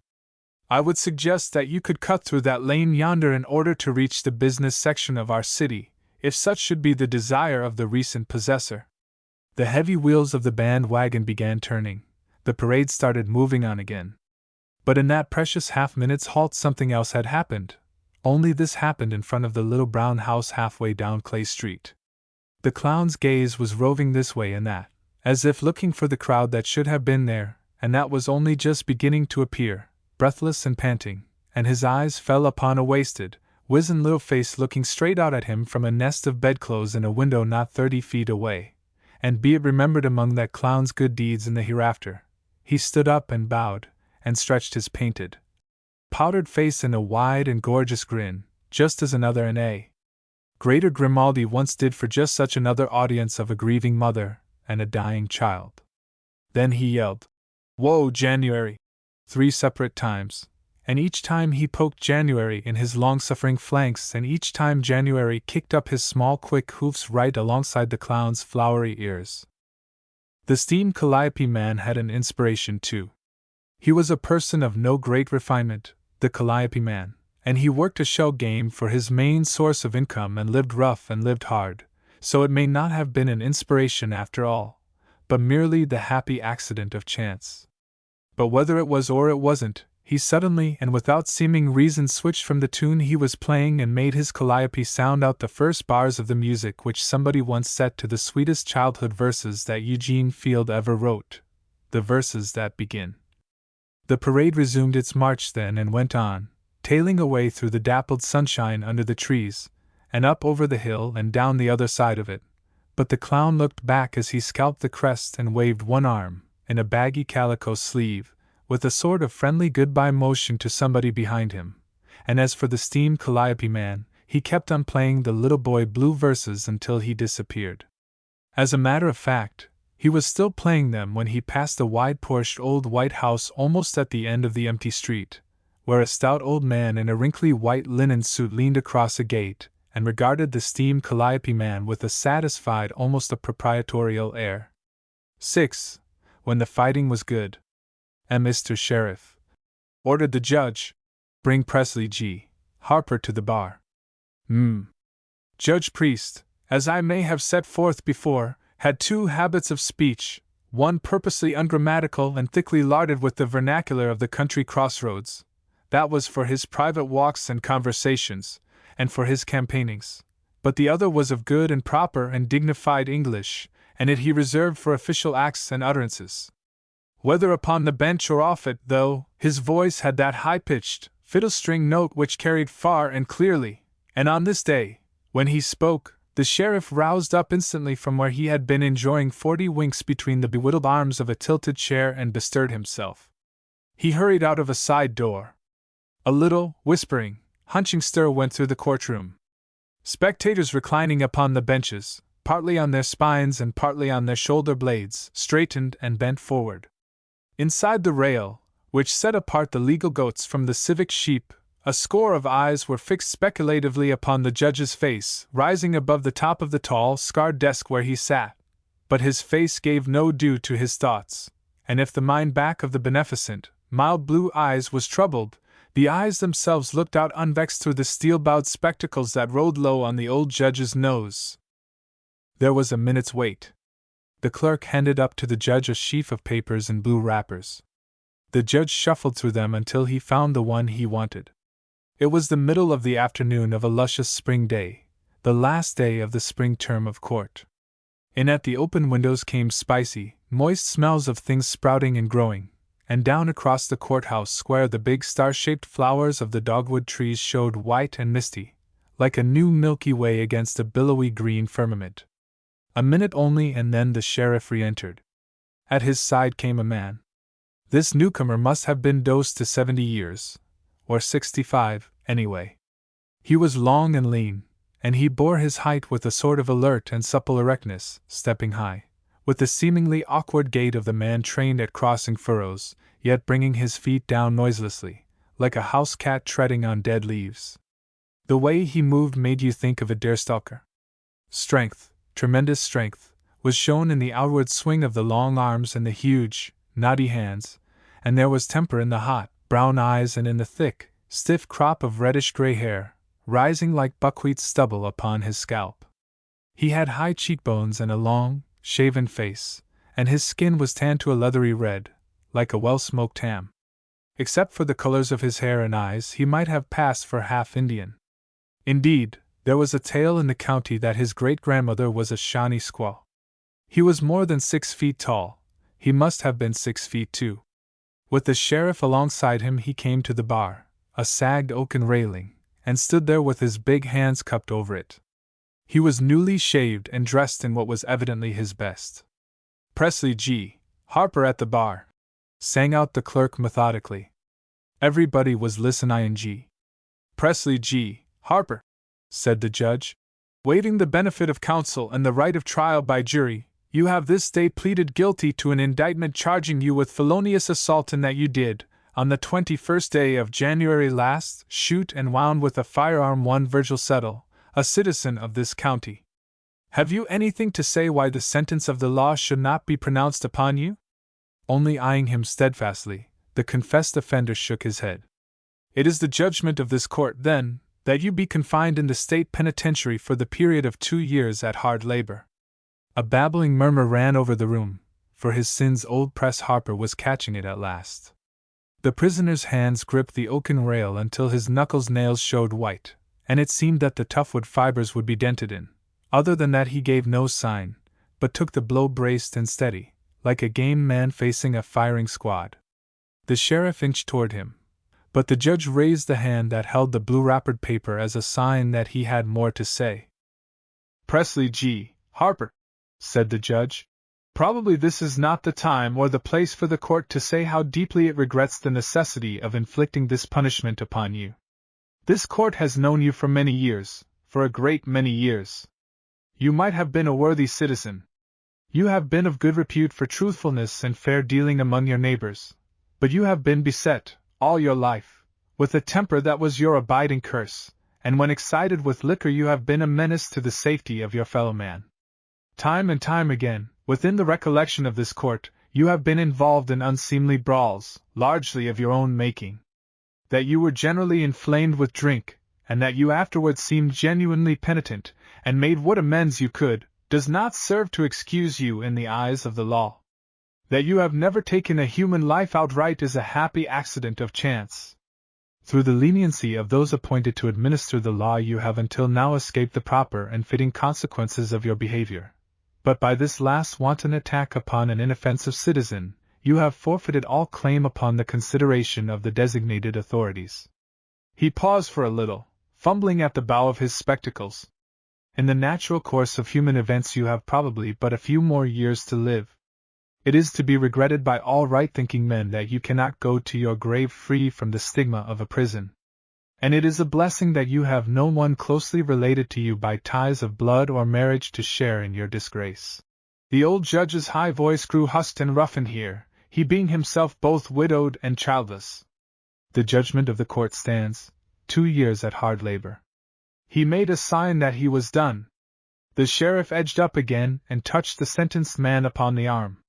Without turning his head, Harper shook off the hand of authority with so violent a shrug that the sheriff dodged back, startled. Then for the first time the prisoner spoke. "Judge, Your Honor," he said quietly, "just a minute ago you asked me if I had anything to say and I told you that I had not. I've changed my mind. I want to ask you something. I want to ask you a mighty big favor. No, I ain't asking you to let me off, it ain't that." He went on more quickly, reading the look on the judge's face. "I didn't expect to come clear in this here case. I pleaded guilty because I was guilty and didn't have no defense. My being sorry for shooting Verge settled the way I did don't excuse me, as I know. But Judge Priest, I'll say just this to you. I don't want to be dragged off to that there penitentiary like a savage dumb beast. I don't want to be took there by no sheriff.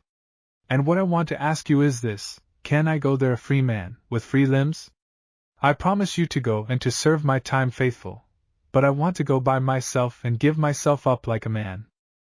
Instantly visualized before the eyes of all who sat there was the picture which they knew must be in the prisoner's mind, the same picture which all or nearly all of them had seen more than once, since it came to pass, spring and fall, after each term of court, a little procession filing through the street to the depot, at its head, puffed out with responsibility, the sheriff and one of his deputies, at its tail more deputies, and in between them the string of newly convicted felons, handcuffed in twos, with a long trace chain looping back from one pair to the next pair, and so on, binding all fast together in a clanking double file, the whites in front and the negroes back of them, maintaining even in that shameful formation the division of race, the whites mainly marching with downcast heads and hurrying feet, clutching pitiably small bundles with their free hands.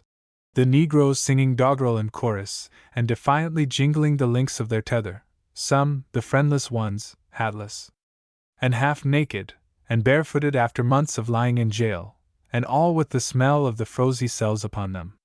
And seeing this familiar picture spring up before them, it seemed all of a sudden a wrong thing and a very shameful thing that Press Harper, an old man and a member of a decent family, should march thus, with his wrists chained and the offscourings and scum of the county jail for company. All there knew him for a man of his word. If old Press Harper said he would go to the penitentiary and surrender himself, they knew he would go, and do it if he had to crawl there on his knees. And so now, Having made his plea, he waited silently for the answer. The old judge had half swung himself about in his chair, and with his hand at his beard was looking out of the window. "Mr. Sheriff," he said without turning his head, "you may consider yourself relieved of the custody of the defendant at the bar. Mr. Clerk, you may make out the commitment papers." The clerk busied himself with certain ruled forms, filling in dotted lines with writing. The judge went on. "Despite the irregularity of the proceeding, this court is disposed to grant the request which the defendant has just made. Grievous though his shortcomings in other directions may have been, this court has never known the defendant to break his word. Does the defendant desire any time in which to arrange his personal affairs? If so, how much time?" "I would like to have until the day after tomorrow," said Harper. "If I can, I want to find a tenant for my farm." "Has the Commonwealth's attorney any objection to the granting of this delay?" inquired the judge, still with his head turned away. "None, Your Honor," said the prosecutor, half rising. And now the judge was facing the prisoner, looking him full in the eye. "You will go free on your own recognizance, without bond, until the day after tomorrow," he bade him. "You will then report yourself to the warden of the state penitentiary at Frankfort. The clerk of this court will hand you certain documents which you will surrender to the warden at the same time that you surrender yourself." The tall old man at the rail bowed his head to show he understood, but he gave no thanks for the favor vouchsafed him, nor did the other old man on the bench seem to expect any thanks. The clerk's pen, racing across the ruled sheets, squeaked audibly. "This consideration is granted, though upon one condition," said the judge, as though a new thought had just come to him. "And that is, that between this time and the time you begin serving your sentence you do not allow a drop of liquor to cross your lips. You promise that?" "I promise that," said Harper slowly and soberly, like a man taking a solemn oath. No more was said. The clerk filled out the blanks, 2 of them, and Judge Priest signed them. The clerk took them back from him, folded them inside a long envelope, backed the envelope with certain writings, and handed it over the bar rail to Harper. There wasn't a sound as he stowed it carefully into an inner pocket of his ill-fitting black coat, nor, except for the curiously light tread of his own steps, was there a sound as he, without a look sidewise, passed down the courtroom and out at the doorway. "Mr. Clerk," bade Judge Priest, "adjourn the present term of this court." As the crowd filed noisily out, old Dr. Lake, who had been a spectator of all that happened, lingered behind and, with a nod and a gesture to the clerk, went round behind the jury box and entered the door of the judge's private chamber, without knocking. The lone occupant of the room stood by the low, open window, looking out over the green square. He was stuffing the fire-blackened bowl of his corncob pipe with its customary fuel, but his eyes were not on the task, or his fingers trembled, or something, for though the pipe was already packed to overflowing, he still tamped more tobacco in, wasting the shreddy brown weed upon the floor. "Come in, Lou, and take a chair and sit down," he said. Dr. Lake, however, instead of taking a chair and sitting down, crossed to the window and stood beside him, putting one hand on the judge's arm. "That was pretty hard on old Press, Billy," said Dr. Lake. Judge Priest was deeply sensitive of all outside criticism pertaining to his official conduct. His life off the bench was another matter. He stiffened under the touch. "Louis Lake," he said sharply for him, "I don't permit even my best friends to discuss my judicial acts." "Oh, I didn't mean that, Billy," Dr. Lake made haste to explain. "I wasn't thinking so much of what happened just now in the court yonder. I reckon old Press deserved it. He's been running hog-wild round this town and this county too long already. Let him get that temper of his roused and a few drinks in him, and he is a regular mad dog. Nobody can deny that. Of course I hate it, and I know you do too, to see one of the old company, one of the boys who marched out of here with us in '61, going to the pen. That's only natural, but I'm not finding fault with your sending him there. What I was thinking of is that you're sending him over the road day after tomorrow." "What of that?" asked the judge. "Why, day after tomorrow is the day we're starting for the annual reunion," said Dr. Lake. "And Billy, if Press goes on the noon train, which he probably will, he'll be traveling right along with the rest of us, for a part of the way. only he'll get off at the junction, and we'll be going on through, the rest of us will, to the reunion. That's what I meant. That's so, said the judge regretfully. That's so. I did forget all about the reunion startin' then, I plumb forgot it. I reckon it will be sort of awkward for all of us, and for Press in particular. He paused, holding the unlighted and overflowing pipe in his hands absently, and then went on. Louis, when a man holds an office such as mine he has to do a lot of things he hates mightily to do. Now you take old Press Harper's case. I reckon there never was a braver soldier anywhere than Press was. Do you remember Bryce's Crossroads? Yes, said the old doctor, his eyes suddenly afire. Yes, Billy, and Vicksburg too. Aha! Went on the old judge. And the second day's fight at Chickamauga, when we lost so many out of the regiment, and Press came back out of the last charge, dragging little Gil Nicholas by the arms, and both of them pretty nigh shot to pieces? Yes, Sue, Press always was a fighter when there was any fightin' to do, and the fightin' was specially good in them days. The trouble with Press was he didn't quit fightin' when the rest of us did. Maybe it sort of got into his blood. It does do just that sometimes, I judge. Yes, said Dr. Lake. I suppose you're right, but old Press is in a fair way to be cured now. A man with his temper ought never to touch whiskey anyhow. You're right, agreed the judge.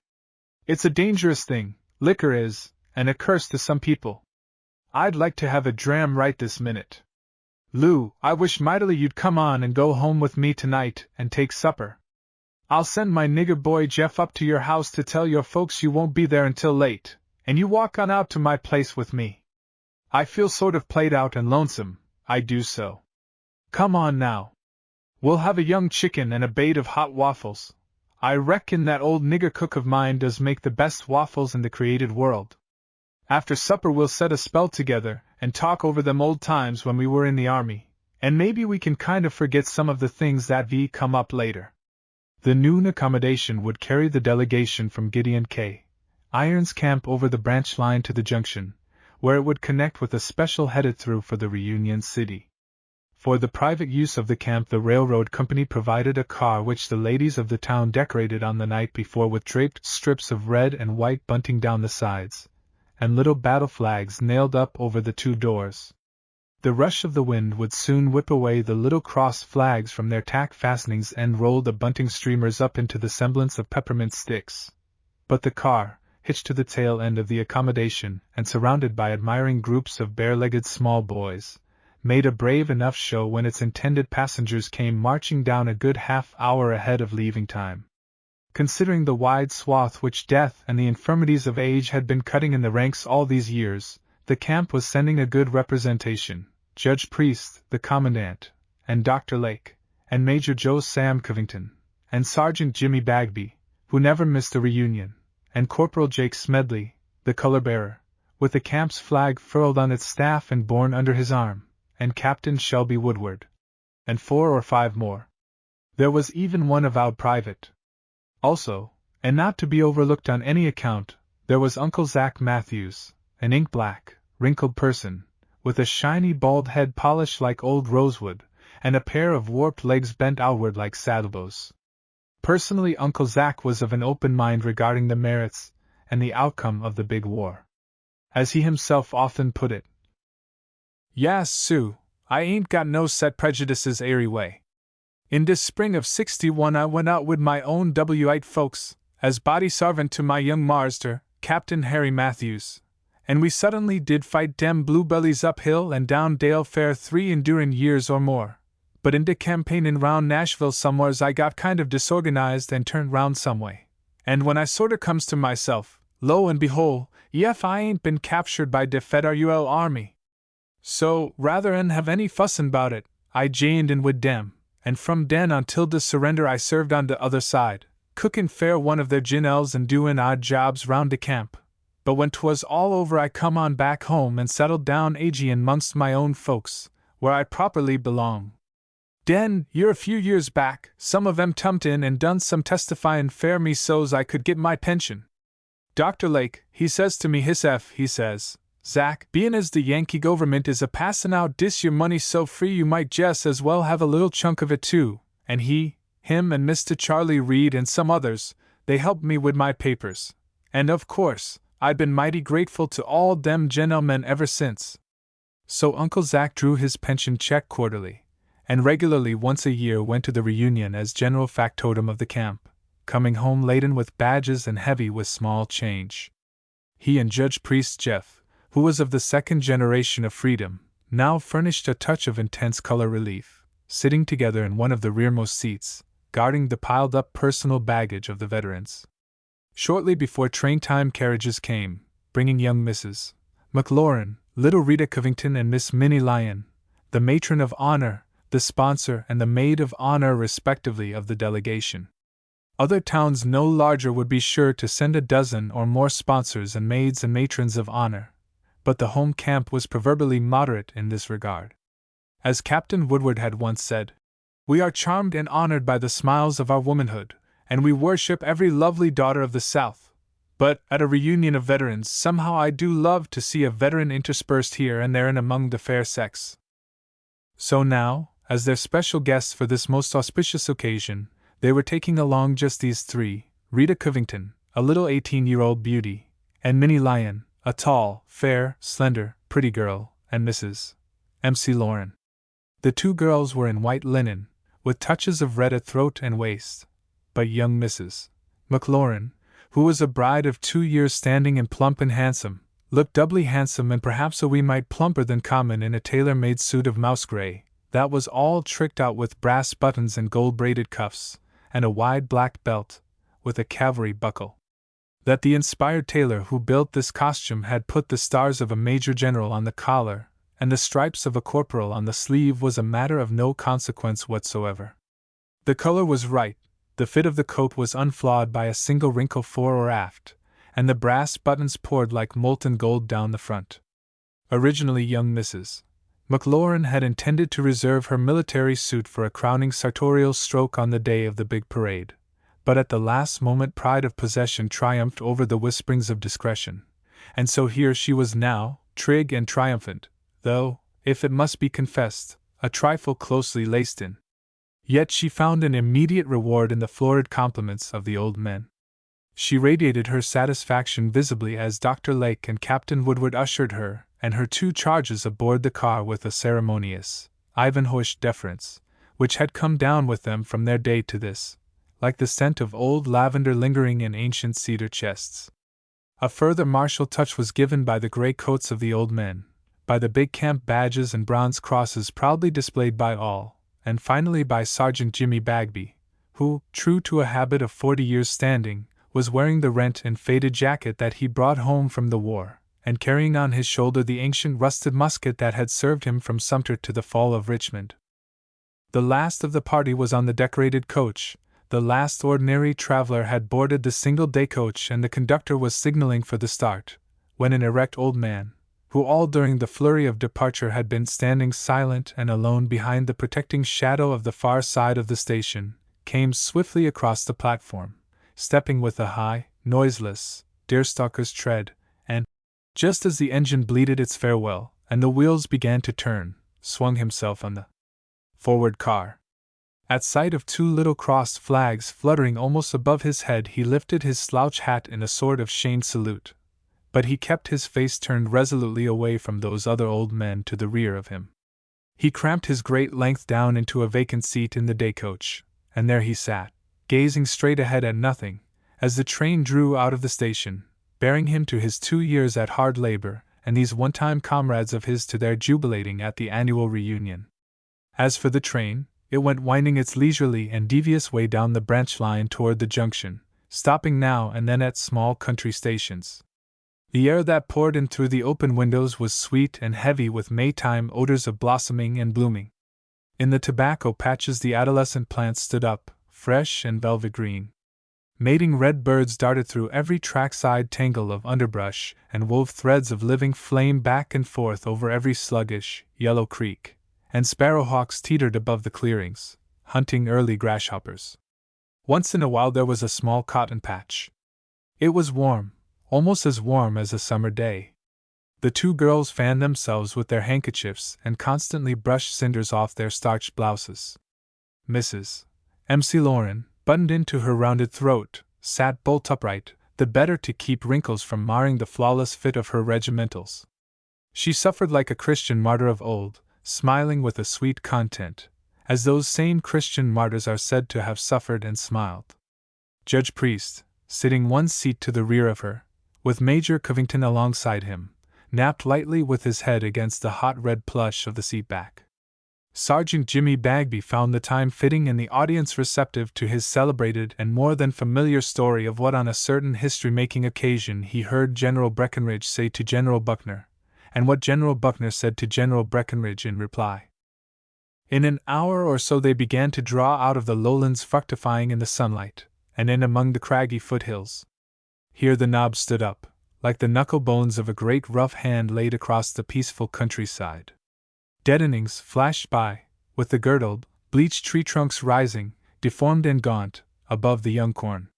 The purplish pink of the redbud trees was thick in clumps on the hillsides. The train entered a cut with a steep fill running down on one side and a seamed cliff standing close up on the other. Small saplings grew out of the crannies in the rocks and swung their boughs downwards so that the leaves almost brushed the dusty tops of the coaches sliding by beneath them. Suddenly, midway of this cut, there came a grinding and sliding of the wheels. The cars began creaking in all their joints as though they would rack apart, and, with a jerk which wakened Judge Priest and shook the others in their seats, the train halted. From up ahead somewhere, heard dimly through the escape of the freed steam, came a confusion of shouted cries. Could they be nearing the junction so soon? Mrs. McLaurin felt in a new handbag, of gray broadcloth with a gold clasp, to match her uniform, for a powder rag. Then she shrank cowering back in her place, for leaping briskly up the car steps there appeared, framed in the open doorway just beyond her, an armed man, a short, broad man in a flannel shirt and ragged overalls, with a dirty white handkerchief bound closely over the bridge of his nose and shielding the lower part of his face. A long-barreled pistol was in his right hand and a pair of darting, evilly disposed eyes looked into her startled ones from under the brim of a broken hat. "Hands up, everybody!" he called out, and swung his gun right and left from his hip, so that its muzzle seemed to point all ways at once. "Hands up, everybody, and keep 'em up!" Behind this man, back to back with him, was the figure of another man, somewhat taller, holding similar armed dominion over the astounded occupants of the day coach. This much, and this much only, in a flash of time was seen by Uncle Zach Matthews and Judge Priest Jeff, as, animated by a joint instantaneous impulse, they slid off their seat at the other end of the car and lay embraced on the floor, occupying a space you would not have believed could have contained one darky, let alone two. And it was seen more fully and at greater length by the gray veterans as their arms with one accord rose stiffly above the level of their heads, and also it was seen by the young matron, the sponsor and the maid of honor, as they huddled together, clinging to one another desperately for the poor comfort of close contact. Little Rita Covington, white and still, looked up with blazing gray eyes into the face of the short man with the pistol. She had the palms of both her hands pressed tightly against her ears. Rita was brave enough, but she hated the sound of firearms. Where she half knelt, half crouched, she was almost under the elbow of the intruder. The whole thing was incredible. It was impossible. Train robberies had passed out of fashion years and years before. Here was this drowsing, quiet country lying just outside the windows, and the populous junction only a handful of miles away. But, incredible or not, there stood the armed trampish menace in the doorway, shoulder to shoulder with an accomplice. And from outside and beyond there came added evidence to the unbelievable truth of it in the shape of hoarse, unintelligible commands rising above a mingling of pointless outcries and screams. "Is this a joke, sir, or what?" demanded Major Covington, choking with an anger born of his own helplessness and the undignifiedness of his attitude. "Old gent, if you think it's a joke, just let me catch you lowering them arms of yourn," answered back the eggman. His words sounded husky, coming muffled through the handkerchief, but there was a grim threat in them, and for just a breathless instant the pistol barrel stopped wavering and centered dead upon the Major's white-vested breast. "Set right still, Major," counseled Judge Priest at his side, not firing his eyes off the muffled face. "He's got the drop on us. But to surrender without a blow, and we all old soldiers too," lamented Major Covington, yet making no move to lower his arms. "I know, but set still," warned Judge Priest, his puckered glance taking toll sideways of his fellow travelers, all of them with chagrin, amazement, and indignation writ large upon their faces, and all with arms up and palms opened outward like a calisthenic class of elderly gray beards frozen stiff and solid in the midst of some lung-expanding exercise. Any other time the picture would have been funny, but now it wasn't. And the hold-up man was giving his further orders. "This ain't no joke and it ain't no time for foolin'. I gotta work fast and you all gotta keep still, or somebody'll get crippled up bad." With his free hand he pulled off his broken derby, revealing matted red hair, with a dirty bald spot in the front. He held the hat in front of him, crown down. "I'm going to pass through this car," he announced, "and I want everybody to contribute freely. You gents will lower one hand at a time and get your pokes and kettles, watches and wallets, out of your clothes. And remember, no monkey business, no going back to your hip pockets, unless you want to get bored with this," he warned, and he followed up the warning with a nasty word which borrowed an added nastiness coming through his rag mask. His glance flashed to the right, taking in the quivering figures of the two girls and the young woman. "Lloydies will contribute too," he added. "Oh!" gasped Mrs. McLaurin miserably, and mechanically her right hand went across to protect the slender diamond bracelet on her left wrist, while tall Miss Lyon, crumpled and trembling, pressed herself still farther against the side of the car, and Rita Covington involuntarily clutched the front of her blouse, her fingers closing over the little chamois skin bag that hung hidden there, suspended by a ribbon about her throat. Rita was an only daughter and a pampered one. Her father was the wealthiest man in town, and she owned handsomer jewels than an 18-year-old girl commonly possesses. The thief caught the meaning of those gestures and his red-rimmed eyes were greedy. "You dog, you!" snorted old Dr. Lake, and he, like the Major, sputtered in the impotence of his rage. "You're not going to rob these ladies too?" "I'm a-going to rob these loidies too," mimicked the thief. "And you, old gent, you'd better cut out the rough talk." Without turning his head, and with his pistol making shifting fast plays to hold the car in subjection, he called back. "Slim, there's richer pickin' here than we expected. If you can leave them rubes, come help me clean up." "Just a second," was the answer from behind him. "Till I get this bunch hypnotized good." "Now then," called the red-haired man, swearing vilely to emphasize his meaning. "As I said before, cough up. Lloydies first, you!" And he motioned with his pistol toward Mrs. McLaurin and poked his hat out at her. Her trembling fingers fumbled at the clasp of her bracelet a moment, and the slim band fell flashing into the hat. "You are no gentleman, so there!" quavered the unhappy lady, as a small, gemmed watch with a clasp and a silver purse followed the bracelet. Bessie Lyon shrank farther and farther away from him, with sobbing intakes of her breath. She was stricken mute and helpless with fear. "Now then," the red-haired man was addressing Rita. "You next. Them pitties you've got hid there inside your shirt, I'll trouble you for them. Quick now!" he snarled, seeing that she hesitated. "Get 'em out." "I see ain't," she faltered, and her cheeks reddened through their dead pallor. "My waist buttons behind. I can't and I won't." The thief shifted his derby hat from his left hand to his right, holding it fast with his little finger hooked under the brim, while the other fingers kept the cocked revolver poised and ready. "I'll help you," he said, and as the girl tried to dodge away from him he shoved a stubby finger under the collar of her blouse, and with a hard jerk ripped the lace away, leaving her white neck half bare.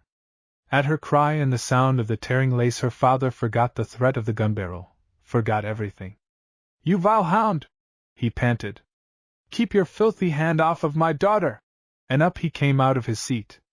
And old Judge Priest came with him, and both of them lunged forward over the seat back at the ruffian, 3 feet away. So many things began to happen then, practically all simultaneously, that never were any of the active participants able to recall exactly just what did happen and the order of the happening. It stood out afterward, though, from a jumble of confused recollections, that young Mrs. McLaurin screamed and fainted, that Bessie Lyon fainted quietly without screaming, and that little Rita Covington neither fainted nor screamed, but snatched outward with a lightning-quick slap of her hand at the fist of the thief which held the pistol, so that the bullet, exploding out of it with a jet of smoke, struck in the aisle instead of striking her father or Judge Priest.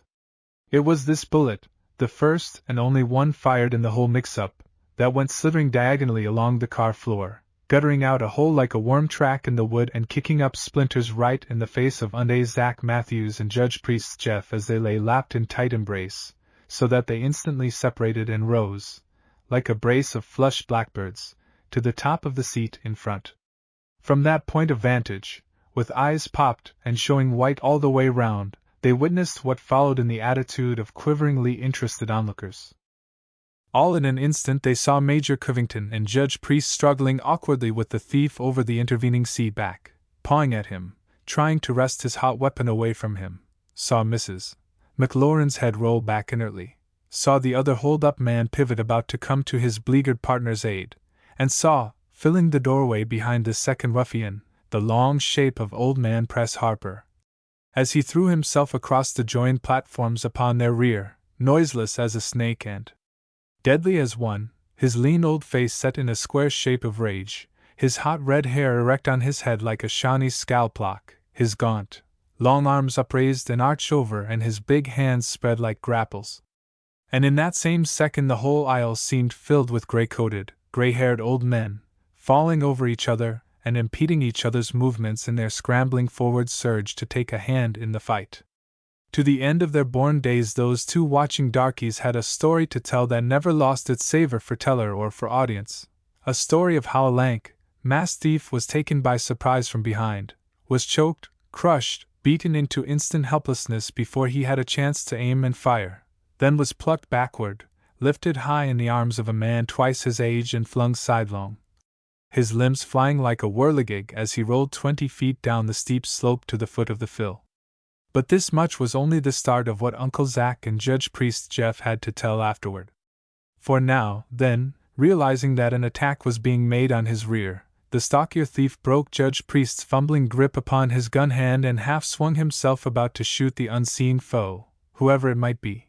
But, as he jammed its muzzle into the stomach of the newcomer and pressed the trigger, the left hand of old Harper closed down fast upon the lock of the revolver, so that the hammer, coming down, only pinched viciously into his horny thumb. Breast to breast they wrestled in that narrow space at the head of the aisle for possession of the weapon.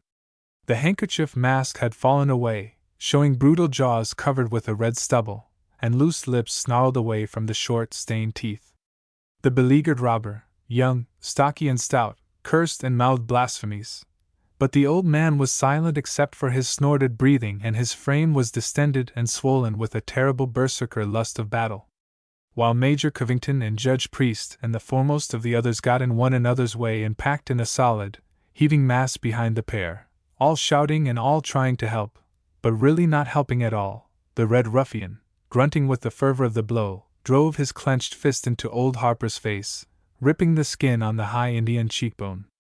The old man dealt no blows in return, but his right hand found a grip in the folds of flesh at the tramp's throat, and the fingers closed down like iron clamps on his wind.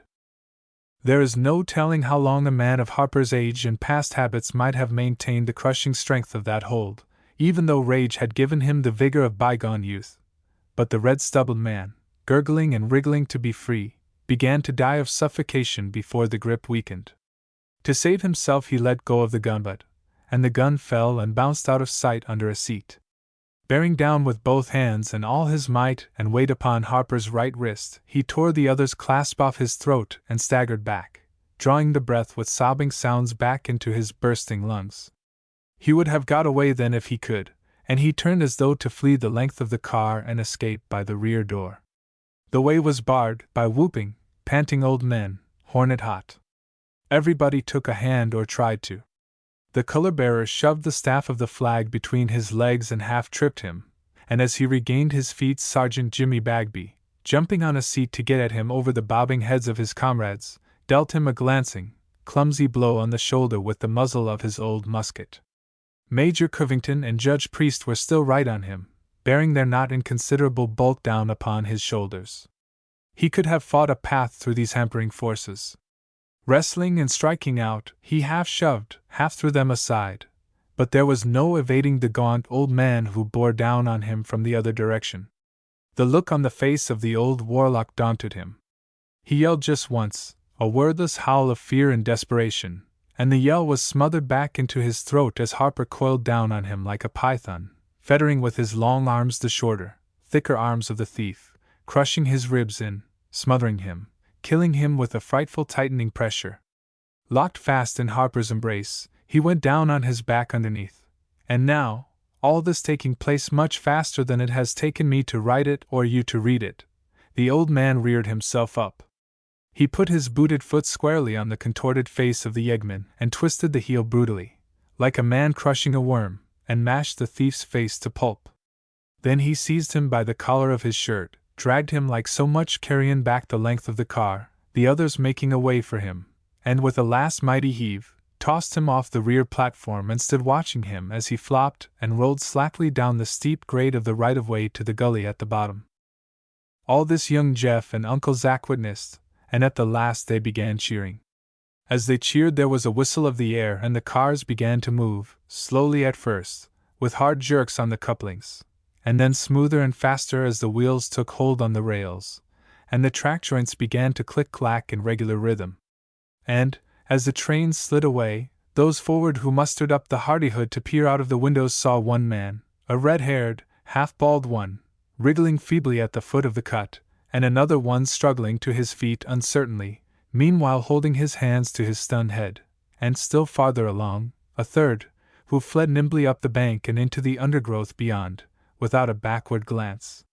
Seemingly, all told, there had been only 3 men concerned in the abortive holdup.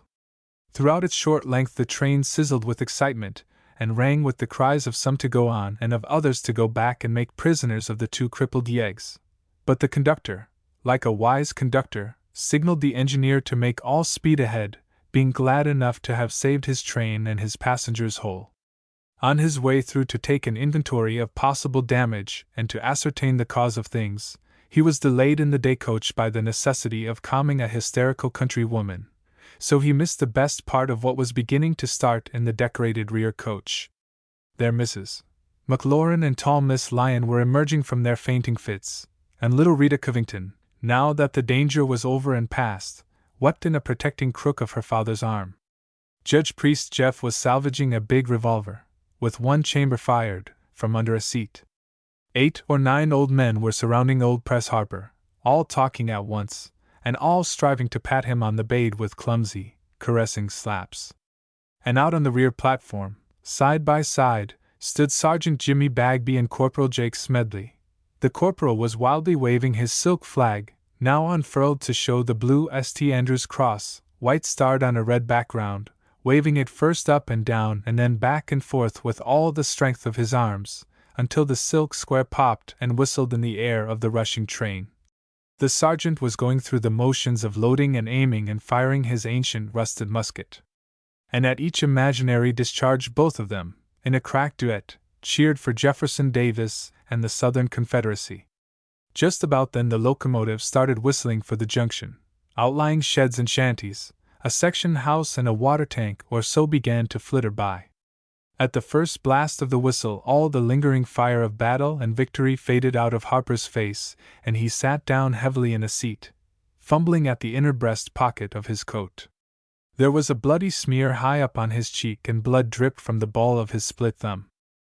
"Boys, there's some fight left in us yet," exulted Captain Shelby Woodward. "And nobody knows it better than those 2 scoundrels back yonder. We all took a hand, we all did what we could, but it was you, Press, it was you that licked 'em both, single-handed. Boys," he roared, glancing about him, "won't this make a story for the reunion, and won't everybody there be making a fuss over old Press?" He stopped then, remembering. "I don't go through with you," said old Press steadily enough. "I get off here. You fellers are going on through, but I get off here to wait for the other train." "You don't do no such of a thing," broke in Judge Priest, his voice wanging like a bowstring. Press Harper, you don't do no such of a thing. You give me them papers, he demanded almost roughly. You're goin' right on through to the reunion with the rest of us, that's where you're goin'. You set right where you are in this car, and let Lil Rita Covington wipe that there blood off your face and tie up that thumb of yours. Why, Press, we just naturally couldn't get along without you at the reunion. Some of us are liable to celebrate a little too much, and maybe get a mite overtaken, and we'll be needing you to take care of us. You see, boys, the old judge went on, with a hitch in his voice, addressing them generally. Press here is under a pledge to me not to touch another drop of liquor till he begins serving the sentence I imposed on him. And boys, that means Press is going to be a temperance man for the balance of his days. If I know anything about the pardoning power and the feelings of the governor of this state. So, as the accommodation ran into the junction, where crowds were packed on the platform and pretty girls, dressed in white, with touches of red at throat and belt, waved handkerchiefs, and gimpy-legged old men in gray uniforms hobbled stiffly back and forth, and the local band blared out its own peculiar interpretation of My Old Kentucky Home, the tall old man with the gashed cheeks sat in his seat, his face transfigured with a great light of joy and his throat muscles clicking with the sobs. He was choking down, while little Rita Covington's fingers dabbed caressingly at his wound with a handkerchief dipped in ice water, and a dozen old veterans jostled one another to shake his hand. And they hit him on the back with comradely blows, and maybe they did a little crying themselves. But Sergeant Jimmy Bagby and Corporal Jacob Smedley took no part in this. Out on the rear platform they still stood, side by side, waving the flag and firing the unfireable musket harder and faster than ever, and, as one waved and the other loaded and fired, they cheered together. "Rah for Jefferson Davis, the Southern Confederacy, and Presley G. Harper." 7. Stratagem and Spoils. A.S. The Daily Evening News, with pardonable enthusiasm, pointed out at the time, 3 events of practically national importance took place in town all in that 1 week. On Tuesday night at 9:37 there was a total eclipse of the moon, not generally visible throughout the United States. On Wednesday morning the Tri-State Steam and Hand Laundrymen's Association began a 2-days annual convention at St. Clair Hall, and on Saturday at high noon Eastern Capital, in the person of J. Hayden Witherby, arrived. And the greatest of these was Witherby. The eclipse of the moon took place on its appointed schedule and was witnessed through opera glasses and triangular fragments of window pane that had been smudged with candle smoke. The Tri-State Laundrymen came and heard reports, elected officers, had a banquet at the Richland House and departed to their several homes. But J. Hayden Witherby stayed on, occupying the bridal chamber at the hotel, the one with the private bath attached, and so much interest and speculation did his presence create, and so much space did the Daily Evening News give in its valued columns to his comings and goings and his sayings and doings, that the name of J. Hayden Witherby speedily became, as you might say, a household word throughout the breadth and length of the Daily Evening News circulation. It seemed that J. Hayden Witherby, sitting there in his lofty office building far away in Wall Street, New York, had had his keen eye upon the town for some time, and yet, such were the inscrutable methods of the man, the town hadn't known anything about it, hadn't even suspected it. However, he had been watching its growth with the deepest interest, and when, by the count of the last United States Census, it jumped from 7th in population in the state to 5th, he could no longer restrain himself. He got aboard the first train and came right on. He had, it would appear, acted with such promptness because, in his own mind, he had already decided that the town would make an ideal terminal point for his proposed tobacco and cotton states interurban trolley line, which would in time link together with twin bonds of throbbing steel. The words are those of the reporter for the Daily Evening News, no less than 22 growing towns, ranging southward from the river. Hence his presence, exuding from every pore, as it were, the very essences of power and influence and money. The paper said he was one of the biggest men in Wall Street, a man whose operations had been always conducted upon the largest scale. This, within the space of 3 or 4 months, had been our second experience of physical contact with Eastern capital. The first one, though, had been in the nature of a disappointment. A man named Betts, Henry Betts, had come down from somewhere in the north and for a lump sum had bought outright the city gasworks. It was not such a big lump sum, because the gasworks had been built right after the war and had thereafter remained untouched by the stimulating hand of improvement. They consisted in the main of a crumbly little brick engine house, full of antiquated and self-willed machinery, and just below it, on the river bank, a round and rusted gas tank, surrounded by sloping beds of coal cinders, through which at times sluggish rivulets of molten coal tar percolated like lava on the flanks of a toy volcano. The mains took in only the old part of town, not the new part, and the quality of illumination furnished was so flickery at all seasons and so given to freezing up in winter that many subscribers, including even the leading families, used coal oil lamps in their bedchambers until the electric power house was built. A stock company of exceedingly conservative businessmen had owned the gasworks prior to the advent of Henry Betts, and the general manager of the plant had been Cassius Poindexter, a fellow townsman. Cash Poindexter was a man who, in his day, had tried his prentice hand at many things. At one time he traveled about in a Democrat wagon, taking orders for enlarging crayon portraits from photographs and tintypes, and also for the frames to accompany the same. At a more remote period he had been the authorized agent, on commission, for a lightning rod company, selling rods with genuine guaranteed platinum tips, and rusty iron stringers, with forked tails, which still adhered to outlying farm buildings here and there in the county, testified to his activities in this regard. Again, Cash Poindexter had held the patent rights in 4 counties for an improved cream separator. In the early stages of the vogue for Belgian hair culture in this country, he was the first to import a family group of these interesting animals into our section. He had sold insurance of various sorts, including life, fire, and cyclone. He was a notary public. He had tried real estate, and he had once enjoyed the distinction of having read law books and works on medicine simultaneously.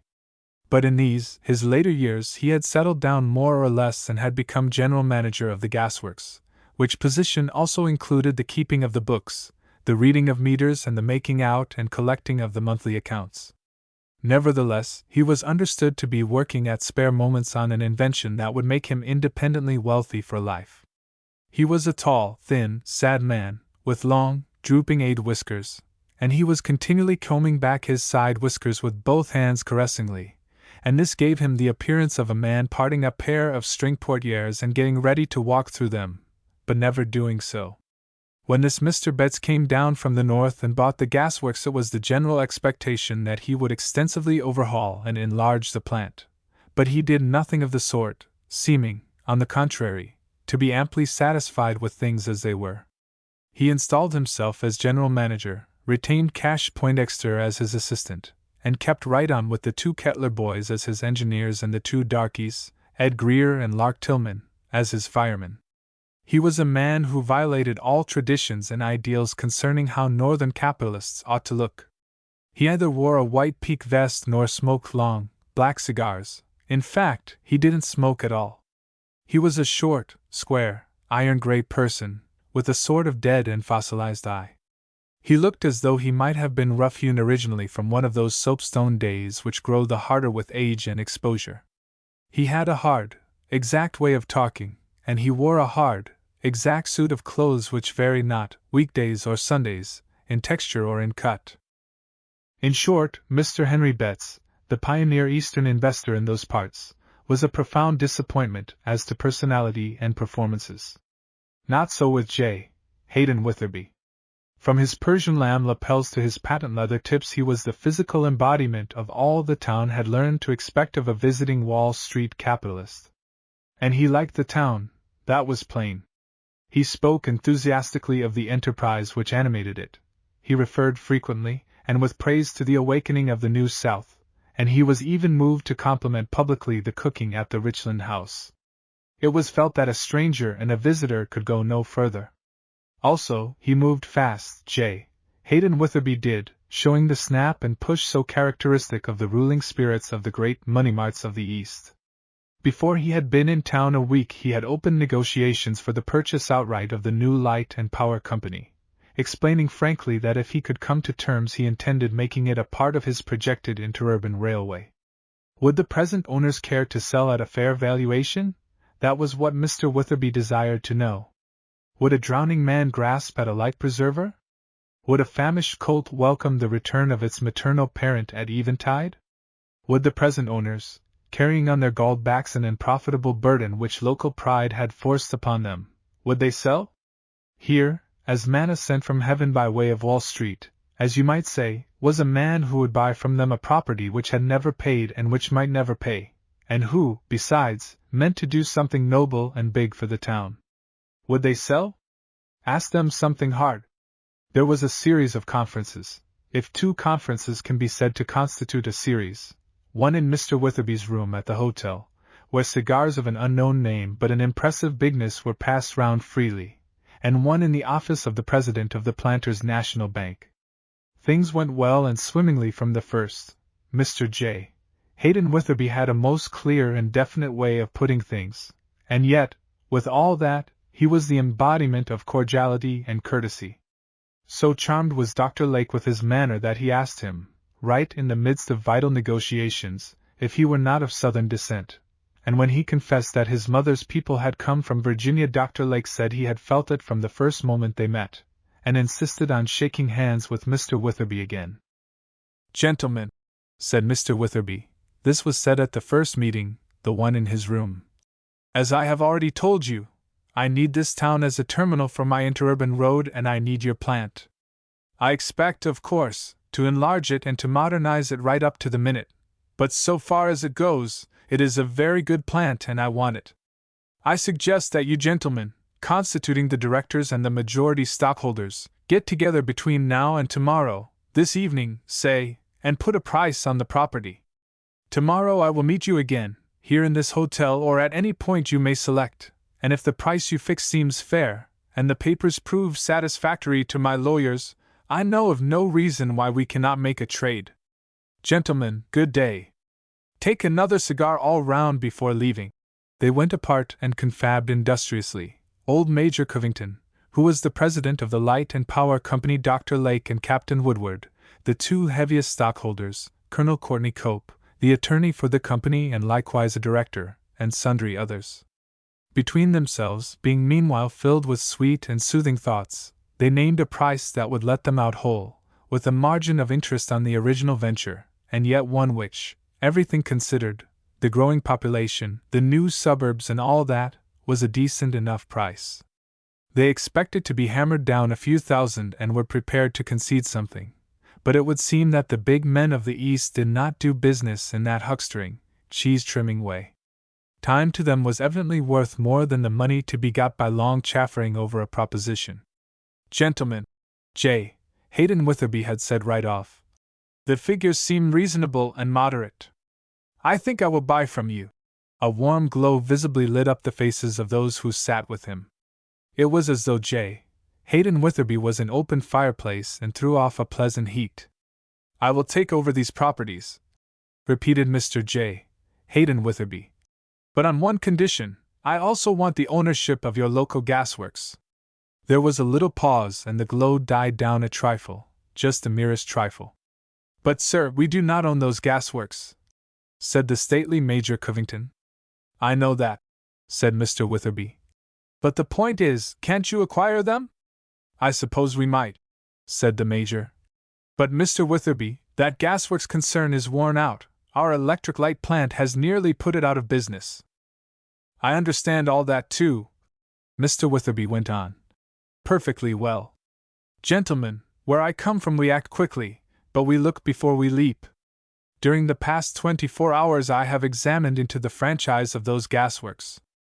I find that nearly 40 years ago your Common Council issued to the original promoters and owners of the gas company a 90-year charter, giving the use of any and all of your streets, not only for the laying of gas mains, but for practically all other purposes. It was an unwise thing to do, but it was done and it stands so today. Gentlemen, this is a growing community in the midst of a rich country. I violate no confidence in telling you that capital is looking this way. I am merely the forerunner, the first in the field. The Gaddens crowd, in Chicago, has its eyes upon this territory, as I have reason to know. You are, of course, acquainted with the Gaddens crowd?" he said in a tone of putting a question. Major Covington, who made a point of never admitting that he didn't know everything, nodded gravely and murmured the name over to himself as though he were trying to remember Gatton's initials. The other sat silent, impressed more than ever with the wisdom of this stranger who had so many pertinent facts at his fingertips. "Suppose now," went on Mr. Witherby, "suppose, now, that Ike Groddens and his crowd should come down here and find out what I have found out, and should buy out that gas company.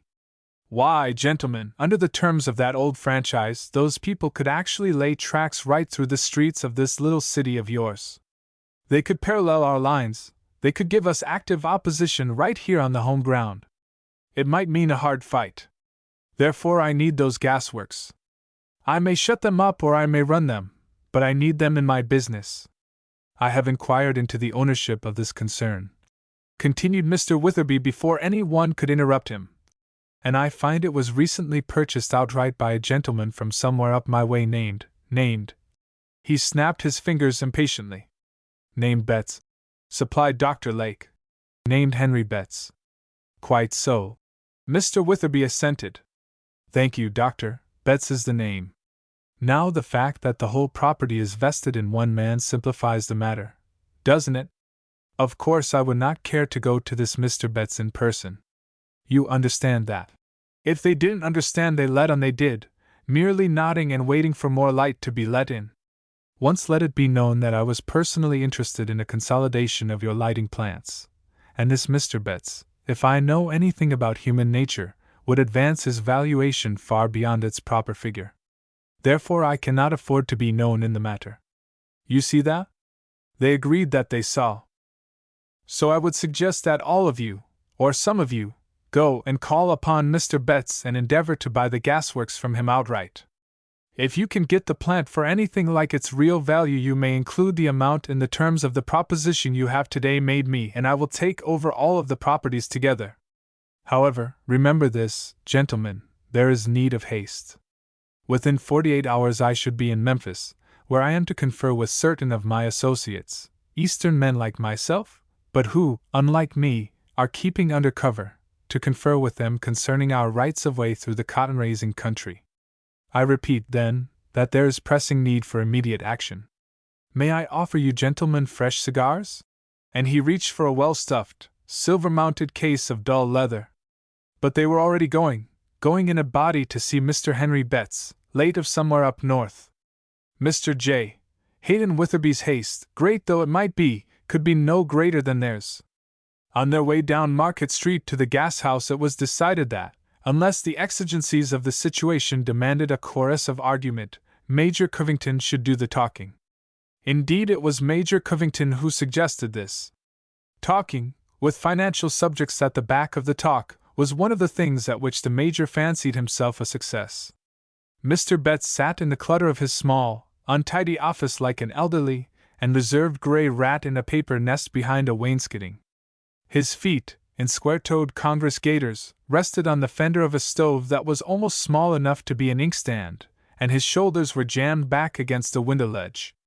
By merely turning his head he commanded a view of his entire property, with the engine house in the near distance and the round tun-like belly of the gas tank rising just beyond it. He was alone. As it happened, he knew all of his callers, having met them in the way of business, which was the only way he ever met anybody. To each man entering he vouchsafed the same greeting, namely, "How do?" spoken without emotion and mechanically. Major Covington had intended to shake hands with Mr. Betts, but something about Mr. Betts' manner made him change his mind. He cleared his throat impressively. The Major did nearly everything impressively.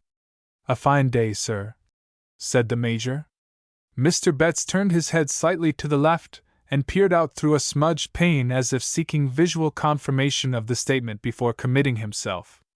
A look seemed to satisfy him. "It is," he agreed, and waited, boring his company with his geologic gaze. "Ahem," sparred Major Covington. "Think I will take a chair." As Mr. Betts said nothing to this, either one way or the other, the Major took a chair, it being the only chair in sight, with the exception of the chair in which Mr. Betts was slumped down and from which Mr. Betts had not stirred. Dr. Lake perched himself upon a bookkeeper's tall stool that wobbled precariously. 3 other anxious local capitalists stood where they could find room, which was on the far side of the stove. Very seasonable weather indeed, ventured the old Major, still fencing for his start. So you remarked before, I believe, said Mr. Betts dryly. Did you wish to see me on business? Inwardly the Major was remarking to himself how astonishing it was that one section of the country, to wit, the North, could produce men of such widely differing types as this man and the man whose delightful presence they had just quitted, could produce a gentleman like J. Hayden Witherby, with whom it was a positive pleasure to discuss affairs of moment, and a dour, sour, flinty person like this Betts, who was lacking absolutely in the smaller refinements that should govern intercourse between gentlemen, and wasn't willing to learn them either. Outwardly the Major, visibly flustered, was saying, Yes, in a measure. Yes, we came on a matter of business. He pulled up somewhat lamely. Really, the man's attitude was almost forbidding. It verged on the sinister. What was the business? Pressed Mr. Betts in a colorless and entirely disinterested tone of voice. Well, sir, said Major Covington stiffly, and his rising temper and his sense of discretion were now wrestling together inside of him. Well, sir, to be brief and to put it in as few words as possible, which from your manner and conversation I take to be your desire, we, my associates here and myself, have called in to say that we are interested naturally in the development of our little city and its resources and its industries, and with these objects in view we have felt, and in fact, we have agreed among ourselves that we would like to enter into negotiations with you, if possible, touching, so to speak, on the transfer to us of the property which you control here. Or, in other words, Do you mean you want to buy these gasworks? Yes, confessed the Major. That is it. We would like to buy these gasworks. Immediately, blurted out Dr. Lake, teetering on his high perch. The Major shot a chiding glance at his compatriot. Mr. Betts looked over the top of the stove at the Major, and then beyond him at the doctor, and then beyond the doctor at the others. Then he looked out of the window again. They are not for sale, he stated, and his voice indicated that he regarded the subject as being totally exhausted. Yes, quite so, I see, said Major Covington suavely. But if we could agree on a price now, a price that would be satisfactory to you, and to us. We couldn't agree on a price, said Mr. Betts, apparently studying something in connection with the bulging side of the gas tank without. Because there isn't any price to agree on. I bought these gasworks and I own them, and I am satisfied to go on owning them. Therefore they are not for sale. Did you have any other business with me? There was something almost insulting in the way this man rolled his R's when he said, therefore. Checking an inclination to speak on the part of Dr. Lake, the Major controlled himself with an effort and said, Nevertheless, we would appreciate it very much, sir, if you could and would go so far as to put a figure, any reasonable figure, on this property. We would like very much to get an expression from you, a suggestion, or something of that general nature, he tailed off. Very well, said Mr. Betts, biting the words off short and square. Very well.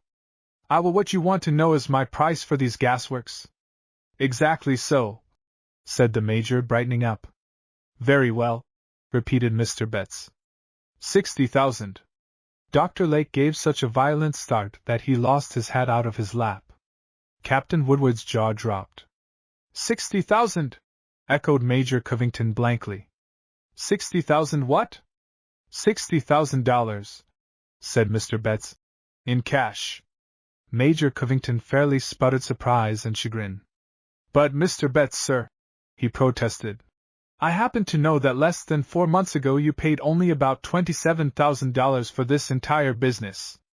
26,500 to be exact, corrected Mr. Betts.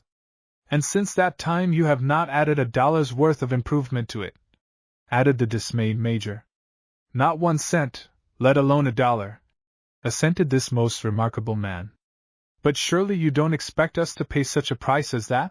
Pleaded Ty Major. I do not, said Mr. Betts. We couldn't think of paying such a price as that. I don't expect you to, said Mr. Betts. I didn't ask you to. As I said before, these gasworks are not for sale. They suit me just as they are. They are not on the market, but you insist that I shall name a price, and I name it, 60,000 in cash. Take it or leave it." Having concluded this, for him, unusually long speech, Mr. Betts brought his fingertips together with great mathematical exactness, matching each finger and each thumb against its fellow as though they were all parts of a sum in addition that he was doing. With his fingers added up to his satisfaction and the total found correct, he again turned his gaze out of the smudgy window. This time it was something on the extreme top of the gas tank which seemed to engage his attention. Cassius Poindexter opened the street door and started in, but at the sight of so much company he checked himself on the threshold, combed back his side whiskers nervously, bowed dumbly and withdrew, closing the door softly behind him.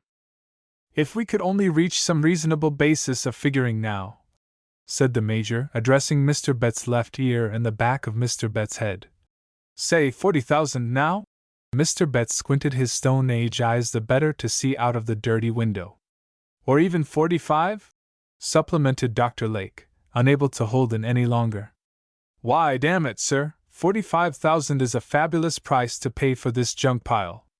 60,000, in cash." The ultimatum seemed to issue from the rear of Mr. Betts' collar. Major Covington glanced about him, taking toll of the expressions of his associates. On their faces sorrowful capitulation was replacing chagrin. He nodded toward them, and together they nodded back sadly. "How much did you say you wanted down?" gulped the Major weakly. "All down," announced Mr. Betts in a tone of finality. "All in cash. Those are my terms." "But it isn't regular," babbled Colonel Cope. "It isn't regular for a man to sell something he doesn't want to sell either," gulped Mr. Betts. "I bought for cash and I sell for cash. I never do business any other way." "How much time will you give us?" asked the Major. The surrender was complete and unconditional. "Until this time tomorrow," said Mr. Betts. "Then the deal is off." Dr. Lake slid off his stool, or else he fell off. At any rate, he descended from it hurriedly. His face was very red. "Well, of all the—" he began. But the Major and the Colonel had him by the arms and were dragging him outside. When they were gone, all of them, Mr. Betts indulged himself in the luxury of a still, small smile, a smile that curled his lips back just a trifle and died of frostbite before it reached his fossilized eyes.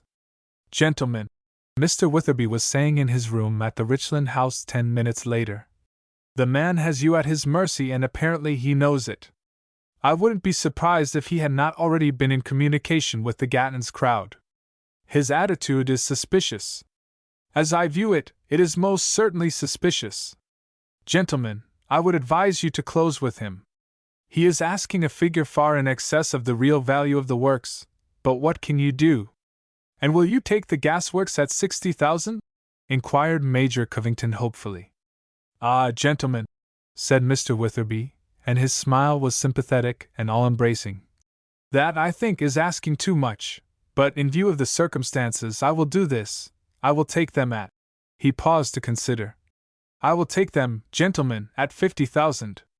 In time I think I can make them worth that much to me, but 50,000 is as far as I can go, positively.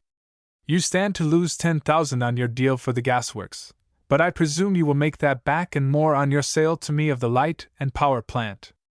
Can I offer you fresh cigars, gentlemen?"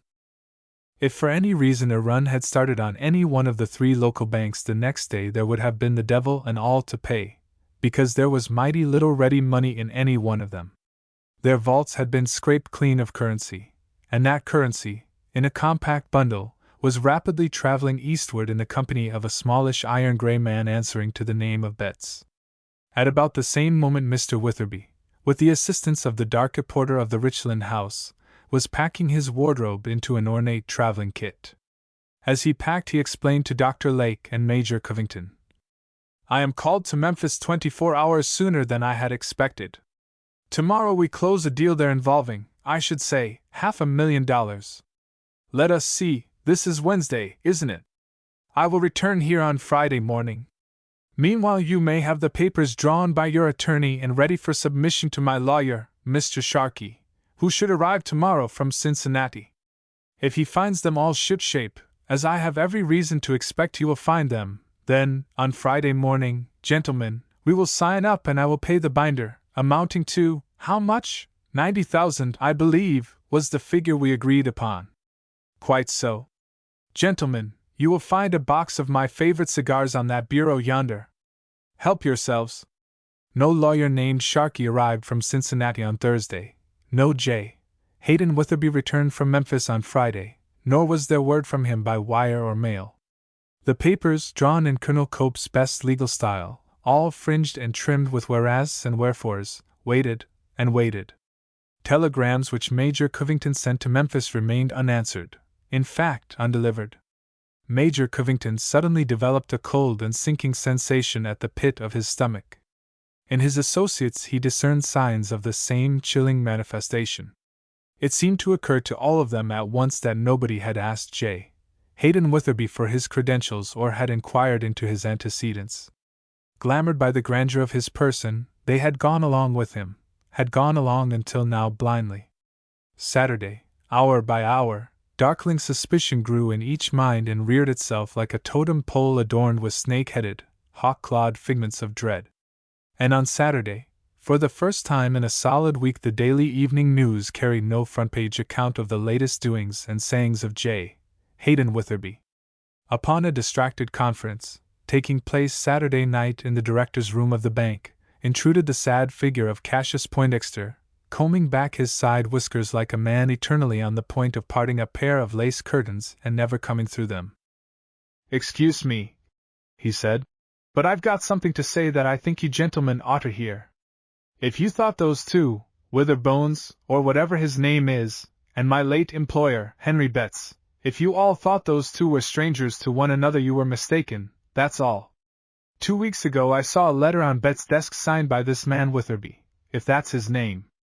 And Tuesday, when Betts told me he was going to sell out, I remembered it." The Major was the first to get his voice back, and it was shaky with rage and other emotions. You saw us all there Tuesday morning," he shouted. "Didn't you? And when Betts told you he was going to sell and you remembered about Witherby, why didn't you have sense enough to put 2 and 2 together?" "I did have sense enough to put 2 and 2 together," answered Cassius Poindexter in hurt tones. "That's exactly what I did." "Then why in the name of heaven didn't you come to us, to me, and tell us?" demanded the Major. "Well, sirs," said the intruder, "I was figuring on doing that very thing, but it sort of slipped out of my mind. You see, I've been thinking right steady lately about an invention that I'm working on at odd times. I'm perfecting a non-refillable bottle," he explained. "And somehow or other this here other matter plumb escaped me." The door closed upon the inventor. Stunned into silence, they sat mute for a long, ghastly half-minute. Dr. Lake was the first to speak. "If could afford it," he said softly. "If at present I could afford it, I'd put a dynamite bomb under that gas house and blow it up. And I'd do it anyhow," he went on, warming to his theme. "If I was only right certain of blowing up that idiot, and his non-refillable bottle along with it." Malley of the Sun was doing the hotel run this night. He came up to the room clerk's wicket at the desk of the Royal.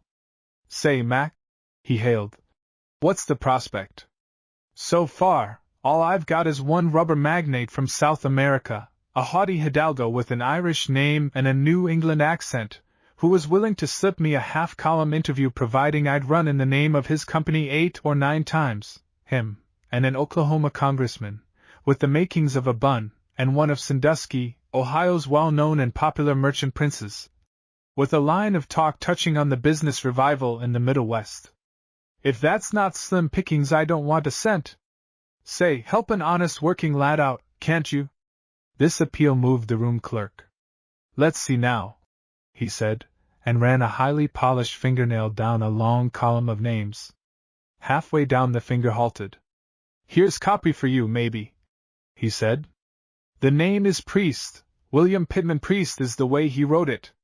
He got in here this morning, an old-time Southerner, and already he's got every coon bellhop round the place fighting for a chance to wait on him.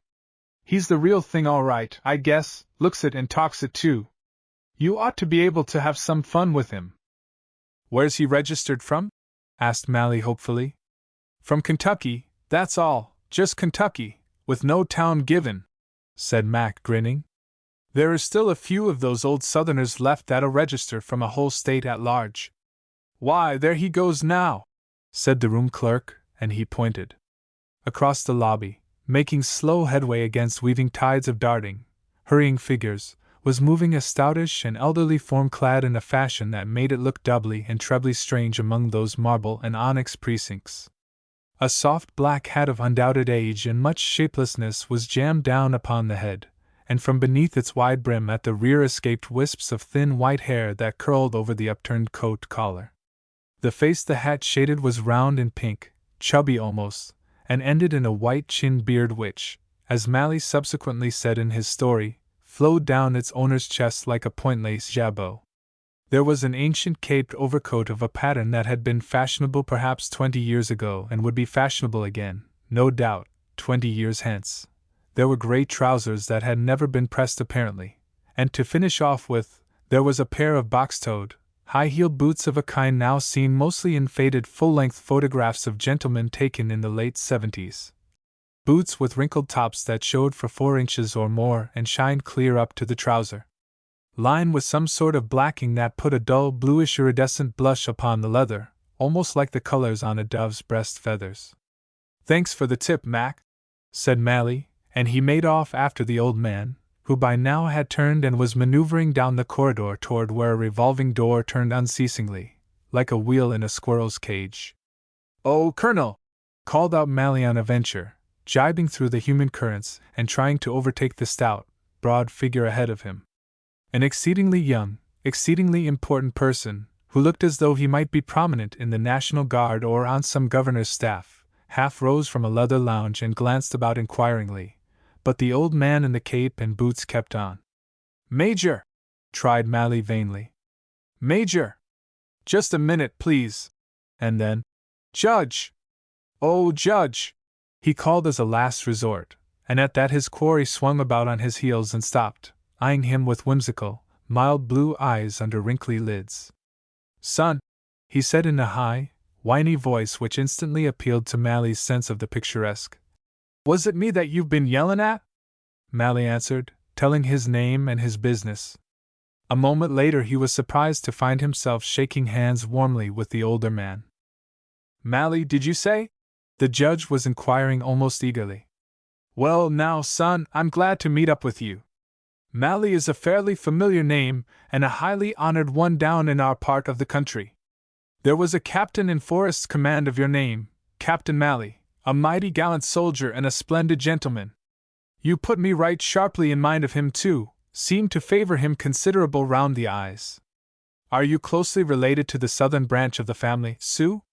Mally caught himself wishing that he could say yes. The old judge showed almost a personal disappointment when Mally confessed that none of his kinspeople, so far as he knew, ever resided south of Scranton, Pennsylvania. No doubt a distant connection, amended the judge, as though consoling both himself and Mally. The family resemblance is there surely. He laid a pudgy pink hand on Mally's arm. You'll pardon me for presuming on such short acquaintance, but down where I come from it is customary, when two gentlemen meet up together at about this hour of the evening. It was then 3:00 p.m., Eastern Time, as Mally noted. It is customary for them to take a dram. Will you join me? Scenting his story, Mally fell into step by the old judge's side, but at the door of the cafe the judge halted him. Son, he said confidentially, I like this tavern mightily, all but the grocery here. I must admit that I don't much care for the bottled goods they're carryin' in stock. I sampled them and I didn't enthuse over 'em. They are doubtless excellent for cooking purposes, but as beverages they sort of fall short. I wish you'd go up to my chamber with me and give me the benefit of your best judgment on a small vial of liquor I brought with me in my valise. It's an 18-year-old sour mash, mellowed in the wood, and I feel that I can recommend it to your no doubt discriminating palate. Will you give me the pleasure of your company, Sue? As Mally, smiling to himself, went with the judge, it struck him with emphasis that, for a newly arrived transient, this old man seemed to have an astonishingly wide acquaintance among the house staff of the Hotel Royal. A page boy, all buttons and self-importance, sidestepped them, smiling and ducking at the old judge's nod, and the elevator attendant, a little, middle-aged Irishman, showed unalloyed pleasure when the judge, after blinking slightly and catching his breath as the car started upward with a dart like a scared swallow, inquired whether he'd had any more news yet of the little girl who was in the hospital. Plainly, the old judge and the elevator man had already been exchanging domestic confidences. Into his small room on the 17th floor, Judge Priest ushered the reporter with the air of one dispensing the hospitalities of a private establishment to an honored guest, made him rest his hat and overcoat. Rest was the word the judge used, and sit down in the easiest chair and make himself comfortable. In response to a conversation which the judge had over the telephone with some young person of the feminine gender, whom he insisted on addressing as Miss Exchange, there presently came knocking at the door a grinning Negro boy bearing the cracked ice, the lump sugar, and the glasses the old judge had ordered. Him the judge addressed direct. "Look here," asked the judge, looking up from where he was rummaging out a flat quart flask from the depths of an ancient and much-seen valise. "Ain't you the same boy that I was talking to this moment?" "Yas, Sue," said the boy, snickering. "Horace. Where you came from they didn't call you Horace, did they?" inquired the old man. "Nah, Sue, that they didn't," admitted Horace, showing all his teeth except the extremely rearmost ones. "What was it they called you, Smoke or Rabbit?" "Ginger," owned up Horace delightedly, and vanished, still snickering. Mally noticed that the coin which the old man had extracted from the depths of a deep pocket and tossed to the dark was a much smaller coin than guests in a big New York hotel customarily bestowed upon bellboys for such services as this. Yet Horace had accepted it with every outward evidence of a deep and abiding satisfaction. With infinite pains and a manner almost reverential, as though he were handling sacred vessels, the old judge compiled 2 dark reddish portions which he denominated toddies. Mally, sipping his, found it to be a most smooth and tasty mixture. And as he sipped, the old judge, smiling blandly, bestowed himself in a chair, which he widely overflowed, and balancing his own drink on the chair arm he crossed his booted feet and was ready, he said, to hear what his young friend might have to say. As it turned out, Mally didn't have much to say, except to put the questions by which a skilled reporter leads on the man he wants to talk. And the old judge was willing enough to talk. It was his first visit to New York. He had come reluctantly, at the behest of certain friends, upon business of a more or less private nature. He had taken a walk and a ride already.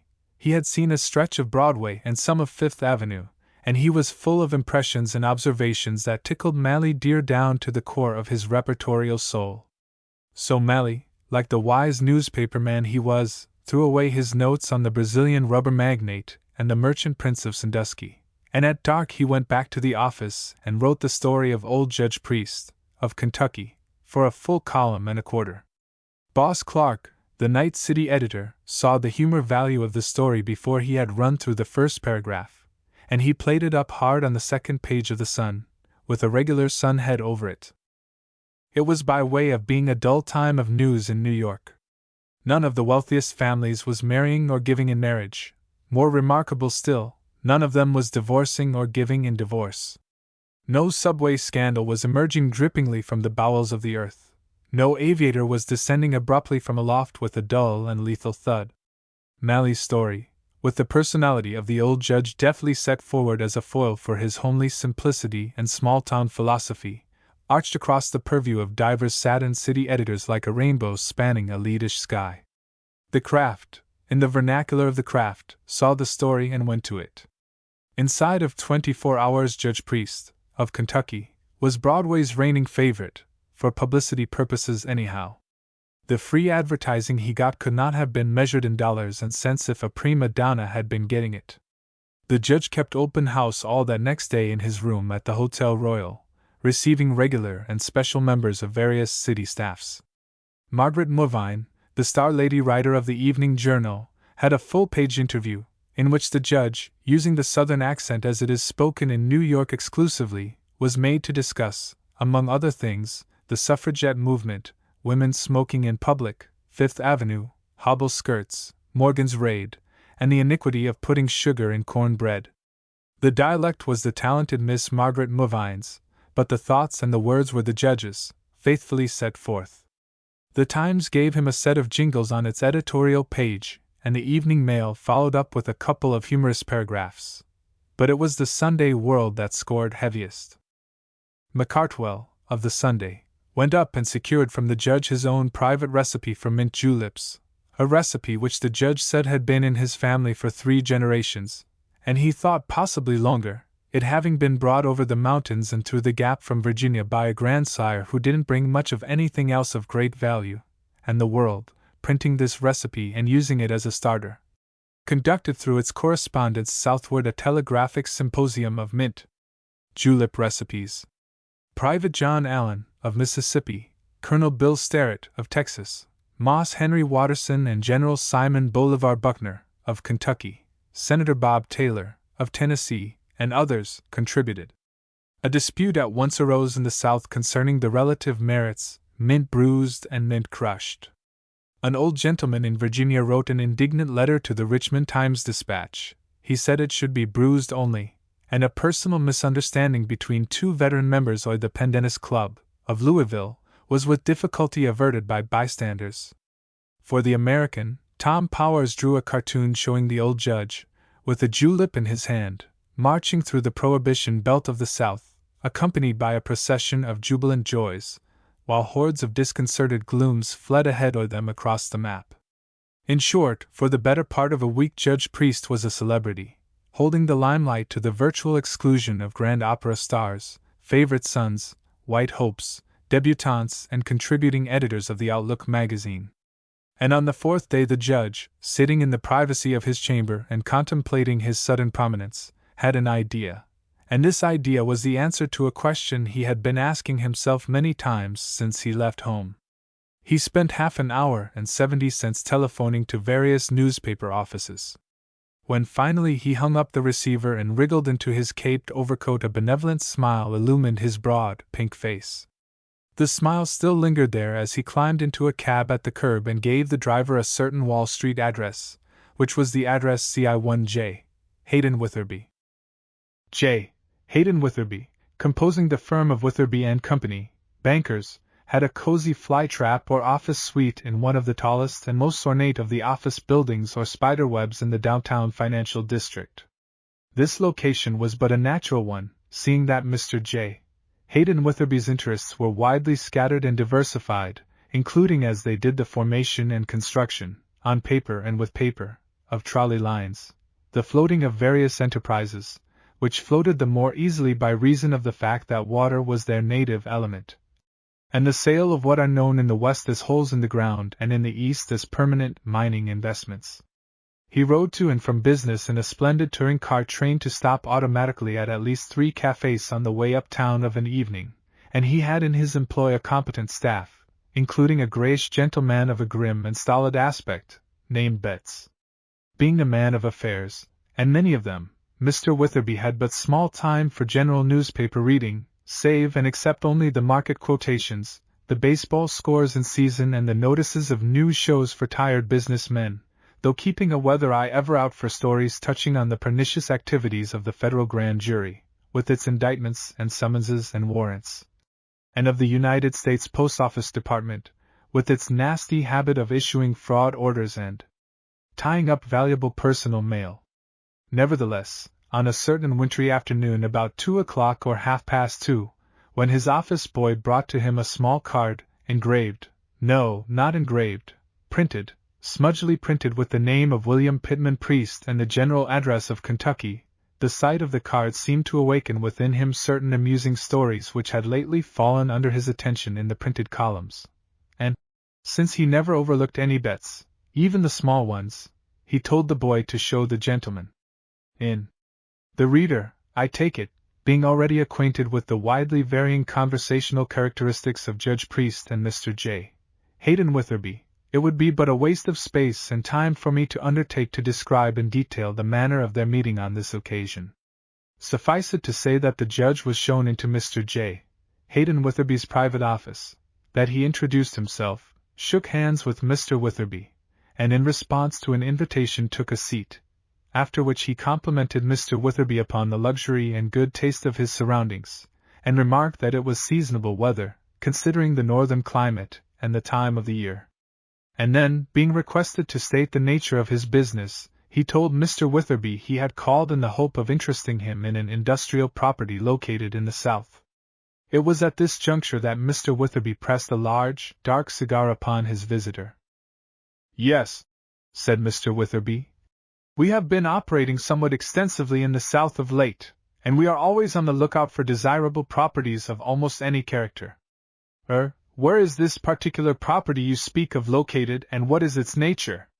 When Judge Priest named the town, Mr. Witherby gave a perceptible start, and when Judge Priest followed up this disclosure by stating that the property in question was a gasworks plant which he, holding power of attorney and full authority to act, desired to sell to Mr. Witherby, complete with equipment, accounts, franchise and goodwill, Mr. Witherby showed a degree of heat and excitement entirely out of keeping with the calmness and deliberation of Judge Priest's remarks. He asked Judge Priest what he, the judge, took him, Witherby, for anyhow? Judge Priest, still speaking slowly and choosing his words with care, then told him, and that only seemed to add to Mr. Witherby's state of warmth. However, Judge Priest drawled right on. "Yes, Sue," he continued placidly. "According to the best of my knowledge and belief, you are in the business of buyin' and sellin' such things as gasworks, and so I've come to you to sell you this here one. You have personal knowledge of the plant, I believe, havin' been on the ground recently." "Say," demanded Mr. Witherby with a forced grin, a grin that would have reminded you of a man drawing a knife. "Say, what do you think you're trying to slip over on me? I did go to your measly little one-horse town and I spent more than a week there, and I did look over your broken-down little old gas house, and I concluded that I didn't want it, and then I came away. That's the kind of a man I am. When I'm through with a thing, I'm through with it. Huh! What would I do with those gasworks if I bought 'em?" "That, Sue, is a most pertinent point," said Judge Priest, "and I'm glad you brought it up early. In case, after buying this property, you do not seem to care greatly for it, I am empowered to buy it back from you at a suitable figure. For example, I am willing to sell it to you for $60,000, and then, providing you should want to sell it back to me, I stand prepared to take it off your hands at $26,500. I name those figures, Sue, because those are the figures that were lately employed in connection with the proposition." "Blackmail, huh?" sneered Mr. Witherby. "Cheap blackmail and nothing else. Well, I took you for a doddering old pappy guy, but you're a bigger rube even than I thought. Now you get out of here before you get thrown out, see? Now there you go, son, fixin' to lose your temper already," counseled the old judge reprovingly. But Mr. Witherby had already lost it, completely lost it. He jumped up from his desk as though contemplating acts of violence upon the limbs and body of the broad, stoutish old man sitting in front of him, but he sheered off. The old Judge Priest's lips kept right on smiling, his eyelids puckered down into a disconcerting little squint, and between them little menacing blue gleams flickered. Anyway, personal brawls, even in the sanctity of one's office, were very bad form and sometimes led to that publicity which is so distasteful to one engaged in large private enterprises. Mr. Witherby had known the truth of this when his name had been Watkins and when it had been the Bland Brothers Investment Company, Limited, and he knew it now when he was Witherby and Company. So, as aforesaid, he sheered off. Retreating to his desk, he felt for a button. A buzzer whirred dimly in the wall like a rattlesnake's tail. An office boy poked his head in instantly. "Herman," ordered Mr. Witherby, trembling with his passion, "you go down to the superintendent's office and tell him to send a special building officer here to me right away." The boy's head vanished, and Mr. Witherby swung back again on the judge, wagging a threatening forefinger at him. "Do you know what I'm going to do?" he asked. "Well, I'll tell you what I'm going to do. I'm going to have you chucked out of here bodily, that's what." But he couldn't keep the quaver out of the threat. Somehow he was developing a growing fear of this imperturbable old man. "Now, son," said Judge Priest, who hadn't moved, "I wouldn't do that if I was you. It might not be so healthy for you. Oh, you needn't be trying any of your cheap southern gunplays round here," warned Mr. Witherby. but in spite of his best efforts at control, his voice rose quivering at the suggestion. "Bless your heart, son," said the judge soothingly. "I wouldn't think of using a gun on you any more, and I'd think of talking a Winchester rifle to kill one of these here cockroaches. Son," he said, rising now for the first time, "you come along here with me a minute. I want to show you something you ain't seen yet." He walked to the door and opened it part way. Witherby, wondering and apprehensive, followed him and looked over the old judge's shoulder into the anteroom. For J. Hayden Witherby, one quick glance was enough. Five alert-looking young men, all plainly marked with the signs of a craft abhorrent to Mr. Witherby, sat in a row of chairs beyond a railing, and beyond them was a sixth person, a young woman with a tip-tilted nose and a pair of inquisitive, expectant gray eyes. Mr. Witherby would have known them anywhere by their backs. Jackalls of the press, muckrakers, sworn enemies to Mr. Witherby and all his kith and kind. It was Mr. Witherby who slammed the doors shut, drawing Judge Priest back into the shelter of the closed room, and it was Mr. Witherby who made inquiry, tremulously, almost humbly. "What does this mean? What are these people doing there? What game is this?" He sputtered out the words, one question overlapping the next. "Son," said Judge Priest, "you seem flustered. See 'em yourself? This is no game as I know of. These are merely friends of mine, representatives of the daily press of your city. But how did they come to be here?" "Oh," said the judge. "Why, I telephoned them. I telephoned them that I was coming down here on a matter of business, and that maybe there might be a sort of an item for them if they'd come too. I've been making what they call copy for them, and we're all mighty sociable and friendly, and so they came right along. To tell you the truth, we all arrived practically together. You see, if I was sort of shoved out of here against my will and maybe mussed up a little those boys and that there young lady there, her name is Miss Margaret Mulvine, they'd be sure to put pieces in their papers about it, and if it should come out incidentally that the cause of the row was a certain gasworks transaction, in a certain town down in Kentucky, they'd probably print that too. Why, those young fellows would print anything almost if I wanted them to. You'd be surprised. Yes, Sue, you'd be surprised to see how much they'd print for me," he went on, tapping J. Hayden Witherby upon his agitated chest with a blunt forefinger. "I'll bet you they'd go into the full details." As Mr. Witherby listened, Mr. Witherby perspired freely. At this very moment there were certain transactions pending throughout the country. He had a telegram in his desk now from Betts, sent from a small town in Alabama, and newspaper publicity of an unpleasant and intimate nature might be fatal in the extreme. Mr. Witherby had a mind trained to act quickly. "Wait a minute," he said, mopping his brow and wetting his lips, they being the only dry things about him. "Wait a minute, please. If we could settle this matter, just between ourselves, quietly and peaceably, there wouldn't be anything to print, would there? As I understand the ethics of your Eastern journalism, there wouldn't be anything to print," said Judge Priest. "The price of them gasworks, according to the latest quotations, was $60,000, but liable to advance without notice." "And what did you say you'd buy 'em back at?" $26,500 was the last price," said the judge, "but subject to further shrinkage almost any minute." "I'll trade," said Mr. Witherby. "Much obliged to you, son," said Judge Priest gratefully, and he began fumbling in his breast pocket. "I've got the papers all made out." Mr. Witherby regained his desk and reached for a checkbook just as the office boy poked his head in again. "Special Officer's cornin' right away, sir," he said. "Tell him to go away and keep away," snarled the flurried Mr. Witherby.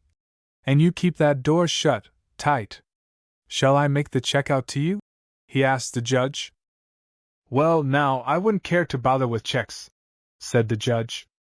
"All the recent transactions involvin' this here gashouse property was by the medium of the common currency of the country, and I wouldn't care to undertake on my own responsibility to interfere with a system that has worked heretofore with such satisfaction. I'll take the difference in cash, if you don't mind. But I can't raise that much cash now," whined Witherby. "I haven't that much in my safe. I doubt if I could get it at my bank on such short notice. I know of a larger sum being gathered together in a much smaller community than this, once it," said the judge reminiscently. "I would suggest that you try." "I'll try," said Mr. Witherby desperately. "I'll send out for it. On second thought, I guess I can raise it." "I'll wait," said the judge, and he took his seat again, but immediately got up and started for the door. "I'll ask the boys and Miss Margaret Movine to wait too," he explained. "You see, I'm leavin' for my home tomorrow and we're all goin' to have a little farewell blowout together tonight." Upon Mally, who in confidence had heard enough from the judge to put two and two together and guess something of the rest, there was beginning to dawn a conviction that behind Judge William Pittman Priest's dove-like simplicity there lurked some part of the wisdom that has been commonly attributed to the serpent of old. His reporter's instinct sensed out a good story in it, too, but his pleadings with the old judge to stay over for one more day, anyhow, were not altogether based on a professional foundation. They were in large part personal. Judge Priest, caressing a certificate of deposit in a New York bank doing a large Southern business, insisted that he had to go. So Mally went with him to the ferry and together they stood on the deck of the ferryboat, saying goodbye. For the 20th time Mally was promising the old man that in the spring he would surely come to Kentucky and visit him. And at the time he meant it. In front of them as they faced the shore loomed up the tall buildings, rising jaggedly like long dog teeth in Manhattan's lower jaw. There were pennons of white steam curling from their eaves. The judge's puckered eyes took in the picture, from the crowded streets below to the wintry blue sky above, where mackerel-shaped white clouds drifted by, all aiming the same way, like a school of silver fish. "Son," he was saying, "I don't know when I've enjoyed anything more than this here little visit, and I'm beholden to you boys for a lot. It's been pleasant and it's been profitable, and I'm proud that I met up with all of you." "When will you be coming back, Judge?" asked Mally. "Well, that I don't know," admitted the old judge. "You see, son, I'm gettin' on in years, considerably, and it's sort of a hard trip from away down where I live plumb up here to New York. As a matter of fact," he went on, "this was the third time in my life that I started for this section of the country. The first time I started was with General Albert Sidney Johnston and a lot of others, but owing to meeting up with your General Grant at a place called Pittsburgh Landing by your people and Shiloh by ours, we sort of altered our plans. Later on I started again, being then temporarily in the company of General John Morgan, of my own state, and that time we got as far as the southern part of the state of Ohio before we run into certain insurmountable obstacles, but this time I managed to get through. I was 40-odd years doing it, but I done it. And, son," he called out as the ferryboat began to quiver and Mally stepped ashore, "I don't mind telling you in strict confidence that while the Third Confederate invasion of the North was a long time getting under way, it proved a most complete success in every particular when it did. Give my best regards to Miss Margaret Movine." 8. The mob from Massac. Why, oh, you might call it a tragedy, this thing that came to pass down in our country here a few years back. For that was exactly what it was, a tragedy, and in its way a big one. Yet at the time nobody thought of calling it by any name at all. It was just one of those shifts that are inevitably bound to occur in the local politics of a county or a district, and when it did come, and was through and over with, most people accepted it as a matter of course. Why? There were some, however, it left jarred and dazed and bewildered, yes, and helpless too, men too old to readjust their altered fortunes to their altered conditions even if they had the spirit to try, which they hadn't. Take old Major J. Q. A. Pickett now. Attaching himself firmly to a certain spot at the far end of Cheryl's bar, with one leg hooked up over the brass bar rail, a leg providentially foreshortened by a mini ball at Shiloh, as if for that very purpose, the Major expeditiously drank himself to death in a little less than 4 years, which was an exceedingly short time for the job, seeing he had always been a most hale and hearty old person, though grown a bit gnarly and skewed with the coming on of age. The Major had been county clerk ever since Reconstruction. He was a gentleman and a scholar, and could quote Latin and Sir Walter Scott's poetry by the running yard. Toward the last he quoted them with hiccups and a stutter. Also there was Captain Andy J. Redcliffe, who was sheriff 3 terms hand-running and before that chief of police. Going out of office, he went into the livery stable business. But he didn't seem to make much headway against the Farrell brothers, who owned the other livery stable and were younger men and spry and alert to get trade. He spent a few months sitting at the front door of his yawning, half-empty stables, nursing a grudge against nearly everything and plaintively garrulous on the subject of the ingratitude of republics in general and this republic in particular. And presently he sickened of one of those mysterious diseases that seem to attack elderly men of a full habit of life and to rob them of their health without denuding them of their flesh. His fat sagged on his bones in unwholesome, bloated folds, and he wallowed unsteadily when he walked. One morning one of his stable hands found him dead in his office, and the Gideon K. Irons camp turned out and gave him a comrade's funeral, with full military honors. Also there were 2 or 3 others, including ex-county treasurer Whitford, who shot himself through the head when a busy and conscientious successor found in his accounts a seeming shortage of $480, which afterward turned out to be more a mistake in bookkeeping than anything else. Yet these men, all of them, might have seen what was coming had they watched. The storm that wrecked them was a long time making up, for years before it had threatened them. There had grown up a younger generation of men who complained, and perhaps they had reason for the complaint, that they did nearly all the work of organizing and campaigning and furnished most of the votes to carry the elections, while a close combine of aging, fussy, autocratic old men held all the good county offices and fatted themselves on the spoils of county politics. These mutterings of discontent found shape in a sort of semi-organized revolt against the county ring, as the young fellows took to calling it, and for the county primary they made up a strong ticket among themselves, a ticket that included 2 smart young lawyers who could talk on their feet, and a popular young farmer for sheriff, and a live young harness maker as a representative of union labor, which was beginning to be a recognized force in the community with the coming of the 2 big tanneries. They made a hard fight of it, too, campaigning at every fork in the big road and every country store and blacksmith shop, and spouting arguments and oratory like so many inspired human spigots. Their elderly opponents took things easier. They rode about in top buggies and Democrat wagons from barbecue to rally and from rally to schoolhouse meeting, steadfastly refusing the challenges of the younger men for a series of joint debates, and contenting themselves with talking over old days with fading, grizzled men of their own generation. These elders, in turn, talked with their sons and sons-in-law and their nephews and neighbors, and so, when the primaries came, the young men's ticket stood beaten, but not by any big margin. It was close enough to be very close. "Well, they've licked us this time," said Dabney Prentice, who afterward went to Congress from the district and made a brilliant record there. Dabney Prentice had been the younger element's candidate for circuit court judge against old Judge Priest. "They've licked us, and the Lord only knows how they did it. Here we thought we had 'em out-organized, out-generaled and outnumbered. All they did was to go out in the back districts and beat the bushes, and out-crawl the lot of old men that everybody else thought were dead 20 years ago. I think they must hide under logs in the woods and only come out to vote. But fellows," he was addressing some of his companions in disappointment, "but fellows, we can afford to wait and they can't. The day is going to come when it'll take something more than shaking an empty sleeve or waving a crippled old leg to carry an election in this county. Young men keep growing up all the time, but all that old men can do is to die off. 4 years from now we'll win sure."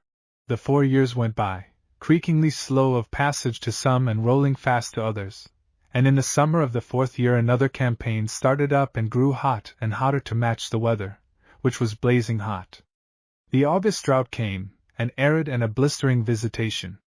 Except at dusk and at dawn the birds quit singing and hung about in the thick treetops, silent and nervous, with their bills agape and their throat feathers panting up and down. The roasting ears burned to death on the stalk, and the wide fodder blades slowly cooked from sappy greenness to a brittle dead brown. The clods in the cornrows wore dry as powder and gave no nourishment for growing, ripening things.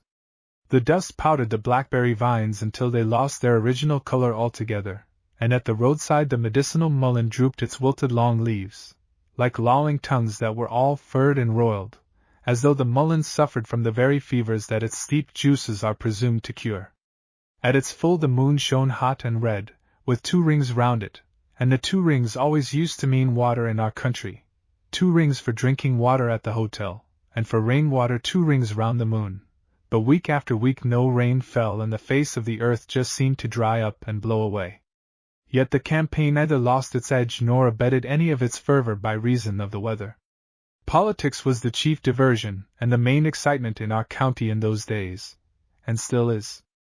One morning near the end of the month a dust-covered man on a sorely spent horse galloped in from Massac Creek, down in the far edge of the county, and when he had changed horses at Farrell Brothers and started back again there went with him the sheriff, both of his deputies and 2 of the town policemen, the sheriff taking with him in his buckboard a pair of preternaturally grave dogs of a reddish-brown aspect, with long, drooping ears, and long, sad, stupid faces and eyes like the chief mourners at a funeral.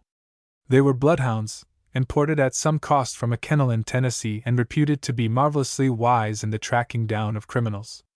By the time the posse was a mile away and headed for Massac, a story had spread through the town that made men grit their teeth and sent certain armed and mounted volunteers hurrying out to join the manhunt. Late that same afternoon a team of blown horses, wet as though they had wallowed in the river and drawing a top buggy, panted up to the little red brick jail, which stood on the county square alongside the old wooden white courthouse, and halted there. 2 men, a constable and a deputy sheriff, sat back under the overhanging top of the buggy, and between them something small was crushed, huddled down on the seat and almost hidden by their broad figures. They were both yellowed with the dust of a hard drive. It lay on their shoulders like powdered sulfur and was gummed to their eyelashes, so that when they batted their eyelids to clear their sight it gave them a grotesque, clownish look.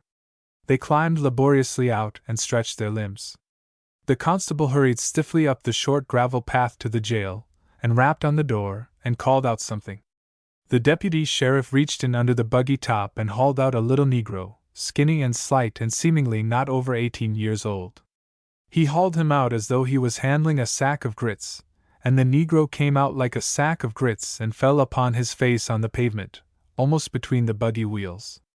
His wrists were held together by a pair of iron handcuffs heavy enough to fetter a bear, and for further precaution his legs had been hobbled with a plowline, and his arms were tied back with another length of the plowline that passed through his elbows and was knotted behind.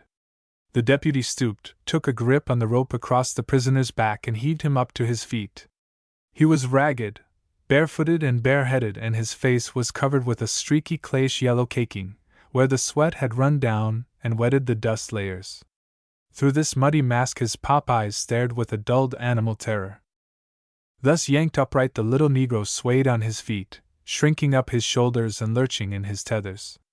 Then his glazed stare fell on the barred windows and the hooded door of the jail, and he realized where he had been brought, and hurried toward it as toward a welcome haven, stretching his legs as far as the ropes sawing on his naked ankles would let him. Willing as he was, however, he collapsed altogether as he reached the door and lay on his face kinking and twisting up in his bonds like a stricken thing. The deputy and the constable dragged him up roughly, one lifting him by his arm bindings and the other by the ropes on his legs, and they pitched him in flat on the floor of the little jail office. He wriggled himself under a table and lay there, sniffling out his fear and relief. His tongue hung out of his mouth like the tongue of a tied calf, and he panted with choky, slobbering sounds. The deputy sheriff and the constable left him lying and went to a water bucket in the corner, and drank down brimming dippers, turn and turn about, as though their thirst was unslakable.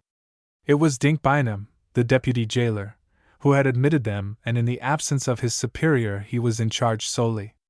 He waited until the two had lowered the water line in the cedar bucket by a matter of inches. "Pretty quick work, boys," he said professionally. "If this is the right nigger, I guess there ain't much doubt about him being the right one," said the constable, whose name was Quarles. "Is there, Gus?" he added. "No doubt at all in my mind," said the deputy. He wiped his mouth on his sleeve, which smeared the dust across his face in a sort of pattern. "How'd you fellers come to get him?" asked Bynum. "Well," said the deputy, "we got up to the Hampton place about dinner time, I reckon it was. Every man along the creek and every boy that was big enough to tote a gun was out scourin' the woods, and there wasn't nobody round the place exceptin' a passel of the women folks. Just over the fence where the nigger was supposed to have crossed, we found his old wool hat layin' right where he'd run out from under it, and we let the dogs smell of it, and inside of 5 minutes they'd picked up a trail and was opening out on it. It was monstrous hot going through them thick bottoms afoot, and me and Quarles here outrun the sheriff and the others. 4 miles back of Florence Station, and not more'n a mile from the river, we found this nigger treed up a hackberry with the dogs bayin' under him.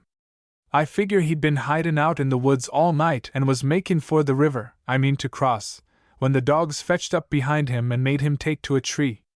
Did you carry him back for the girl to see? No, said the deputy sheriff.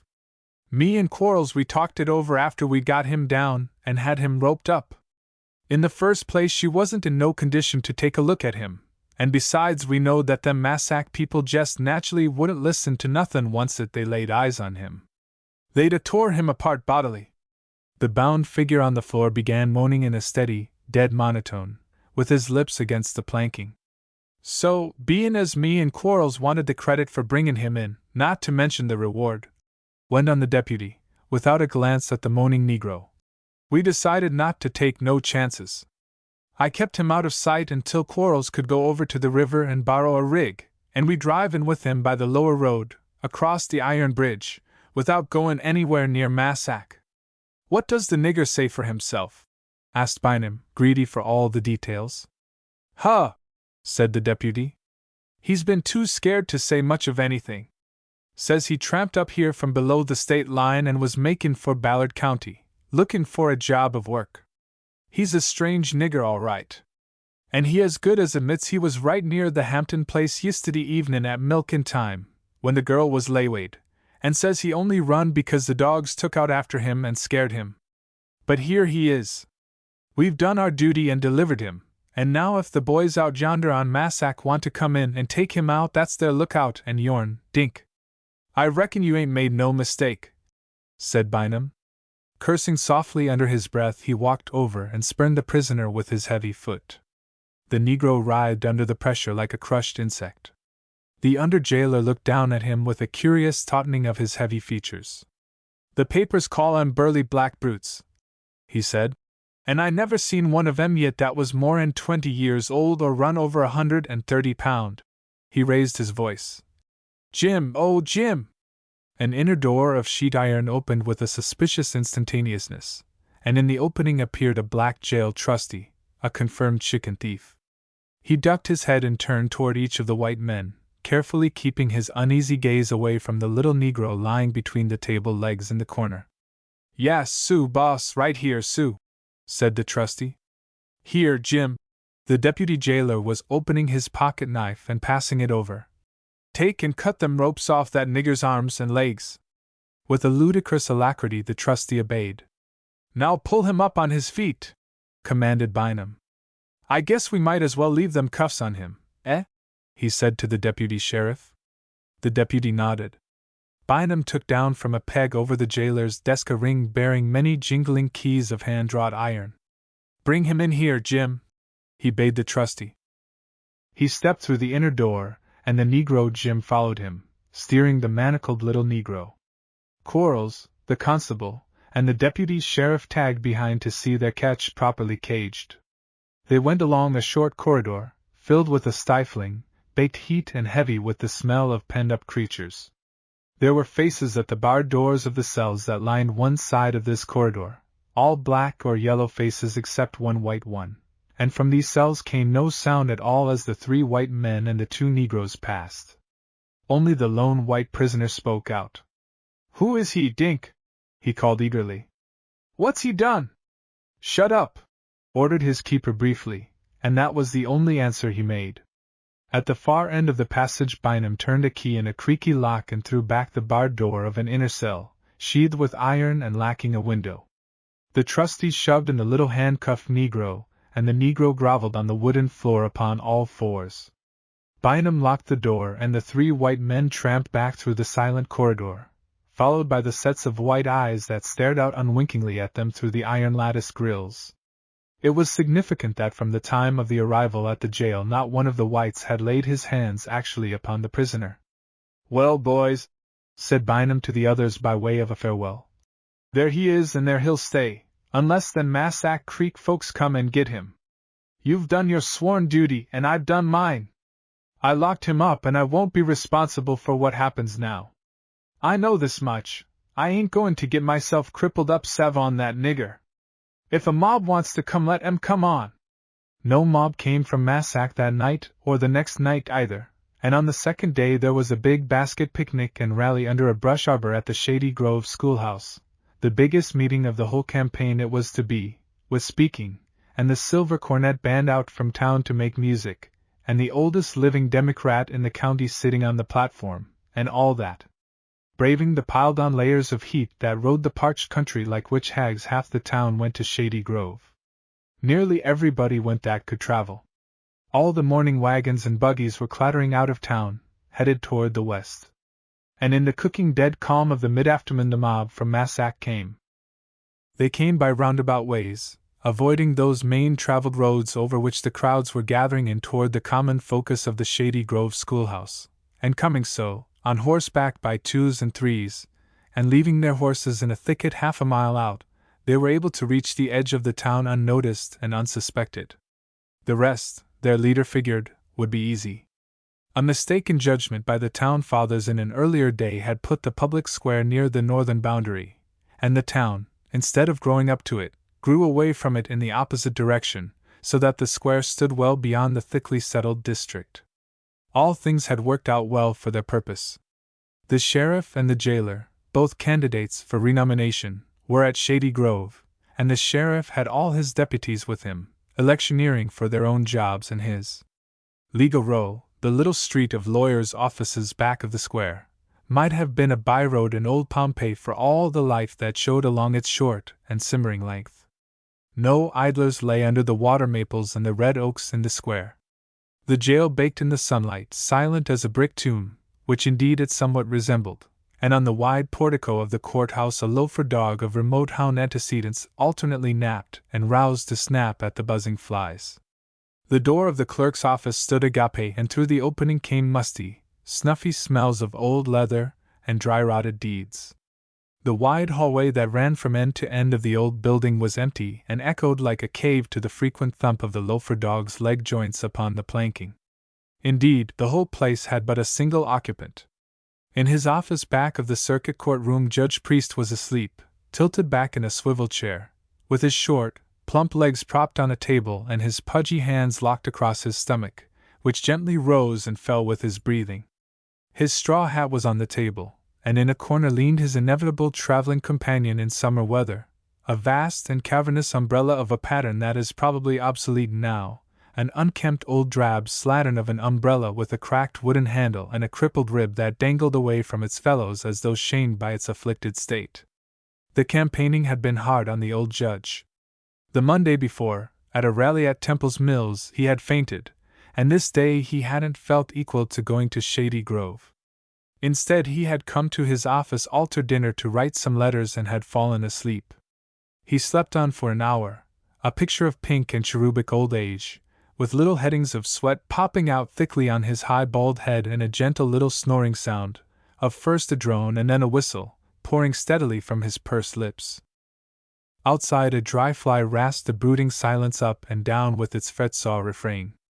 In the open spaces the little heat waves danced like so many stress marks, accenting the warmth and giving emphasis to it, and far down the street, which ran past the courthouse and the jail and melted into a country road so imperceptibly that none knew exactly where the street left off and the road began, there appeared a straggling, irregular company of men marching, their shapes more than half hid in a dust column of their own raising. The Massac men were coming. I believe there is a popular conception to the effect that an oncoming mob invariably utters a certain indescribable, sinister, muttering sound that is peculiar to mobs. For all I know, that may be true of some mobs, but certain it was that this mob gave vent to no such sounds. This mob came on steadily, making no more noise than any similar group of 75 or 80 men tramping over a dusty road might be expected to make. For the most part they were silent and barren of speech. One youngish man kept repeating to himself a set phrase as he marched along. This phrase never varied in word or expression. It was, "Goin' to get that nigger!" Goin' to get that nigger. That was all, said over and over again in a dull, steady monotone. By its constant reiteration he was working himself up, just as a rat terrier may be worked up by constant hissed references to purely imaginary rats. Their number was obscured by the dust their feet lifted. It was as if each man at every step crushed with his toe a puffball that discharged its powdery particles upward into his face. Some of them carried arms openly, shotguns and rifles. The others showed no weapons, but had them. It seemed that every fourth man, nearly, had coiled upon his arm or swung over his shoulder a rope taken from a plow or a well bucket. They had enough rope to hang 10 men or a dozen, yes, with stinting, to hang 20.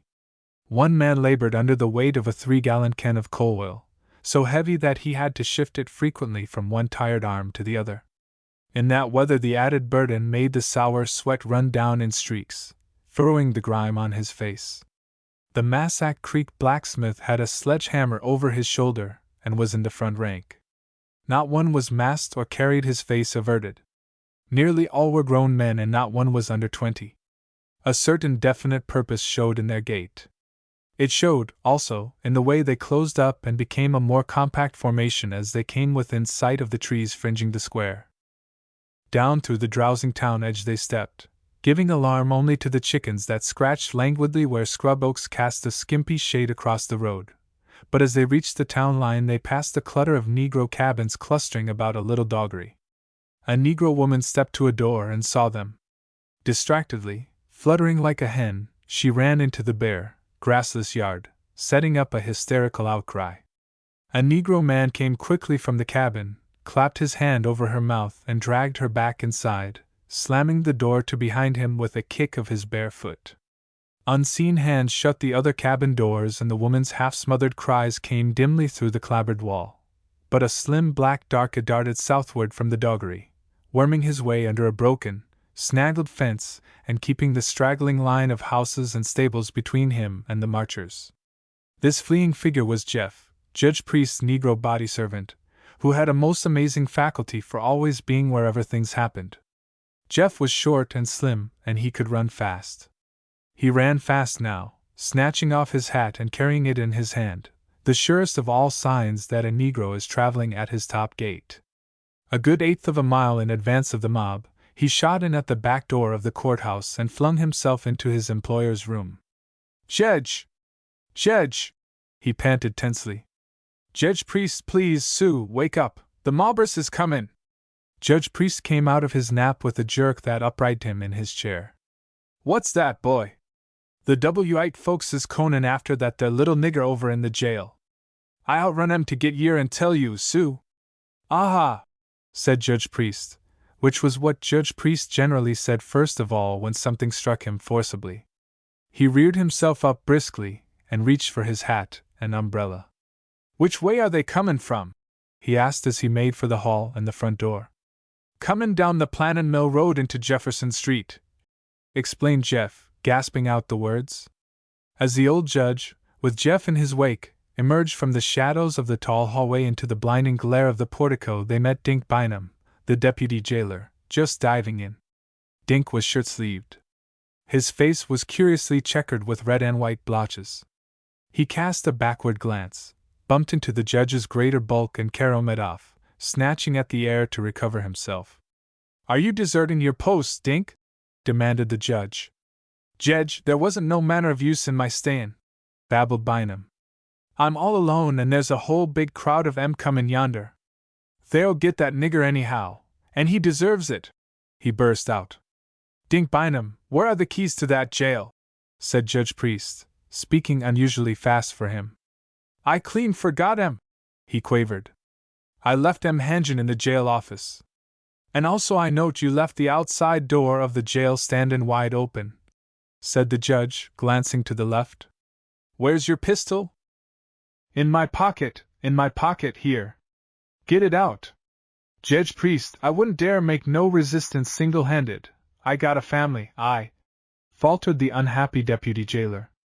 The moving dust cloud, with legs and arms showing through its swirling front, was no more than 100 yards away. You could make out details, hot, red, resolute faces, the glint of the sun on a gun barrel, the polished nose of the blacksmith's sledge, the round curve of a greasy oil can. "Dink Bynum," said Judge Priest. "Get that gun out and give it to me, quick!"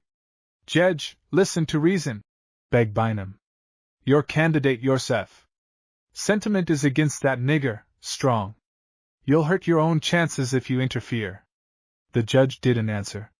His eyes were on the dust cloud and his hand was extended. His pudgy fingers closed round the heavy handful of blued steel that Dink Bynum passed over, and he shoved it out of sight.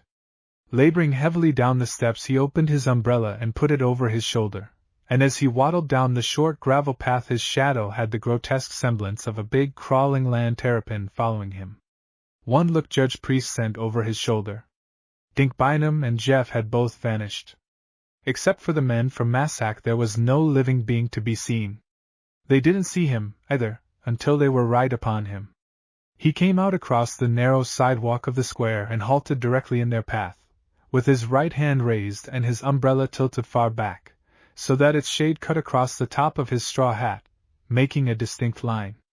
"Boys," he said familiarly, almost paternally. "Boys, I want to have a word with you." Most of the Massac men knew him, some of them knew him very well. They had served on juries under him. He had eaten Sunday dinners under their roof trees. They stopped, the rear rows crowding up closer until they were a solid mass facing him. Beyond him they could see the outer door of the jail gaping hospitably, and the sight gave an edge to their purpose that was like the gnawing of physical hunger. Above all things they were sharp-set to hurry forward the thing they had it in their minds to do. "Boys," said the judge, "most of you are friends of mine, and I want to tell you something. You mustn't do the thing you're purposing to do, you mustn't do it." A snorted outburst, as of incredulity, came from the sweating clump of countrymen confronting him. "The hell we mustn't!" drawled one of them derisively, and a snicker started. The snicker grew to a laugh with a thread of grim menace in it, and a tinge of mounting man hysteria. Even to these men, whose eyes were used to resting on ungainly and awkward old men, the figure of Judge Priest, standing in their way alone, had a grotesque emphasis. The judge's broad stomach stuck far out in front and was balanced by the rearward bulge of his umbrella. His white chin-beard was streaked with tobacco stains. The legs of his white linen trousers were caught up on his shins and bagged dropsically at the knees. His right-hand pocket of his black alpaca coat was sagged away down by some heavy unseen weight. None of the men in the front rank joined in the snickering, however. They only looked at the judge with a sort of respectful obstinacy. There was nothing said for maybe 20 seconds.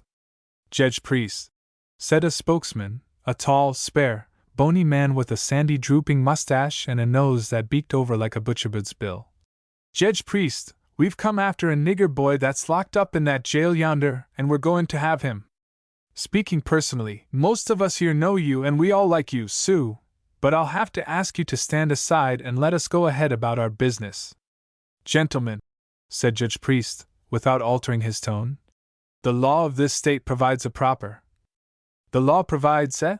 mimicked the man who had laughed first. "The law provides, does it? Provides a fittin' and an orderly way of attendin' to these matters," went on the judge. "In the absence of the other sworn officials of this county, I represent in my own humble person the majesty of the law, and I say to you—" "Judge Priest," cut in the beaky-nosed man, "you are an old man and you stand mighty high in this community, none higher.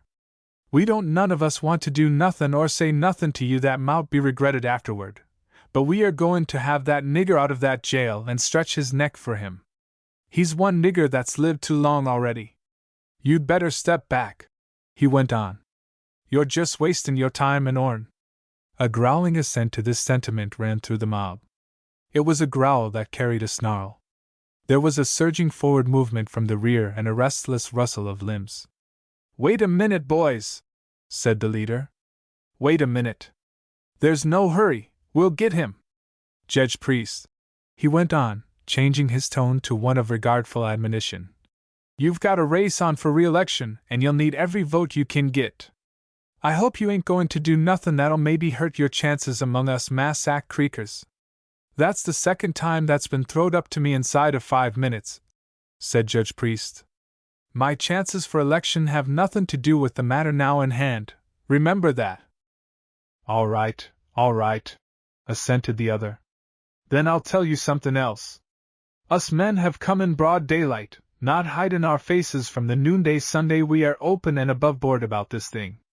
Every able-bodied, self-respecting white man in our precinct is right here with me today. We've talked it over and we know what we are doing. If you want to take down our names and prosecute us in the courts, you can go ahead. Somebody else spoke up. I'd admire to see the jury in this county that would pop the law to any one of us for swinging up this nigger, he said, chuckling at the naked folly of the notion. You're right, my son, said the judge, singling out the speaker with his aimed forefinger. I ain't trying to scare grown men like you with such talk as that.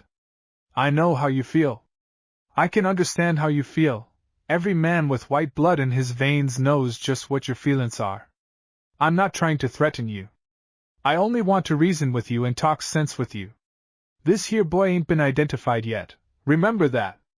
We know he's guilty, said the leader. I'll admit that circumstances may be against him, pleaded the judge. But his guilt remains to be proved. You can't hang any man, you can't hang even this poor, miserable little darky, just on suspicion. The dogs trailed him, didn't they? A dog's judgment is mighty nigh as poor as a man's sometimes. He answered back, fighting hard for every shade of favor. It's my experience that a bloodhound is about the biggest fool dog there is. Now listen here to me, boys, a minute. That boy in the jail is going to be tried just as soon as I can convene a special grand jury to indict him and a special term of court to try him, and if he's guilty I promise you he'll hang inside of 30 days. And drag that poor little thing, my own first cousin, into a courthouse to be shamed before a lot of these town people. No! The voice of the leader rose high. Courts and juries may do for some cases, but not for this. That nigger is going to die right now. He glanced back at his followers. They were ready, and more than ready. On his right a man had uncoiled a well rope and was tying a slip knot in it. He tested the knot with both hands in his teeth, then spat to free his lips of the gritty dust, and swung the rope out in long doubled coils to reeve the noose in it. Judge Priest, for the last time, stand aside, warned the beaky-nosed man. His voice carried the accent of finality and ultimate decision in it. You've done wore our patience plumb out. Boys, if you're ready, come on. 1 minute! The judge's shrill blare of command held them against their wills. He was lowering his umbrella. 1 minute and 1 word more. Shuffling their impatient feet, they watched him backing with a sort of ungainly alertness over from right to left, dragging the battered brass ferrule of his umbrella after him, so that it made a line from one curb of the narrow street to the other. Doing this, his eyes never left their startled faces. At the far side he halted and stepped over so that they faced this line from one side and he from the other. The line lay between them, furrowed in the deep dust. Men, he said, and his lifelong affectation of deliberately ungrammatical speech was all gone from him. I have said to you all I can say. I will now kill the first man who puts his foot across that line. There was nothing Homeric, nothing heroic about it. Even the line he had made in the dust waggled, and was skewed and crooked like the trail of a blind worm. His old figure was still as grotesquely plump and misshapen as ever. The broken rib of his umbrella slanted askew like the crippled wing of a fat bat, but the pudgy hand that brought the big blue gun out of the right pocket of the alpaca coat and swung it out and up, muzzle lifted, was steady and sure. His thumb drew the hammer back and the double click broke on the amazed dumb silence that had fallen like 2 clangs upon an anvil. The wrinkles in his face all set into fixed, hard lines. It was about 6 feet from them to where the line crossed the road. Heavily, slowly, diffidently, as though their feet were weighted with the leaden boots of a deep-sea diver, yet pushed on by one common spirit, they moved a foot at a time right up to the line. And there they halted, their eyes shifting from him to the dust mark and back again, rubbing their shoulders up against one another, and shuffling on their legs like cattle startled by a snake in the path. The beaky-nosed man fumbled in the breast of his unbuttoned vest, loosening a revolver in a shoulder holster. A 20-year-old boy, his face under its coating of dust as white as flour dough, made as if to push past him and break across the line, but the Massac blacksmith caught him and plucked him back. The leader, still fumbling inside his vest, addressed the judge hoarsely. "I certainly don't want to have to kill you, Judge Priest," he said doggedly. "I don't want to have to kill anybody," answered back Judge Priest. "But as God is my judge, I'm going to kill the first one of you that crosses that line. If it was my own brother, I'd kill him. I don't know which one of you will kill me, but I know which one I'm going to kill, the first man across." They swayed their bodies from side to side, not forward but from side to side. They fingered their weapons, and some of them swore in a disappointed, irritated sort of way. This lasted perhaps half a minute, perhaps a whole minute. Anyway, it lasted for some such measurable period of time, before the crumbling crust of their resolution was broken through. The break came from the front and the center. Their leader, the lank, tall man with the down-tilted nose, was the first to give ground visibly. He turned about, and without a word he began pushing a passage for himself through the scrooging pack of them. Breathing hard, like men who had run a hard race, they followed him, going away with scarcely a backward glance toward the man who, alone, had daunted them. They followed after their leader as mules follow after a bellmare, wiping their grimy shirt sleeves across their sweaty, grimier faces and glancing toward each other with puzzled, questioning looks. One of them left a heavy can of coal oil behind him upright in the middle of the road. The old judge stood still until they were 100 yards away. He uncocked the revolver and put the deadly thing back in his pocket. Mechanically he raised his umbrella, fumbling a little with the stubborn catch, and tilted it over his left shoulder. His turtle-like shadow sprang out again, but this time it was in front of him. Very slowly, like a man who was dead tired, he made his way back up the gravel path toward the courthouse. Jeff magically materialized himself out of nowhere, but of Dink Bynum there was no sign. "Is them W-8 gentlemen gone?" inquired Jeff, his eyes popping with the aftershock of what he had just witnessed from under the courthouse steps. "Yes," said the judge wearily, his shoulders drooping. "They're gone." "Jedge, ain't they liable to come back?" "No, they won't come back." "You kinder skeered 'em off, Jedge!" An increasing admiration for his master percolated sweetly through Jeff's remarks like dripping honey. "No, I didn't scare 'em off exactly," answered the judge. "They are not the kind of men who can be scared off. I merely invoked the individual equation, if you know what that means." "Yes, Sue, that's what I thought it was," assented Jeff eagerly, the more eagerly because he had no idea what the judge meant. "Jeff," the old man said, "help me into my office and get me a dipper of drinkin' water. I reckon maybe I've got a tack of the sun." He tottered a little and groped outward with one hand.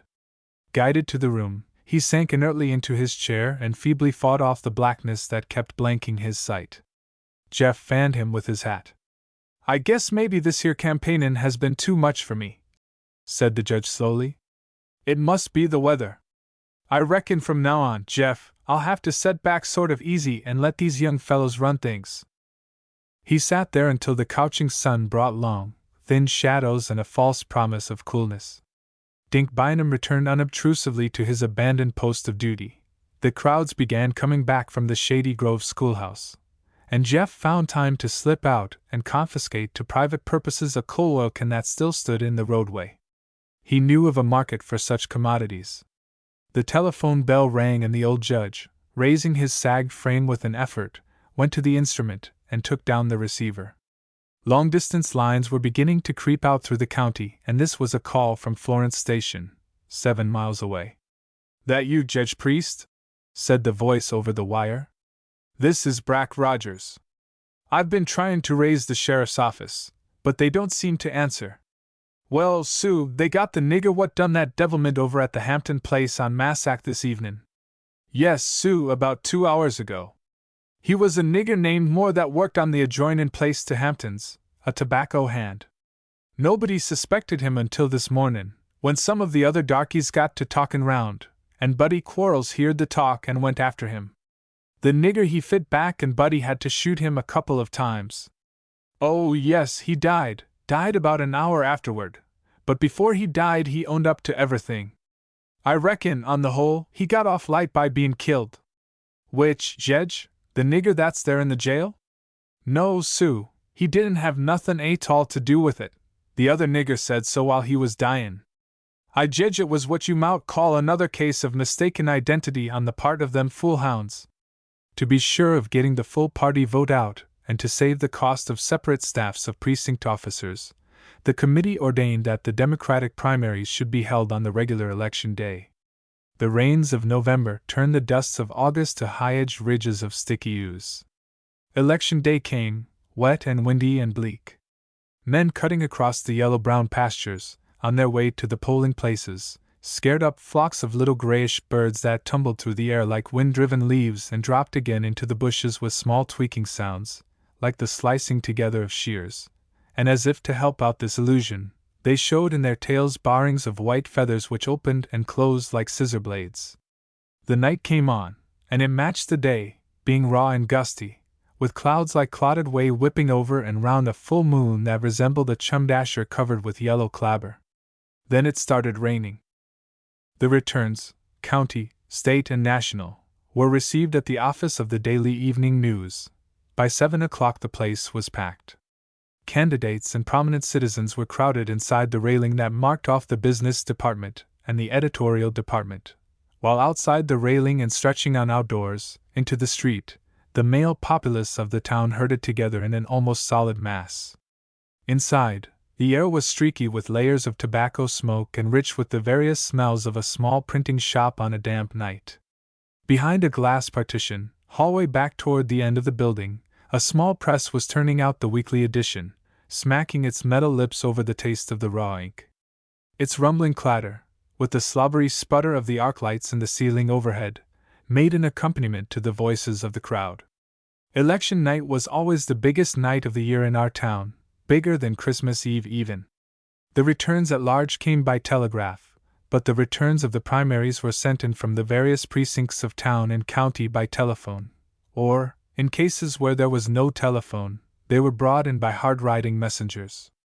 At intervals, from the telegraph office 2 doors away, a boy would dash out and worm his way in through the eager multitude that packed and overflowed the narrow sidewalk, and through a wicket he would fling crumpled yellow tissue sheets at the editor of the paper.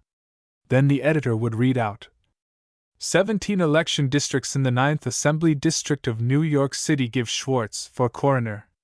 Ah, shuckins! Fooled again! St. Louis, at this hour, 9:30, the Republicans concede that the entire Democratic state ticket has won by substantial majorities. Course it has. What did they expect Missouri to do? Buffalo, Doran, for mayor, has been elected. The rest of the reform ticket is. Oh, dad blame it! Henry, throw that stuff away and see if there ain't some way to get something definite from Lang's Store or Clark's River on the race for state senator. Yes, or for sheriff, that's the kind of thing we're all hunnin' to know. The telephone bell rang. Here you are, Mr. Tompkins, complete returns from Gum Spring Precinct. Now, quiet, boys, please, so we can all hear. It was on this night that there befell the tragedy I made mention of in the first paragraph of this chapter. The old county ring was smashing up. One by one the veterans were going under. A stripling youth not 2 years out of the law school had beaten old Captain Daniel Boone Calkins for representative, and old Captain Calkins had been representative so many years he thought the job belonged to him. Not much longer was the race for sheriff in doubt, or the race for state senator. Younger men snatched both jobs away from the old men who held them. In a far corner, behind a barricade of backs and shoulders, sat Major J. Q. A. Pickett, a spare and knotty old man, and Judge Priest, a chubby and rounded one.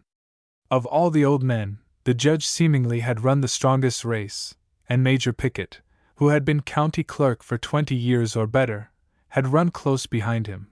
But as the tally grew nearer its completion, the major's chances faded to nothing at all, and the judge's grew dimmed and dimmer. What do you think, Judge? Inquired Major Pickett for perhaps the 20th time, dinging forlornly to a hope that was as good as gone already. I think, Major, that you and me are about to be notified that our fellow citizens have returned us on't more to private pursuits, said the old judge, and there was a game smile on his face. for, so far back that he hated to remember how long it was, he had had his office, holding it as a trust of honor. He was too old actively to re-enter the practice of law, and he had saved mighty little out of his salary as judge. He would be an idle man and a poor one, perhaps actually needy, and the look out of his eyes by no means matched the smile on his face. "I can't seem to understand it," said the Major, crushed. "Always before, the old boys could be depended upon to turn out for us."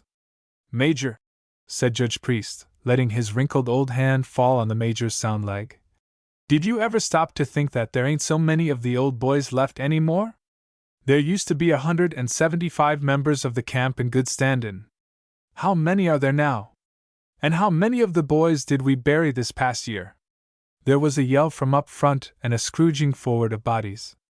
Editor Tompkins was calling off something. The returns from Clark's River and from Lang's store had arrived together. He read out the figures.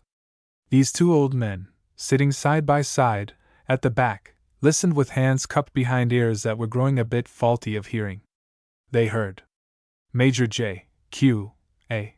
Pickett got up very painfully and very slowly. He hooked his cane up under him and limped out unnoticed. That was the night when the Major established his right of squatter sovereignty over that one particular spot at the far end of Billy Sherrill's bar rail. Thus deserted, the judge sat alone for a minute. The bowl of his corncob pipe had lost its spark of life and he sucked absently at the cold, bitterish stem. Then he, too, got on his feet and made his way round the end of a cluttered-up writing desk into the middle of the room. It took an effort, but he bore himself proudly erect. "Henry," he called out to the editor, in his homely whine.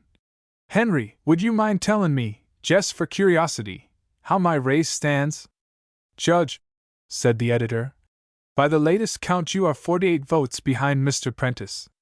"And how many more precincts are there to hear from, my son?" "Just one, Massac." "Aha! Massac," said the old judge. "Well, gentlemen," he went on, addressing the company generally, "I reckon I'll be going on home and tunin' in. This is the latest I've been up at night in a good while. I won't wait round no longer. I reckon everything is the same as settled. I wished one of you boys would convey my congratulations to Mr. Prentice and tell him for me that." There was a bustle at the door, and a newcomer broke into the press of men's bodies. He was dripping with rain and spattered over the front with blobs of yellow mud. He was a tall man, with a drooping mustache and a nose that beaked at the tip like a butcher-bird's mandible. With a moist splash he slammed a pair of wet saddlebags down on the narrow shelf at the wicket, and, fishing with his fingers under one of the flaps, he produced a scrawled sheet of paper. The editor of the Daily Evening News grabbed it from him and smoothed it out, and ran a pencil down the irregular, weaving column of figures. "Complete returns on all the county races are now in," he announced loudly, and every face turned toward him. "The returns from Massac Precinct make no changes in any of the races." The cheering started in full volume, but the editor raised his hand and stilled it. "Make no change in any of the races, except one." All sounds died and the crowd froze to silence. "Massac Precinct has 84 registered Democratic votes," went on Tompkins, prolonging the suspense. For a country editor, he had the dramatic instinct most highly developed. "And of these 84, all 84 voted." "Yes, go on! Go on, Henry!" "And all 84 of 'em, every mother's son of 'em, voted for the Honorable William Pittman Priest," finished Tompkins. "Judge, you win by." Really, that sentence was not finished until Editor Tompkins got his next day's paper out. The old judge felt blindly for a chair, sat down, and put his face in his two hands. 8 or 10 old men pressed in toward him from all directions, and huddling about him, they raised their several cracked and quavery voices in a yell that ripped its way up and through and above and beyond the mixed and indiscriminate whoopings of the crowd. This yell, which is shrill and very penetrating, has been described in print technically as the rebel yell. 9. A dogged underdog. Oh, any or 2 nights a week my uncle used to take me with him when he went to spend the evening with old Judge Priest. There were pretty sure to be a half-dozen or more gray heads there, and if it were good outdoor weather they would sit in a row on the wide low veranda, smoking their pipes and their cigars, and of these the cigars kept off the mosquitoes even better than the pipes did, our country being notorious, then, as now, for the excellence of its domestic red liquor and the amazing potency of its domestic black cigars. Every little while, conceding the night to be hot, Judge Priest Jeff would come bringing a tray with drinks, toddies or else mint juleps, that were as fragrant as the perfumed fountains of a fairy tale and crowned with bristling sprays of the gracious herbage. And they would sit and smoke and talk, and I would perch on the top step of the porch, hugging my bare knees together and listening. Oh, it was on just such a night as this that I heard the story of Singin' Sandy Riggs, the underdog. I think it must have been in July, or maybe it was August. To the northward the sheet lightning played back and forth like a great winking lens, burning the day heat out of the air, and from the dried-up bed of the creek, a quarter of a mile away, came the notes of big bassooning bullfrogs, baying at the night. Every now and then a black bird or a tree martin in the maple overhead would have a bad dream and talk out in its sleep, and hundreds upon hundreds of birds roosting up there would rouse and utter querulous, drowsy bird sounds, and bestir themselves until the whole top of the tree rustled and moved as though from a sudden breeze. In lulls of the talk, thin-shredded snatches of winging was borne to us from the little church beyond the old Ender's orchard, where the Negroes were holding one of their frequent revivals. It was worth any boy's while to listen to the company that assembled on Judge Priest's front porch. For one, Squire Rufus Buckley was pretty certain to be there. Possibly by reason of his holding a judicial office, and possibly because he was of a conservative habit of mind, Squire Buckley was never known to give a direct answer to any question. For their own amusement, people used to try him. Catching him on a flawless morning, someone would remark in a tone of questioning that it was a fine day. "Well now," the squire would say, "it 'tis and it 'tain't. It's clear now, but you can't never tell when it'll cloud up." He owned a little grocery store out in the edge of town, and had his magistrate's office in a back room behind it. On a crowded Saturday, when the country rigs were standing 3 deep outside and the 2 clerks were flying about measuring and weighing and counting up and drawing off, a waiting customer might be moved to say, "Business pretty good, ain't it, squire?" "It's good," the squire would say, licking off the corncob stopper of a molasses jug and driving it with a sticky plop into its appointed orifice. "And then agin it's bad. Some things air sellin' off very well, and some things ain't hardly sellin' off atall." The squire was no great shakes of a talker, but as a listener he was magnificent. He would sit silently hour after hour with his hands laced over his paunch, only occasionally spitting over the banisters with a strident tearing sound. Nor was the assemblage complete without Captain Shelby Woodward. Captain Shelby Woodward's specialty in conversation was the big war. From him I first heard the story of how Lieutenant Gracie of the County Battery floated down the river on a saw log and single-handed captured the Yankee gunboat and its sleepy-headed crew. From him I learned the why and wherefore of how our town, although located right on the border of North and South, came in '61 to be called the Little Charleston, and from him also I got the tale of that lost legion of Illinois men, a full battalion of them, who crossing out of their own state by stealth were joyously welcomed into ours, and were mustered into the service, and thereafter for 4 years fought their own kinspeople and neighbors. The only organized command, so Captain Shelby Woodward said, that came to the army from the outside. Frequently he used to tell about Miss M. Garrett, who when Grant came up from Cairo on his gunboats, alone remembered what all the rest of the frightened town forgot, that the silken flag which the women had made with loving hands was still floating from its flag pole in front of the engine house, and she drove her old rockaway down to the engine house and made her little Negro house boy shin up the pole and bring the flag down to her. He greatly fearing the shells from the gunboats that whistled past his head, but fearing much more his mistress, standing down below and looking up at his bare legs with her buggy whip. So then, Captain Woodward would go on, she put the flag under her dress and drove on home. But some Union sympathizer told on her when the troops landed, and a crowd of them broke away and went out to her place and called on her to give it up. She was all alone except for the darkies, but she wasn't scared, that old woman. They sassed her and she sassed them back, and they were swearing they'd burn the house down over her head, and she was daring 'em to do it, when an officer came up and drove them off. And afterwards, when the warehouses and the churches and the young ladies' seminary were chock full of sick and wounded, brought down from Donaldson and Shiloh, she turned in and nursed them all alike, not caring which side they'd fought on. And so, some of the very men that had threatened her used to salute when she passed them on the street. And, sir, she wore that flag under her skirts for 4 years, and she kept it always, and when she died it was her shroud. You remembered, Billy, you were one of the pall-bearers? He would say, turning to Judge Priest. And Judge Priest would say he remembered mighty well, and the talk would go swinging back and forth, but generally back, being concerned mainly with people that were dead and things that were done years and years before I was born. Major J. Q. A. Pickett was apt to be of the company, dapper and as jaunty as his game leg would let him be, always in black with a white tube rose in his buttonhole.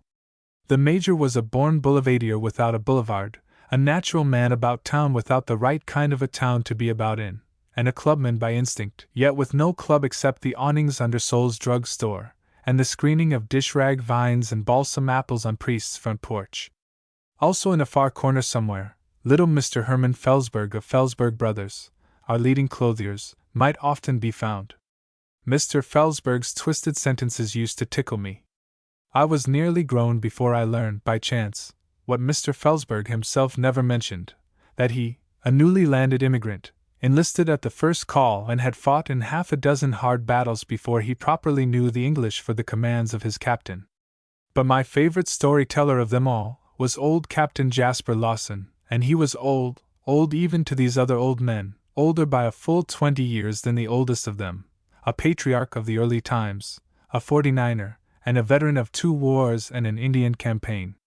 For me he linked the faded past to the present, and made it glow again in vivid colors. Wherever he was an Arabian Nights entertainment for me.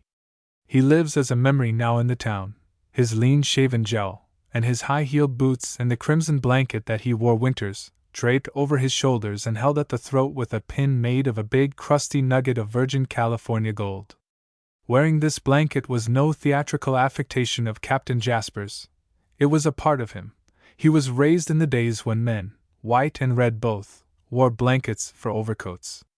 He could remember when the Chickasaws still held our end of the state and General Jackson and Governor Shelby came down and bought it away from them, and so gave to it its name of the purchase. He could remember plenty of things like that, and what was better, could tell them so that you could see before your eyes the burnished backs of the naked bucks sitting in solemn conclave and those 2 old Indian fighters chaffering with them for their tribal lands. He was tall and sparse and straight like one of those old hillside pines that I have seen since growing on the red clay slopes of the cotton country south of us, and he stayed so until he died, which was when he was away up in the 90s. It was Captain Jasper this night who told the story of Singin' Sandy Biggs. Somehow or other, the talk had flowed and eddied by winding ways to the subject of cowardice, and Judge Priest had said that every brave man was a coward and every coward was a brave man. It all depended on the time and the place. And this had moved Captain Shelby Woodward to repeat one of his staple chronicles. When the occasion suited, he always told it. It concerned that epic last year of the Orphan Brigade. His brigade, he always called it, as though he'd owned it. More than 5,000 of us in that brigade of mine, when we went out in '61, he said, and not quite 1,200 of us left on that morning in May of '64 when we marched out of Dalton, Joe Johnston's rear guard, holding Sherman back. Holding him back? Ha! Feeding ourselves to him. That was it, sir, just feeding ourselves to him a bite at a time, so as to give the rest of the army a chance for its life. And what does that man Shaler say? What does he say, and prove it by the figures?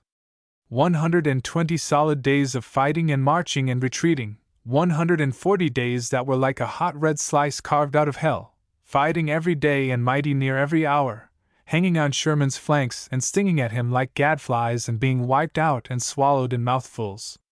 A total, sir, of more than 1,800 deadly or disabling wounds for us in those 120 days, or more than a wound apiece if every man had been wounded, and there were less than 50 of the boys that weren't wounded at that. And in September, at the end of those 120 days, just 240 of us left out of what had been 5,000 3 years before, 240 out of what had been nearly 1,200 in May, 240 out of a whole brigade, infantry, and artillery, but still fighting and still ready to keep right on fighting. Those are Shaler's figures, and he was a federal officer himself, and a most gallant gentleman. And it is true, sir, every word of it is true. Now was that bravery? Or was it just pure doggedness? And when you come right down to it, what is the difference between the two? This one thing I do know, though, if it was bravery, we were no braver than the men who fought us and chased us and killed us off on that campaign to Atlanta and then on down to the sea, and if it was doggedness, they'd have been just as dogged as we were with the conditions reversed, them losing and us winning. When you're the underdog, you just naturally have to fight. There's nothing else for you to do. Isn't that true in your experience, Billy? Yes, said Judge Priest. That's true as gospel writ. After all, boys, he added, I reckon the bravest man that lives is the coward that wants to run and yet don't do it. And anyway, when all's said and done, the bravest fighters in every war have always been the women and not the men. I know 'twas so in that war of ours. The men could go and get what joy there was out of the fightin'. It was the women that stayed behind and suffered and waited and prayed. Boys, if you've all got a taste of your toddies left, s'posen we drink to our women before Jeff brings you your fresh glasses. They drank with those little clucking sipping sounds that old men make when they drink, and for a bit there was a silence.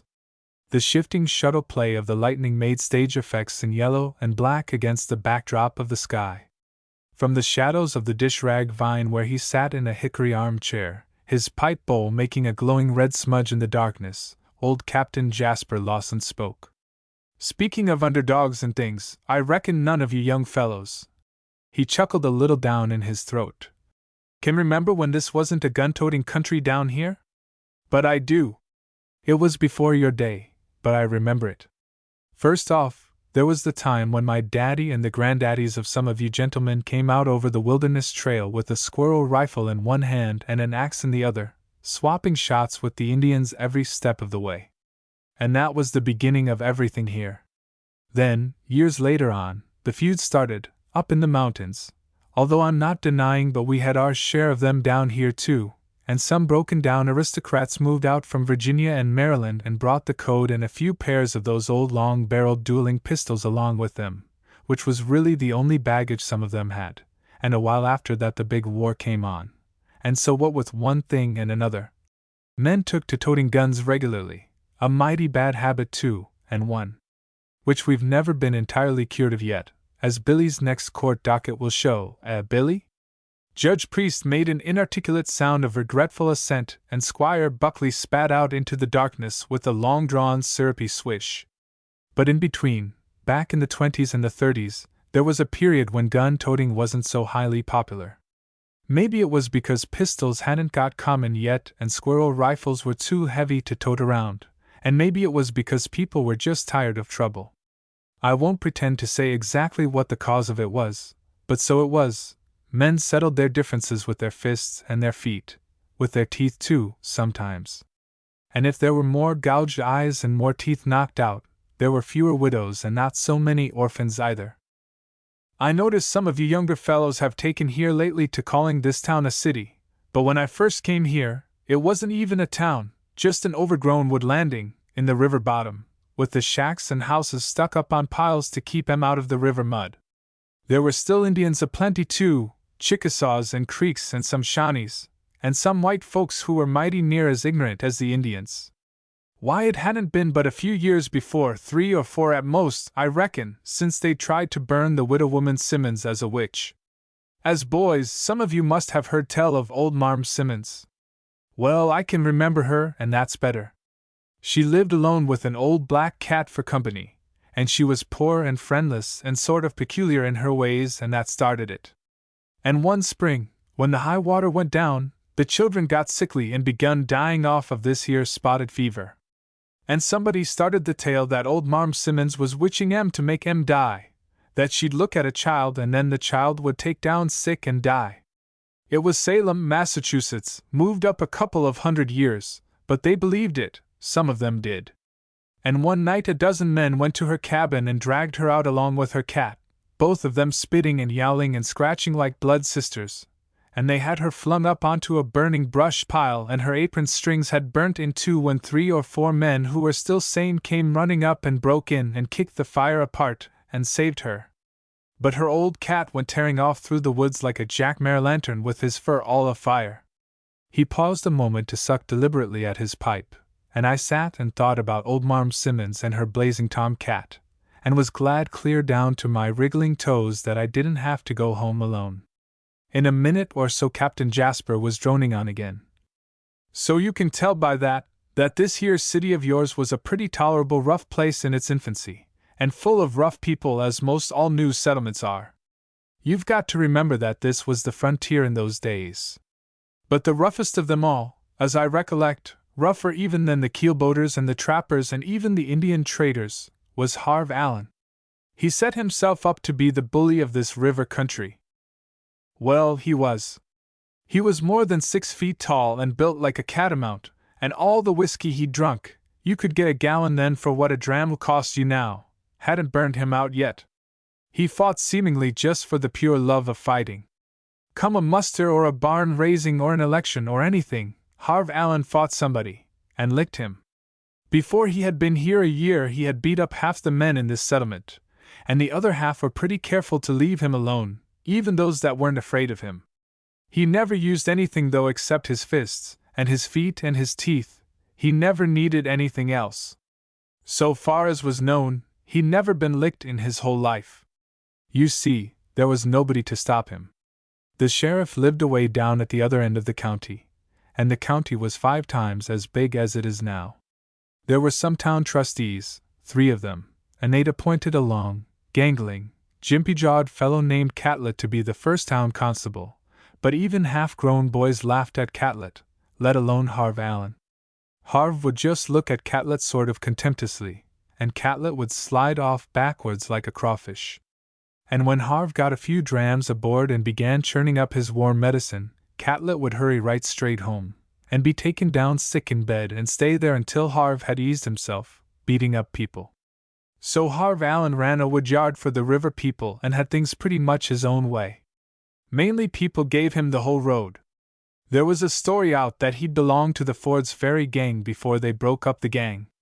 That's a yarn I'll have to tell this boy here some of these days when I get the time, how they caught the gang hiding in Cave-in Rock and shot some of them and drowned the rest, all but the 2 head devils, Big Harp and Little Harp, who were brothers, and how they got back across the river in a dugout and were run down with dogs and killed too. And the men that killed them cut off their heads and salted them and packed them in a piggin of brine and sent the piggin by a man on horseback up to Frankfurt to collect the reward. Yes, that's what they did, and it makes a tale that ought to be written out sometime. That was old Captain Jasper's way. His mind was laden like Aladdin's sumpter mule, with treasures uncountable, and often he would drop some such glittering jewel as this and leave it and go on. I mind now how many times he started to tell me the full story of the 2 dissolute Virginians, nephews of one of the first presidents, who in a fit of drunken temper killed their slave boy George, on the very night that the great earthquake of 1811 came, and taking the agues and the crackings of the earth for a judgment of God upon their heads, went half mad with terror and ran to give themselves up. But I never did find out, and I don't know yet what happened to them after that. Nor was I ever to hear from Captain Jasper the fuller and gory details of the timely taking off of Big Harp and Little Harp. He just gave me this one taste of the delightful horror of it, and went on. Some of them said that Harve Allen had belonged to the Ford's Ferry gang, and that he'd got away when the others were trapped. For a fact he did come down the river right after the massacre at the cave, and maybe that was how the story started. But as for myself, I never believed that part of it at all. Spite of his meanness, Harve Allen wasn't the murdering kind, and it must have taken a mighty seasoned murderer to keep steady company with Big Harp and Little Harp. But he looked mean enough for anything, just the way he would look at a man won half his fights for him. It's rising of 60 years since I saw him, but I can shut my eyes and the picture of him comes back to me plain as a painted portrait on a wall. I can see him now, rising of 6 feet 3, as I told you, and long-legged and raw-boned. He didn't have any beard on his face, he'd pulled it out the same as the Indian bucks used to do, only they'd used mussel shells, and he used tweezers, but there were a few hairs left in his chin that were black and stiff and stood out like the bristles on a hog's jowl. And his under lip lolled down as though it had been sagged out of plumb by the weight of all the cuss words that Harv had sworn in his time, and his eyes were as cold and mean as a catfish's eyes. He used to wear an old deerskin hunting vest, and it was gormed and smeared with grease until it was as slick as an otter slide, and most of the time he went barefoot. The bottoms of his feet were like horn. That was the way he looked the day he licked Singin' Sandy the first time, and likewise the way he looked all the other times too, for the matter of that. But the first time was the day they hanged Tallow Dave, the Hall breed, for killing the little Cartwright girl. It was the first hanging we ever had in this country, the first legal hanging I mean, and from all over the county, up and down the river, and from away back in the Oak Barrens, the people came to see it. They came afoot and a horseback, the men bringing their rifles and even old swords and old war hatchets with them, with the women and children riding on behind them. It made the biggest crowd that had ever been here up to then. Away down by the willows stood the old white house that washed away in the rise of '54, where old Madame Lafarge, the old Frenchwoman, used to gamble with the steamboat captains, and up where the market square is now was the jail, which was built of logs, and in between stretched a row of houses and cabins, mainly of logs too, all facing the river. There was a road in front, running along the top of the bank, and in summer it was knee-deep in dust, fit to choke a horse, and in winter it was just one slough of mud that caked and balled on your feet until it would pull your shoes off. I've seen teams mired down many a time there, right where the Richland house is now. But on this day the mud was no more than shoe-throat deep, which nobody minded, and the whole riverfront was just crawling with people and horses. They brought Tallow Dave out of the jail with his arms tied back, and put him in a wagon, him sitting on his coffin, and drove him under a tree and noosed him round the neck, and then the wagon pulled out and left him swinging and kicking there with the people scrooging up so close to him they almost touched his legs. I was there where I could see it all, and that's another thing in my life I'm never going to forget. It was pretty soon after they'd cut him down that Harv Allen ran across Singin' Sandy. This Sandy Biggs was a little stumpy man with sandy hair and big gray eyes that would put you in mind of a couple of these here mossy agates, and he was as freckled as a turkey egg, in the face. He hadn't been here very long and people had just begun calling him Singin' Sandy on account of him going along always humming a little tune without any words to it, and really not much tune, more like a big blue bottle fly droning than anything else. He lived in a little clearing that he'd made about 3 miles out, back of the Grundy Hill, where that new summer park, as they call it, stands now.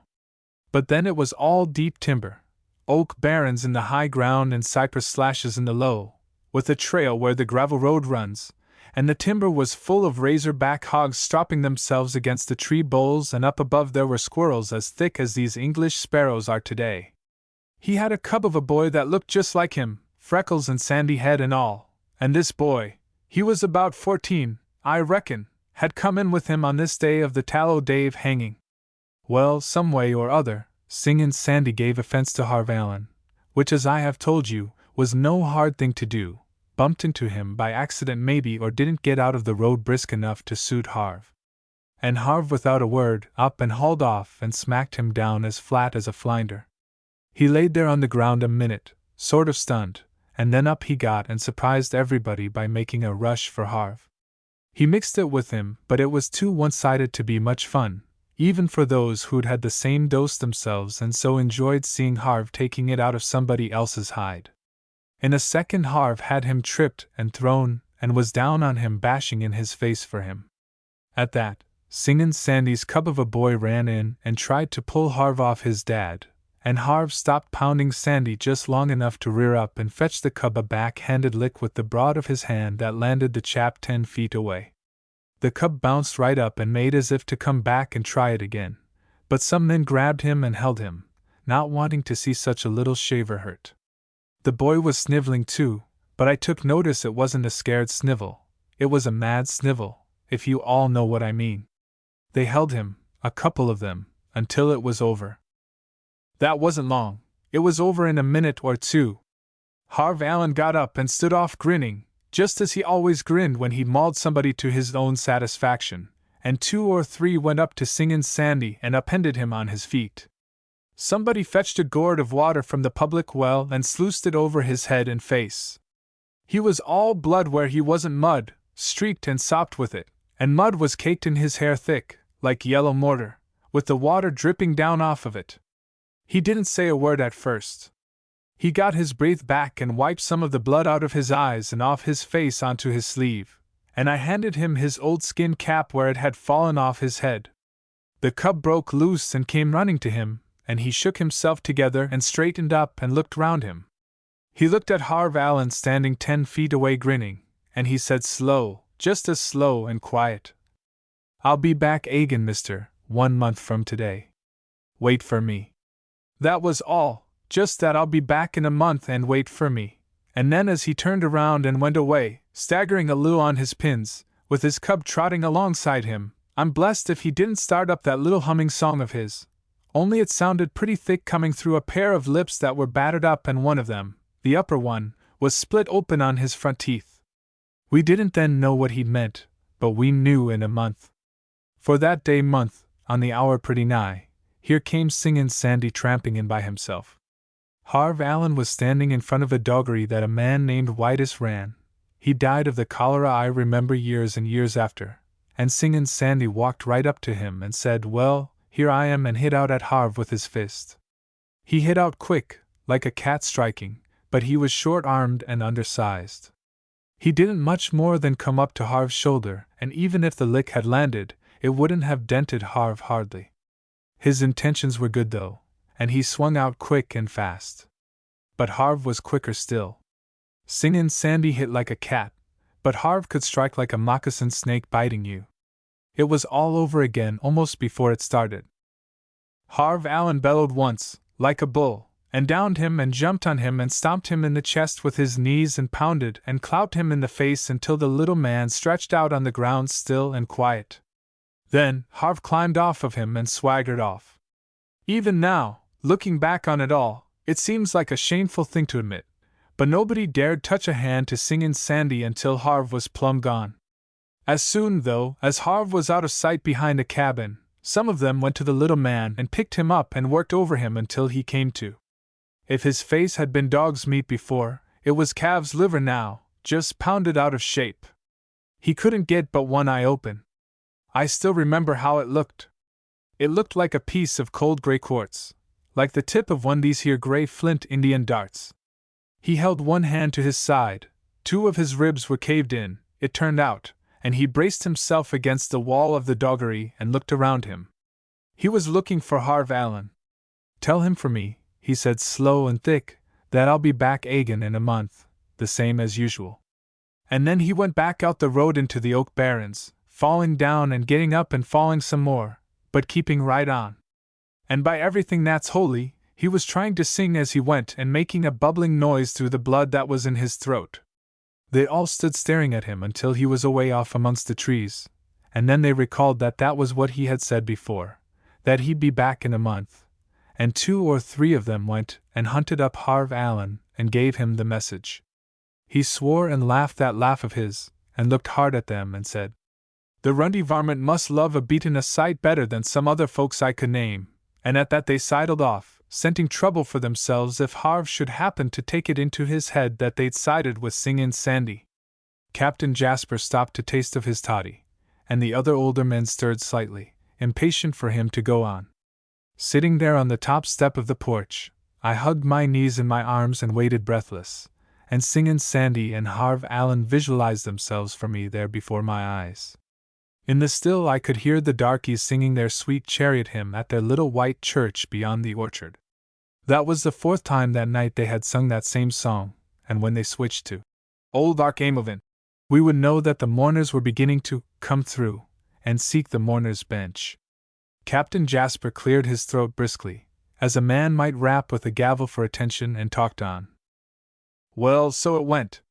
So it went for 5 enduring months, and each one of these fights was so much like the fight before it, that it's not worth my while trying to describe 'em for you boys.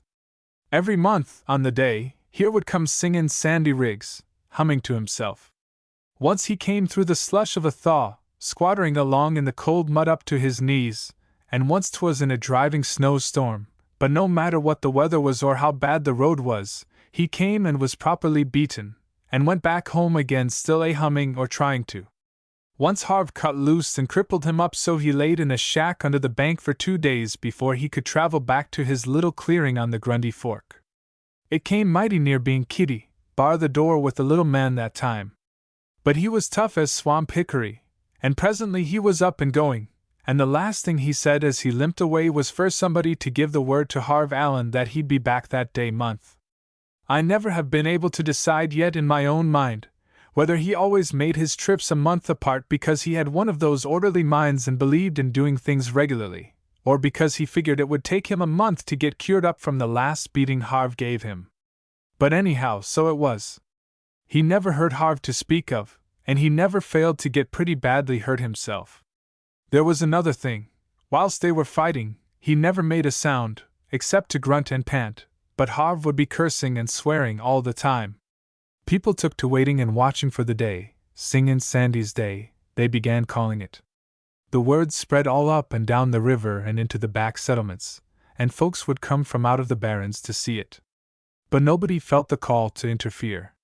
Some were afraid of Harv Allen, and some thought Singin' Sandy would get his belly full of beatings after a while and quit.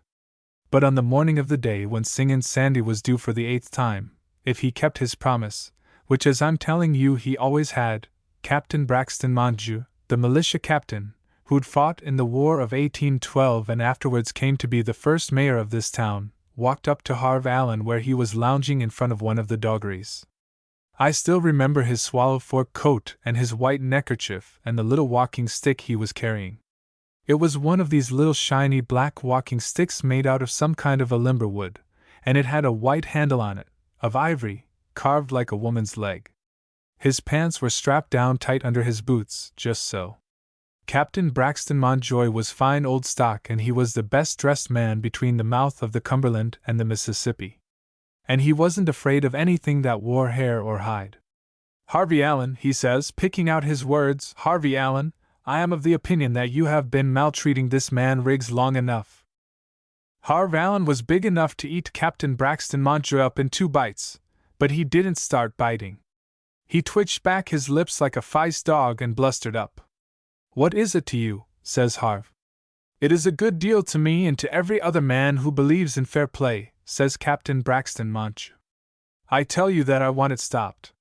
The man don't walk in leather that can dictate to me what I shall and shall not do," says Harv, trying to work himself up. "I'm a leetle the best two-handed man that lives in these here settlements, and the man that tries to walk my log had better be healed for bear. I'm half hoss and half alligator and—" Captain Braxton Montjoy stepped up right close to him and began tapping Harv on the breast of his old deerskin vest with the handle of his little walking stick. At every word he tapped him. "I do not care to hear the intimate details of your ancestry," he says. "Your family secrets do not concern me, Harvey Allen. What does concern me," he says, "is that you shall hereafter desist from maltreating a man half your size. Do I make my meaning sufficiently plain to your understanding, Harvey Allen?" At that Harv changed his tune. Actually, it seemed like a whine came into his voice. It did, actually. "Well, why don't he keep away from me then?" he says. "Why don't he leave me be and not come round here every month pesterin' for a fresh beatin'? Why don't he take his quittances and quit? There's plenty other men I'd rather chaw up and spit out than this here Riggs, and some of 'em ain't so fur away now," he says, scowling round him. Captain Braxton Montjoy started to say something more, but just then somebody spoke behind him, and he swung round and there was Singin' Sandy, wet to the flanks where he'd waded through a spring branch. "Excuse me, Esquire," he says to Captain Montjoy, "and I'm much obliged to you, but this here is a private matter that's got to be settled between me and that man yonder, and it can't be settled only just one way." "Well, sir, how long do you expect to keep this up, may I inquire?" says Captain Braxton Montjoy, who never forgot his manners and never let anybody else forget them either. "Until I lick him," says Singin' Sandy, "until I lick him good and proper and make him yell 'nuff. "Why, you little spindly, rundy strippet, you ain't never going to be able to lick me," snorts out Harv over Captain Braxton Montjoy's shoulder, and he cursed at Sandy. But I noticed he hadn't rushed him as he usually did. Maybe, though, that was because of Captain Montjoy standing in the way. You ain't never going to be big enough or strong enough or man enough to lick me, says Harv. I low to keep on tryin', says Singin' Sandy. And ef I don't make out to do it, there's my buddy growin' up and comin' along. And some day he'll do it, he says, not boasting and not arguing, but cheerfully and confidently as though he was telling of a thing that was already the same as settled. Captain Braxton Montague reared away back on his high heels. He wore high heels to make him look taller, I reckon, and he looked straight at Singin' Sandy standing there so little and insignificant and ragged, and all gormed over with mud and wet with branch water, and smelling of the woods and the new ground. There was a purple mark still under one of Sandy's eyes and a scabbed place on top of one of his ears where Harv Allen had pretty nigh torn it off the side of his head. By Godfrey, says Captain Braxton Montague, by Godfrey, sir, and he began pulling off his glove which was dainty and elegant, like everything else about him. Sir, he says to Singin' Sandy, I desire to shake your hand. So they shook hands and Captain Braxton Montague stepped one side and bowed with ceremony to Singin' Sandy, and Singin' Sandy stepped in toward Harv Allen humming to himself. For this once, anyhow, Harv wasn't for charging right into the mix-up at the first go-off. It almost seemed like he wanted to back away. But Singin' Sandy lunged out and hit him in the face and stung him, and then Harv's brute fighting instinct must have come back into his body, and he flailed out with both fists and staggered Singin' Sandy back. Harv ran in on him and they locked and there was a whirl of bodies and down they went, in the dirt, with Harv on top as per usual. He licked Singin' Sandy, but he didn't lick him nigh as hard as he'd always done it up till then. When he got through, Singin' Sandy could get up off the ground by himself, and that was the first time he had been able to do so. He stood there a minute swaying a little on his legs and wiping the blood out of his eyes where it ran down from a little cut right in the edge of his hair. He spit and we saw that 2 of his front teeth were gone, broken short off up in the gums, and Singin' Sandy felt with the tip of his tongue at the place where they'd been. In a month, he says, and away he goes, singing his tuneless song. Well, I watched Harv Allen close that next month, and I think nearly all the other people did too. It was a strange thing too, but he went through the whole month without beating up anybody. Before that he never let a month pass without one fight anyhow. Yet he drank more whiskey than was common even with him. Once I ran up on him sitting on a drift log down in the willows by himself, seemingly studying over something in his mind. When the month was past and Singin' Sandy's day rolled round again for the 9th time, it was springtime, and the river was bank full from the spring rise and yellow as paint with mud and full of drift and brush. Out from shore apiece, in the current, floating snags were going down, thick as harrow teeth, all pointing the same way like big black fish going to spawn. Early that morning, the river had bitten out a chunk of crumbly clay bank and took a cabin in along with it, and there was a hard job saving a couple of women and a whole shoal of young ones. For the time being that made everybody forget about Singin' Sandy being due, and so nobody, I think, saw him coming. I know I didn't see him at all until he stood on the river bank humming to himself. He stood there on the bank swelling himself out and humming his little song louder and clearer than ever he had before, and 50 yards out from shore in a dugout that belonged to somebody else, was bully Harv Allen, fighting the current and dodging the drift logs as he paddled straight for the other side that was 2 miles and better away. He never looked back once, but Singin' Sandy stood and watched him until he was no more than a moving spot on the face of those angry, roily waters. Singin' Sandy lived out his life and died here. He's got grandchildren scattered all over this county now, but from that day forth Harv Allen never showed his face in this country. Captain Jasper got up slowly and shook himself, as a sign that his story was finished, and the others rose, shuffling stiffly. It was getting late, time to be getting home. The services in the dark church had ended and we could hear the unseen worshippers trooping by, still chanting snatches of their revival tunes. Well, boys, that's all there is to tell of that tale, said Captain Jasper. All that I now remember anyhow. And now what would you say it was that made Harv Allen run away from the man he'd already licked 8 times hand running? Would you call it cowardice? It was Squire Buckley, the non-committal, who made answer. Well, said Squire Buckley slowly, "P'raps I would, and then agin, on the other hand, p'raps I wouldn't. Black and white. Overnight, it almost seems, a town will undergo radical and startling changes. The transition covers a period of years really, but to those who have lived in the midst of it, the realization comes sometimes with the abruptness of a physical shock, while the returning prodigal finds himself lost amongst surroundings which by rights should wear shapes as familiar as the back of his own hand. It is as though an elderly person of settled habits and a confirmed manner of life had suddenly fared forth in new and amazing apparel, as though he had swapped his crutch for a niblick and his clay pipe for a gold-tipped cigarette. Oh, it was so with our town. From the snoreful profundities of a Rip Van Winkle sleep it woke up one morning to find itself made over. Whether for better or worse I will not presume to say, but nevertheless made over. Before this the natural boundaries to the north had been a gravel bluff which chopped off sharply above a shallow flat sloping away to the willows and the river beyond. Now this saucer expanse was dotted over with mounds of made ground rising like pimples in a sunken cheek, and spreading like a red brick rash across the face of it was a tin-roofed, flat-topped irritation of structures, a cotton mill, a brewery, and a small packing plant dominating a clutter of lesser industries.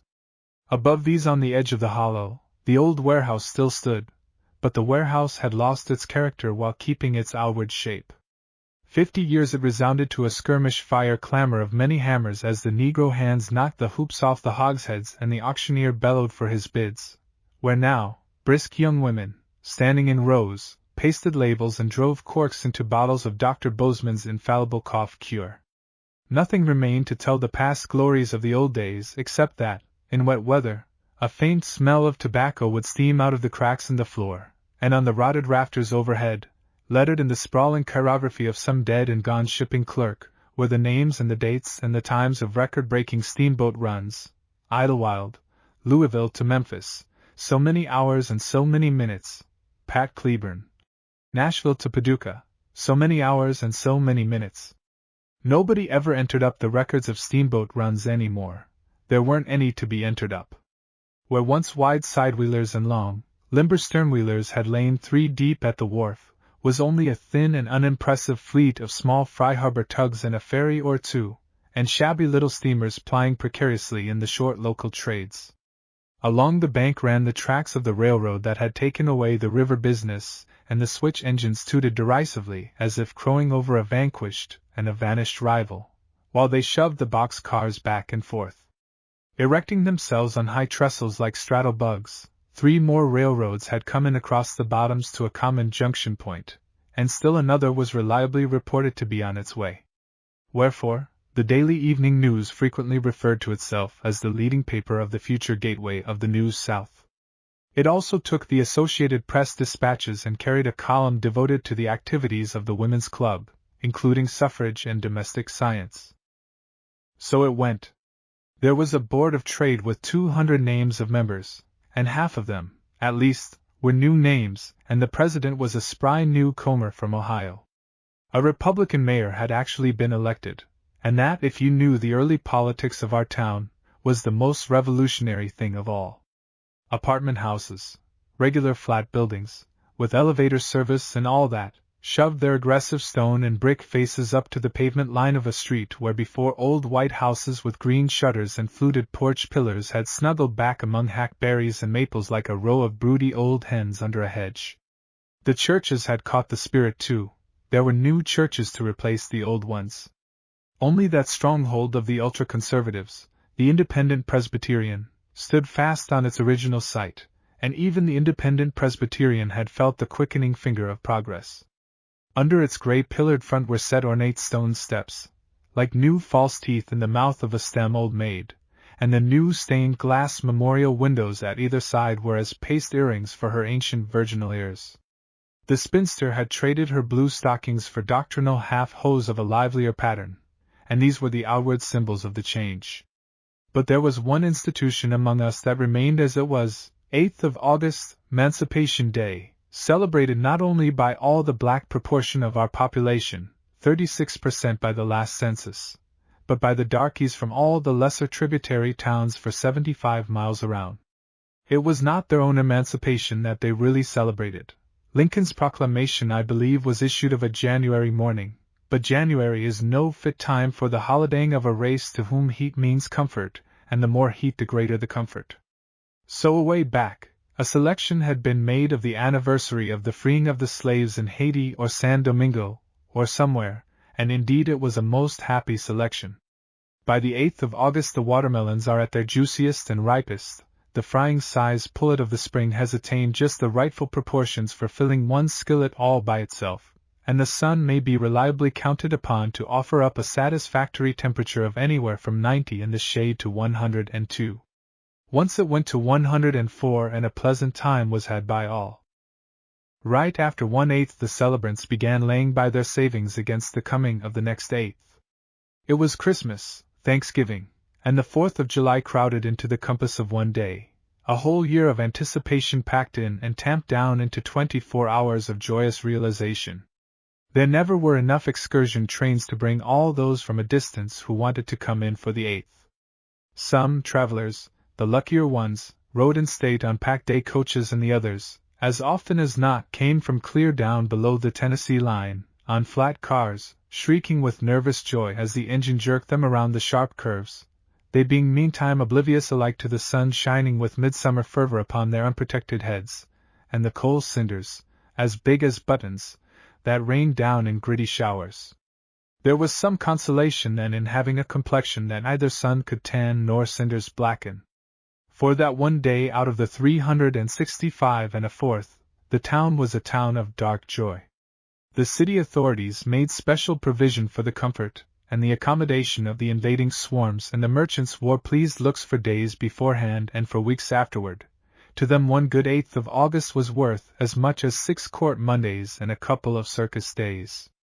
White people kept indoors as closely as possible, not for fear of possible race clashes, because we didn't have such things, but there wasn't room, really, for anybody except the celebrants. The 8th was one day when the average white family ate a cold snack for dinner, and when family buggies went undrivered and family washing went unwashed. On a certain 8th of August which I have in mind, Judge Priest spent the simmering day alone in his empty house, and in the evening when he came out of Clay Street into Jefferson, he revealed himself as the sole pedestrian of his color in sight. Darkies, though, were everywhere, town darkies with handkerchiefs tucked in at their necks in the vain hope of saving linen collars from the wilting down process, cornfield darkies whose feet were cramped, cabined, cribbed and confined, as the saying goes, inside of stiff new shoes and sore besides from much pelting over unwontedly hard footing, darkies perspiry and rumpled, darkies gorged and leg-weary, but still bent on draining the cup of their yearly joy to its delectable dregs. Rivers of red pop had already flowed, Niagaras of lager beer and stick gin had been swallowed up, breastworks of parched goobers had been shelled flat, and blade forests of 5-cent cigars had burned to the water's edge. And yet here was the big night just getting fairly started. Full-voice bursts of laughter and yells of sheer delight assaulted the old judge's ears. Through the yellowish dusk one hired livery stable rig after another went streaking by, each containing an unbleached Romeo and his pastel-shaded Juliet. A corner downtown, where the two branches of the car lines fused into one, was the noisiest spot yet. Here Ben Boyd and Bud Dobson, acknowledged to be the two loudest-mouthed darkies in town, contended as business rivals. Each wore over his shoulder the sash of eminence, and bore on his breast the badge of much honor. Ben Boyd had a shade the stronger voice, perhaps, but Bud Dobson excelled in native eloquence. On opposite sidewalks they stood, sweating like brownstone china ice pitchers, wide-mouthed as two bull alligators. "Come on, you niggers, this way to de real show," Ben Boyd would bellow unendingly. "Remember de grand free ballroom ascension takes place at 8 o'clock. And Ben would wave his long arms like a flutter mill. "Don't pay no attention, friends, to dat cheap nigger," Bud Dobson would vociferously plead. "And don't forget de grand fireworks display at ma park. Ladies admitted free, without charge. Dis is the only place to go. Tek de green car fer de grand annual outin' and ball of de Sisters of the Mysterious 10. Back it would come in a roar from across the way. "Tek de red car, dat's de one, folks. "Dis way fer de big gas ballroom." Both of them were lying. There was no balloon to go up, no intention of admitting anybody free to anything. The pair expanded their fictions, giving to their work the spontaneous brilliancy of the born romancer. Like straws caught in opposing cross-currents, their victims were pulled two ways at once.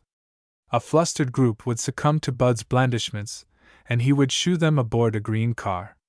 But the car had to be starting mighty quick, else Bud Dobson's siren song would win them over and trailing after their leader, who was usually a woman, like blade sheep behind a bell whether they would pile off and stampede over to where the red car waited. Some changed their minds half a dozen times before they were finally borne away. These were the country darkies, though. The town-bred celebrants knew exactly where they were going and what they would do when they got there. They moved with the assured bearing of cosmopolitans, stirred and exhilarated by the clamor but not confused by it. Grand in white dresses, with pink sashes and green headgear, the imperial daughters of the Golden Star rolled by in a furniture van. The judge thought he caught a chocolate-colored glimpse of Aunt Diley, his cook, enthroned on a front seat, as befitting the senior grand potentate of the lodge. Anyhow, he knew she must be up front there somewhere. If any cataclysm of Providence had descended upon that furniture van that night, many a kitchen beside his would have mourned a biscuit-maker par excellence. Sundry local aristocrats of the race, notably the leading town barber, a high school teacher, and a shiny black undertaker in a shiny high hat, passed in an automobile, especially loaned for the occasion by a white friend and customer of the leading barber. It was the first time an automobile had figured in an 8th of August outing. Its occupants bore themselves accordingly.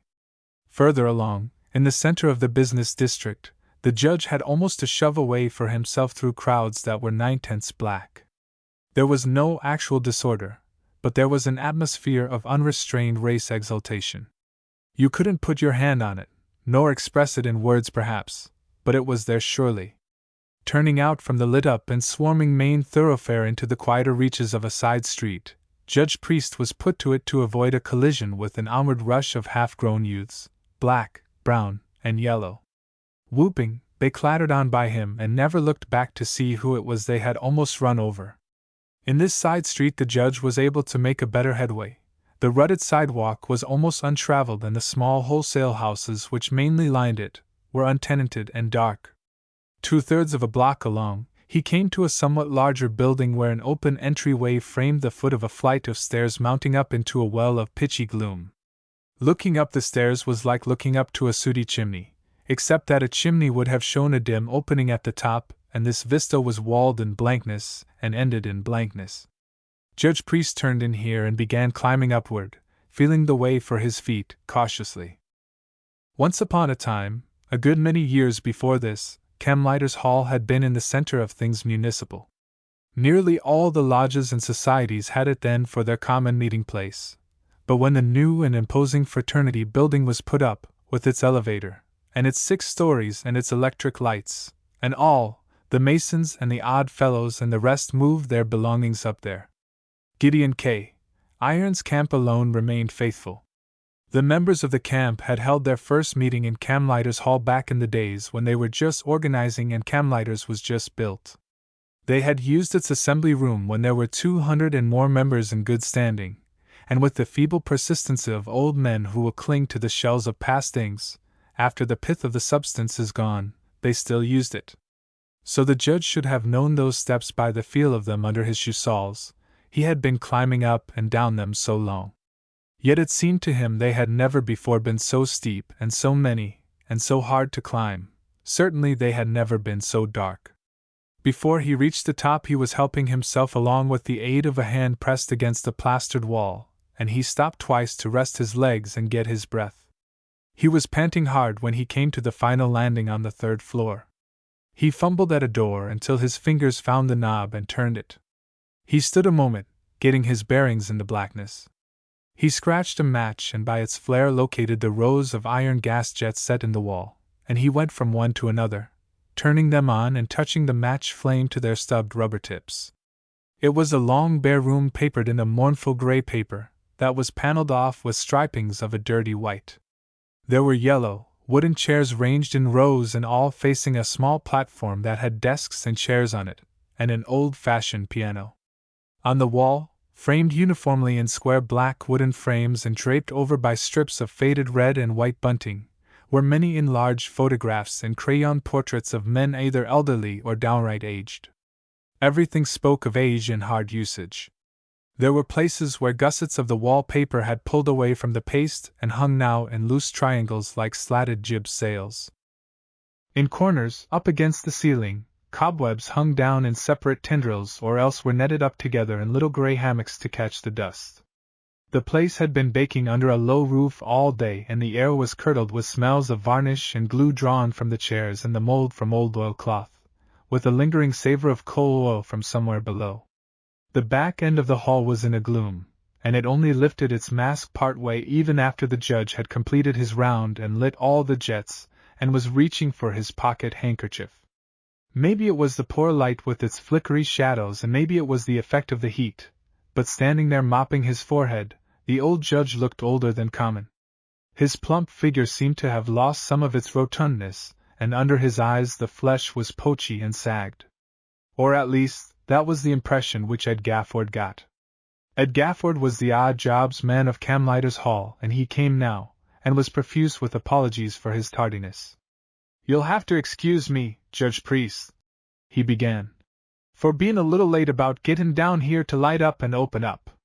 You see, this being the 8th of August and it's so hot and everything, I sort of jumped at the conclusion that maybe there wouldn't be none of your gentlemen show up here tonight." "Oh, I reckon there'll be quite a lot of the boys coming along pretty soon, son," said Judge Priest. "It's a regular monthly meeting, you know, and besides there's a vacancy to be filled. We've got a color bearer to elect tonight. I should say there ought to be a pretty fair crowd, considerin'. You better make a light on them stairs, they're as black as a pocket." "Right away, Judge," said Gafford, and departed. Left alone, the judge sat down in the place of the presiding officer on the little platform. Laboriously he crossed one fat leg on the other, and looked out over the rows of empty wooden chairs, peopling them with the images of the men who wouldn't sit in them ever again. The toll of the last few months had been a heavy one. The old judge cast it up in his mind. There was old Colonel Horace Farrell, now, the Nestor of the county bar, to whom the women and men of his own state had never been just plain women and men, but always noble womanhood and chivalric manhood, and who thought in rounded periods, and even upon his last sick bed had dealt in well-measured phrases and sonorous metaphor in his farewell to his assembled children and grandchildren. The colonel had excelled at memorial services and monument unveilings. He would be missed, there was no doubt about that. Old Professor Lycurgus Reese was gone too, who was principal of the graded school for 40-odd years and was succeeded a mercifully short 6 months before his death by an abnormally intellectual and gifted young graduate of a normal college from somewhere up in Indiana, a man who never slurred his consonant R's nor dropped his final G's, a man who spoke of things as stimulating and forceful, and who had ideas about Boy Scout movements and native studies for the young and all manner of new things. A remarkable man, truly, yet some had thought old Professor Reese might have been retained a little longer anyhow. And Father Minor, who was a winged devil of Morgan's cavalry by all accounts, but a most devoted shepherd of a struggling flock after he donned the cloth, and old Peter J. Galloway, the lame blacksmith, with his impartial Irish way of cursing all Republicans as black radicals, they were all gone. Yes, and a dozen others besides. But the latest to go was Corporal Jake Smedley, color-bearer of the camp from the time that there was a camp. The judge had helped bury him a week before. There had been only 8 of the members who turned out in the dust and heat of midsummer for the funeral, just enough to form the customary complement of honorary pallbearers, but the 8 had not walked to the cemetery alongside the hearse. Because of the weather, they had ridden in hacks. It was a new departure for the camp to ride in hacks behind a dead comrade, and that had been the excuse, the weather. It came to Judge Priest, as he sat there now, that it would be much easier hereafter to name offhand those who were left, than to remember those who were gone. He flinched mentally, his mind shying away from the thought. 10 minutes passed, 15. Judge Priest shuffled his feet and fumed a little.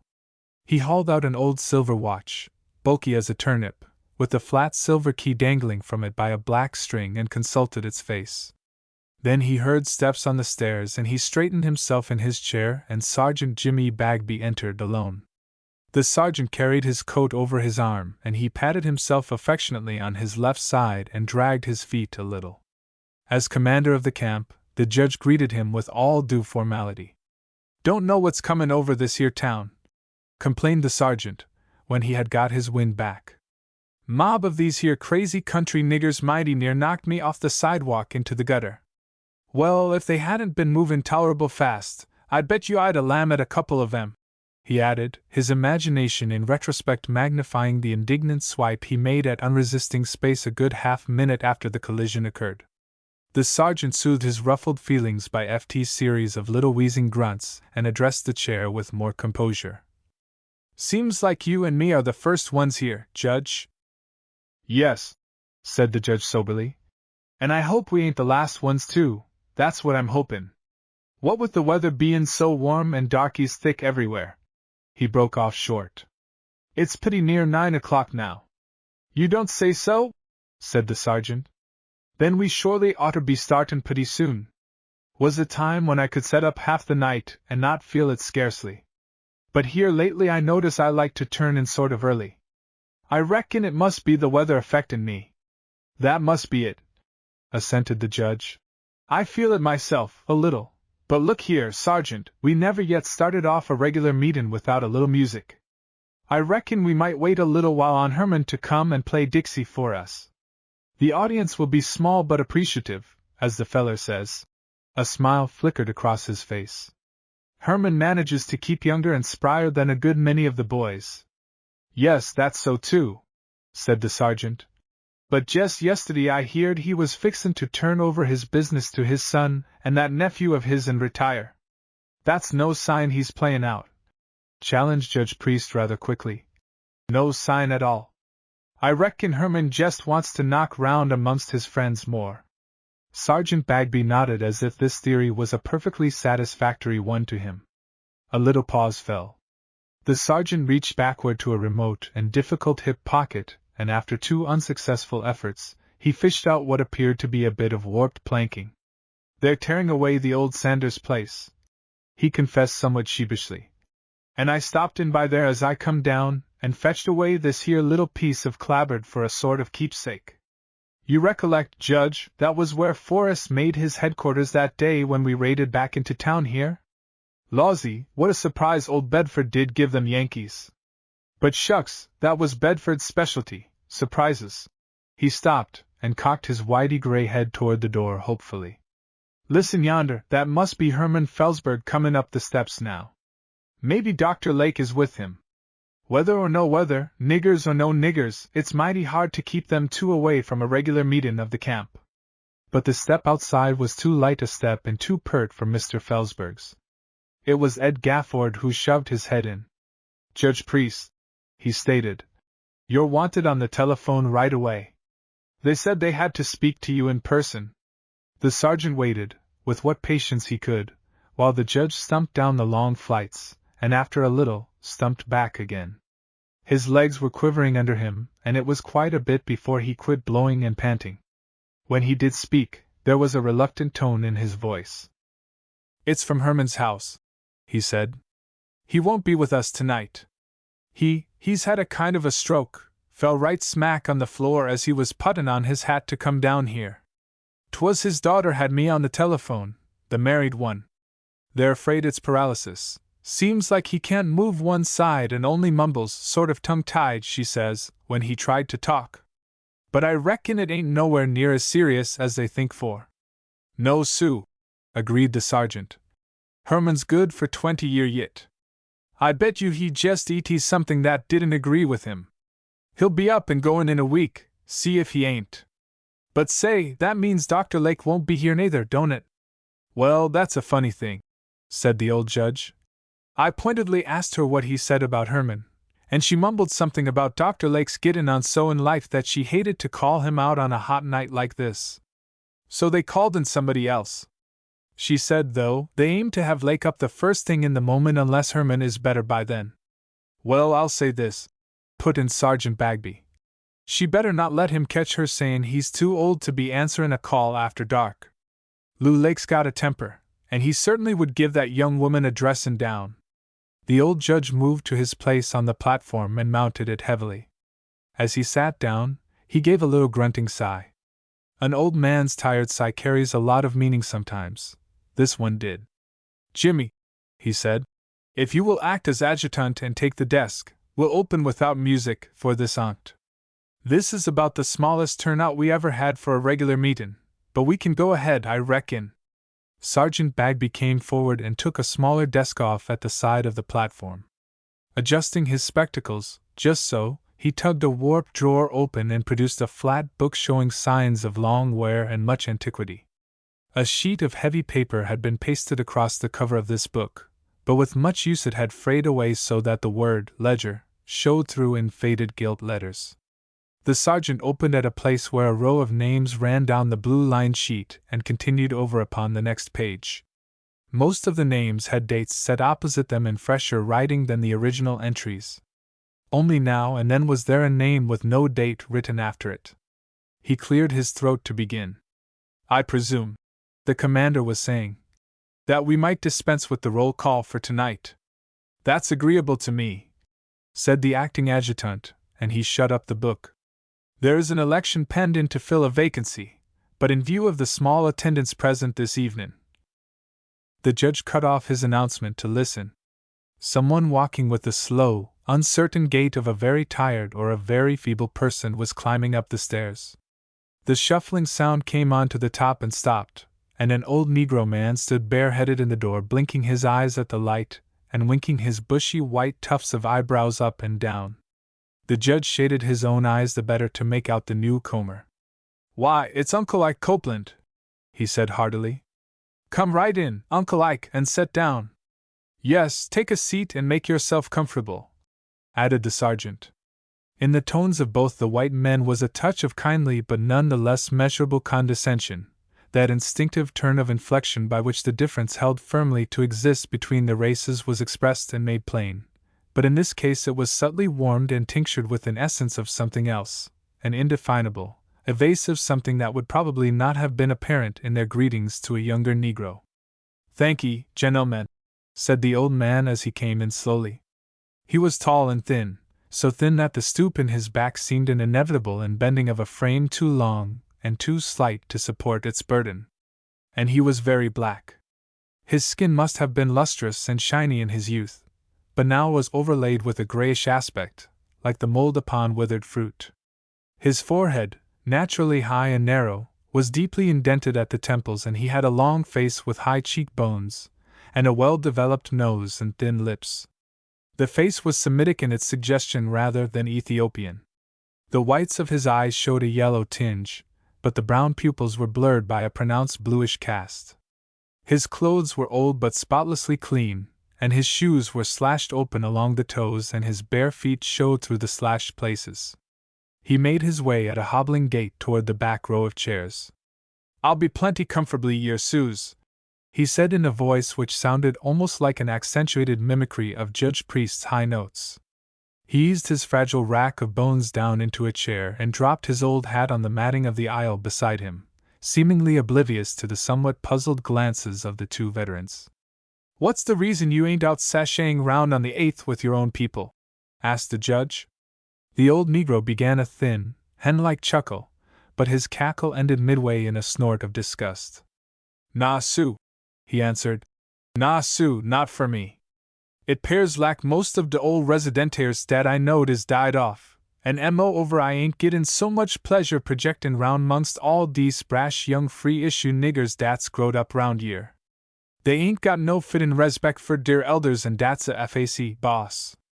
Jes' now seen a passel of 'em ridin' round in one of dese yer ordermobiles." He put an ocean of surging contempt to the word. "Ha, ordermobiles!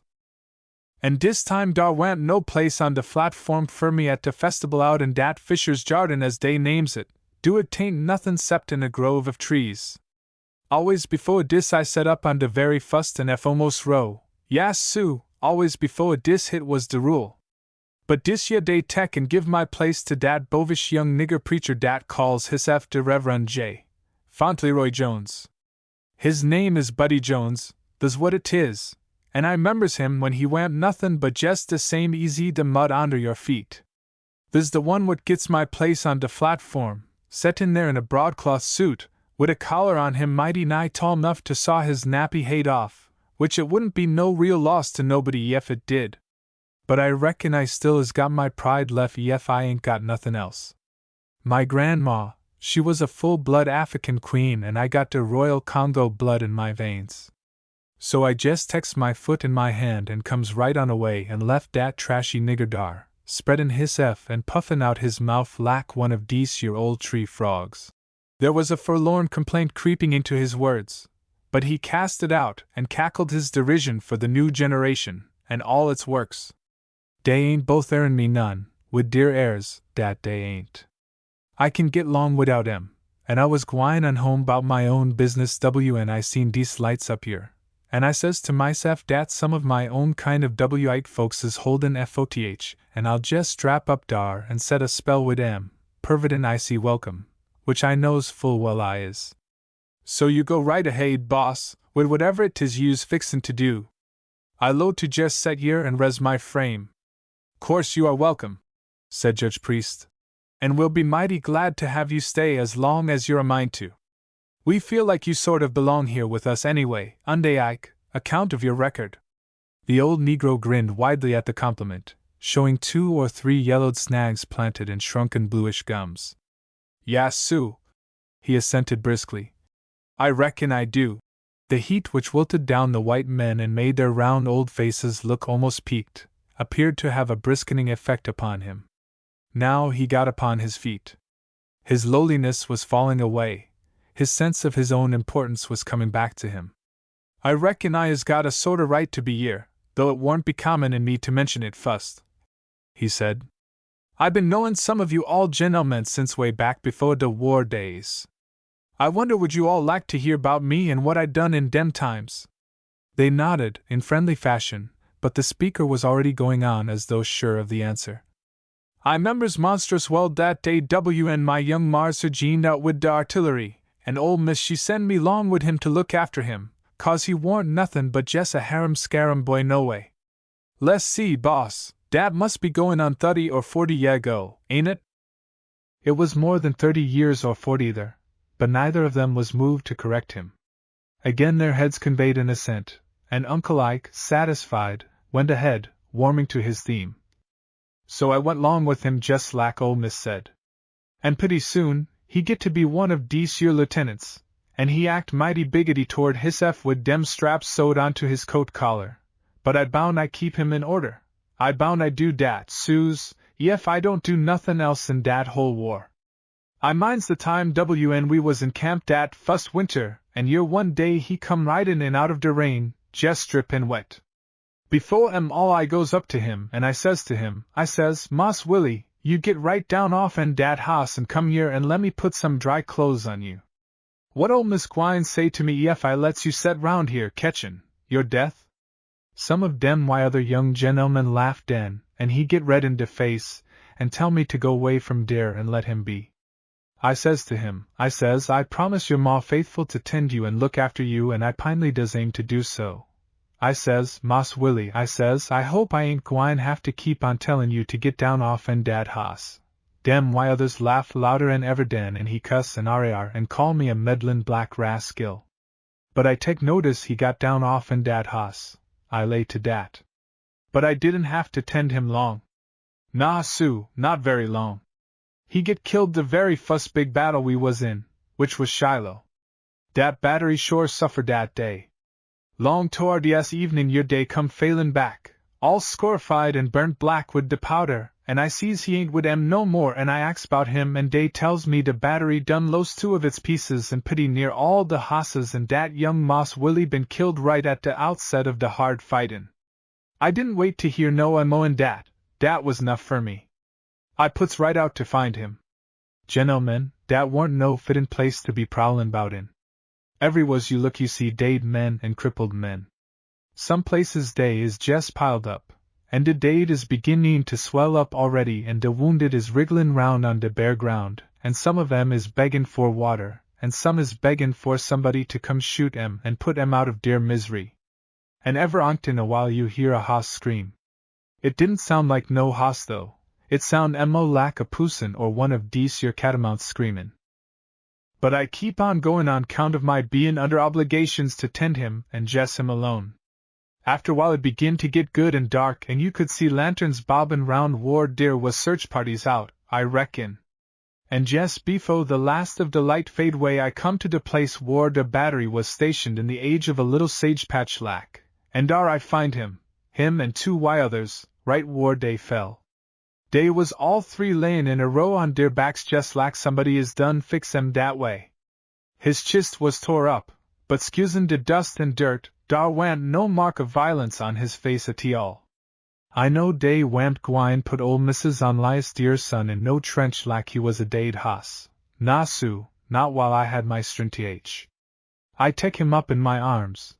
I was mighty servigrouse dem times and he wa'n't nothin' but jes' a boy, easy I told you, so I tek him up and tote him 'bout 100 yards way whar dar's a little grove of trees and de soil is sort of soft and loamy, and den, and dere I dig his grave. I didn't have no reg'lar tools to dig wid, but I uses a pint stick and one of dese yer bayonets and fast easy I loosened de earth I cast it out wid my hands. And long toady as daylight I gets it deep 'nuff and big 'nuff. So I fetch water from a little branch, and wash off his face and I wrop him in a blanket which I pick up nearby and I compose his limbs and I bury him in de ground. His voice had swelled, taking on the long, swinging cadences by which his race voices its deeper emotions whether of joy or sorrow or religious exaltation. Its rise and fall had almost a hypnotizing effect upon the 2 old men who were his auditors. The tale he was telling was no new one to them. It had been written a score of times in the county papers, it had been repeated 100 times at reunions and Memorial Day services. But they listened, canting their heads to catch every word as though it were a new-told thing and not a narrative made familiar by nearly 50 years of reiteration and elaboration. I put green branches on top of him, and I bury him. And den I done marked a place so I wouldn't never miss it I come back for him. I jest text my foot in my hand and I puts out for home. I slip through de northern lines and I heads for Old Lyon County. I travels light and I travels fast, and in 2 weeks I comes to it. It ain't been but jes' a little in a year since we went way but gar almighty, gentlemen, how dat war is done change everything. My ol' missus gone, she died de very day dat Moss Willie got killed, yas Sue, dat very day she taken down sick and died, and her brother, ol' Maja Mackin is gone too, he's way off down in Mississippi somewheres refugiein' wid his folks. And the rest of de niggers is all scattered 'bout everwhars. De Federals is in charge and de whole place seem lak is plumb busted up and distracted. So I jedge dat I is free. Leasewise, dar ain't nobody fer me to repote myself to, and dar ain't nobody to gimme no orders. So I starts in follerin' at my trade. I is a wagon maker by trade as you gentlemen knows, and I meks money and saves it up a little bit at a time. And I bury it onder de dirt flow of my house. After while sure enough freedom she come and de war end, soon after dat, and den it seem lak all de niggers in de world come flockin' in. Dey act jes' easy scatterbrained as a drove of birds. It look lak freedom is affectin' em in de haid. At fust dey don't think 'bout settlin' down, dey say de government is gwine give em all 40 acres and a mule apiece. And dey jes' naturally obleeged to wait fer dat, but I load to my own SEF dat by de time de government gets round to Lyon County my mule is gwine be so old I'll have to be doctorin' him 'stead of plowin' him. So I keeps right on, follerin' my trade and savon a little yer and a little dar, till pretty soon I had money 'nuff laid by fer what I needed fer. There was a crude majesty in the old Negro's pose and in the gesturing of his long arms. It was easy to conceive that his grandam had been an African chieftainess. The spell of his storytelling filled the bare hall. The comb of white that ran up his scalp stood erect like carded wool, and his jaundiced eyeballs rolled in his head with the exultation of his bygone achievement. In different settings a priest of ancient Egypt might have made such a figure. I had money 'nuff for what I needs it for, he repeated sonorously, and so I goes back to dat dere battlefield. I hires me a white man and a wagon and 2 niggers to help, and I goes dar and I digs up my young marster from de place where he been layin' all dis time, and I puts him in de coffin and I bring him back on de railroad cyars, payin' all de expenses, and actin' as de chief mourner. And I buries him in de buryin' ground at de home place right longside his paw, which I knowed ol' Miss would 'a' wanted it done jest that way, ef she had been spared to live and nothin' happened. In all dat is done, I know den dat I is free in my own mind to come and to go, and I packs up my traps and my plunder and leave ol' Lyon County and come down here to dis town, whar I is been ever since. But from dat day FOTH they calls me a white folks nigger, some of 'em does. Well, I reckon I is. De black folks is my people, but de white folks is always been my friends, I know dat good and well. And it stands proven dis very night. De black people is de same easy cast me out, and dat fool Jones nigger he sets in my pine place on de platform. A lament came again into his chanting tone, and he took on the measured swing of an exhorter at an experience meeting. Dey cast me out, but I come to my white friends and dey mek me welcome. He broke off to shake his wool-crowned head from side to side. Then in altogether different voice he began an apology. Jedge, you and Mr. Bagby must please sue, excuse me for ramblin' on lak dis. I reckon I done took up 'nuff of your time, I specs I'd better be gittin' on to'ds my own home. But he made no move to start, because the old judge was speaking, and the worn look was gone from the judge's face, and the stress of some deep emotion made the muscles of his under jaws tighten beneath the dewlaps of loose flesh. Some who never struck a blow in battle, nevertheless served our cause truly and faithfully, he said, as though he were addressing an audience of numbers. Some of the bravest soldiers we had never wore a uniform, and their skins were of a different color from our skins. I move that our comrade Isaac Copeland here present be admitted to membership in this camp. If this motion is regular and according to the rules of the organization, I make it. And if it ain't regular, I make it just the same. I second that motion, said Sergeant Jimmy Bagby instantly and belligerently, as though defying an unseen host to deny the propriety of the step. It is moved and seconded, said Judge Priest formally, that Isaac Copeland be made a member of this camp. All in favor of that motion will signify by saying aye. His own voice and the sergeant's answered as one voice with a shrill aye. Contrary, no, went on the judge. The ayes have it, and it is so ordered. It was now the sergeant's turn to have an inspiration. Up he came to his feet, sputtering in his eagerness. And now, Sue, I nominate veteran Isaac Copeland for the vacant place of color bearer of this camp, and I move you furthermore that the nominations be closed. The judge seconded the motion, and again these two voted as one, the old Negro sitting and listening, but saying nothing at all. Judge Priest got up from his chair and crossing to a glass cabinet at the back of the platform, he opened the door and drew forth a 7-foot staff of polished wood with a length of parti-colored silk wadded about its upper part and bound round with a silken cord. "Unde Ike," he said reverently, "you are our color sergeant now in good and proper standin', and here are your colors for you." The old Negro came shuffling up. He took the flag in his hands. His bent back unkinked until he stood straight. His long fleshless fingers, knotted and gnarled and looking like fire-blackened faggots, twitched at the silken square until its folds fell away, and in the gas-light it revealed itself, with its design of the starred St. Andrew's cross and its tarnished gold fringe. "I thank ye, Suze, kindly," he said, addressing the two old white men, standing at stiff salute. "I suddenly does appreciate dis, and I'll tell you why. Dey done drap me out of de colored odd fellers, count of my not being able to meet de dues, and dis long time I'd been feared dat when my time come to go, I'd have to be buried by de corporation. But now I knows dat I'll be laid away in de big stylish cemetery, wid music and de quality white gentlemen along and courageous. And maybe dar'll be a band. Ain't dat so, gentlemen? Ain't dar going to be a band long too?" They nodded. They were of the same generation, these two old white men and this lone old black man, and between them there was a perfect understanding. That the high honor they had visited upon him meant to their minds one thing, and to his mind another thing, was understandable too. So they nodded to him.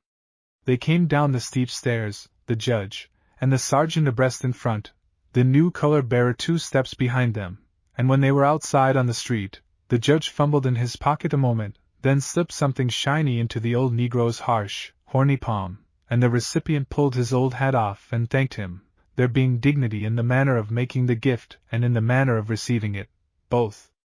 The judge and the sergeant stood watching him as he shuffled away in the darkness, his loose slashed brogans clop-lopping up and down on his sockless feet. Probably they would have found it hard to explain why they stood so, but watch him they did until the old Negro's gaunt black shadow merged into the black distance. When he was quite gone from sight, they faced about the other way and soberly and silently, side by side, trudged away, 2 stoutish, warm, weary old men. At the corner they parted. The judge continued alone along Jefferson Street. A trolley car under charter for the 8th whizzed by him, gay with electric lights. On the rear platform a string band played ragtime of the newest and raggedest brand, and between the aisle and on the seats Negro men and women were skylarking and yelling to friends and strangers along the sidewalk. The sawing bleat of the agonized bass fiddle cut through the on-speeding clamor, but the guitars could hardly be heard. A little further along, the old judge had to skirt the curbing to find a clear way past the press of roistering darkies before a moving picture theater where a horseshoe of incandescent glowed about a sign reading Colored People's Night, and a painted canvas banner made enthusiastic mention of the historic accuracies of a film dealing with the Battle of San Juan Hill, on exhibition within. The last of the rented livery rigs passed him, the lathered horse barely able to pluck a jog out of his stiff legs. Good-natured smiling faces, brown, black, and yellow showed everywhere from under the brims of straw hats and above the neckbands of rumpled frocks of many colors. The 8th of August still had its last hours to live, and it was living them both high and fast. When Judge Priest, proceeding steadily onward, came to where Clay Street was brooding, a dark, narrow little thoroughfare, in the abundant covert of many trees, the tumult and the shouting were well dimmed in the distance behind him. He set his back to it all and turned into the by-street, an old tired man with lagging legs, and the shadows swallowed him up.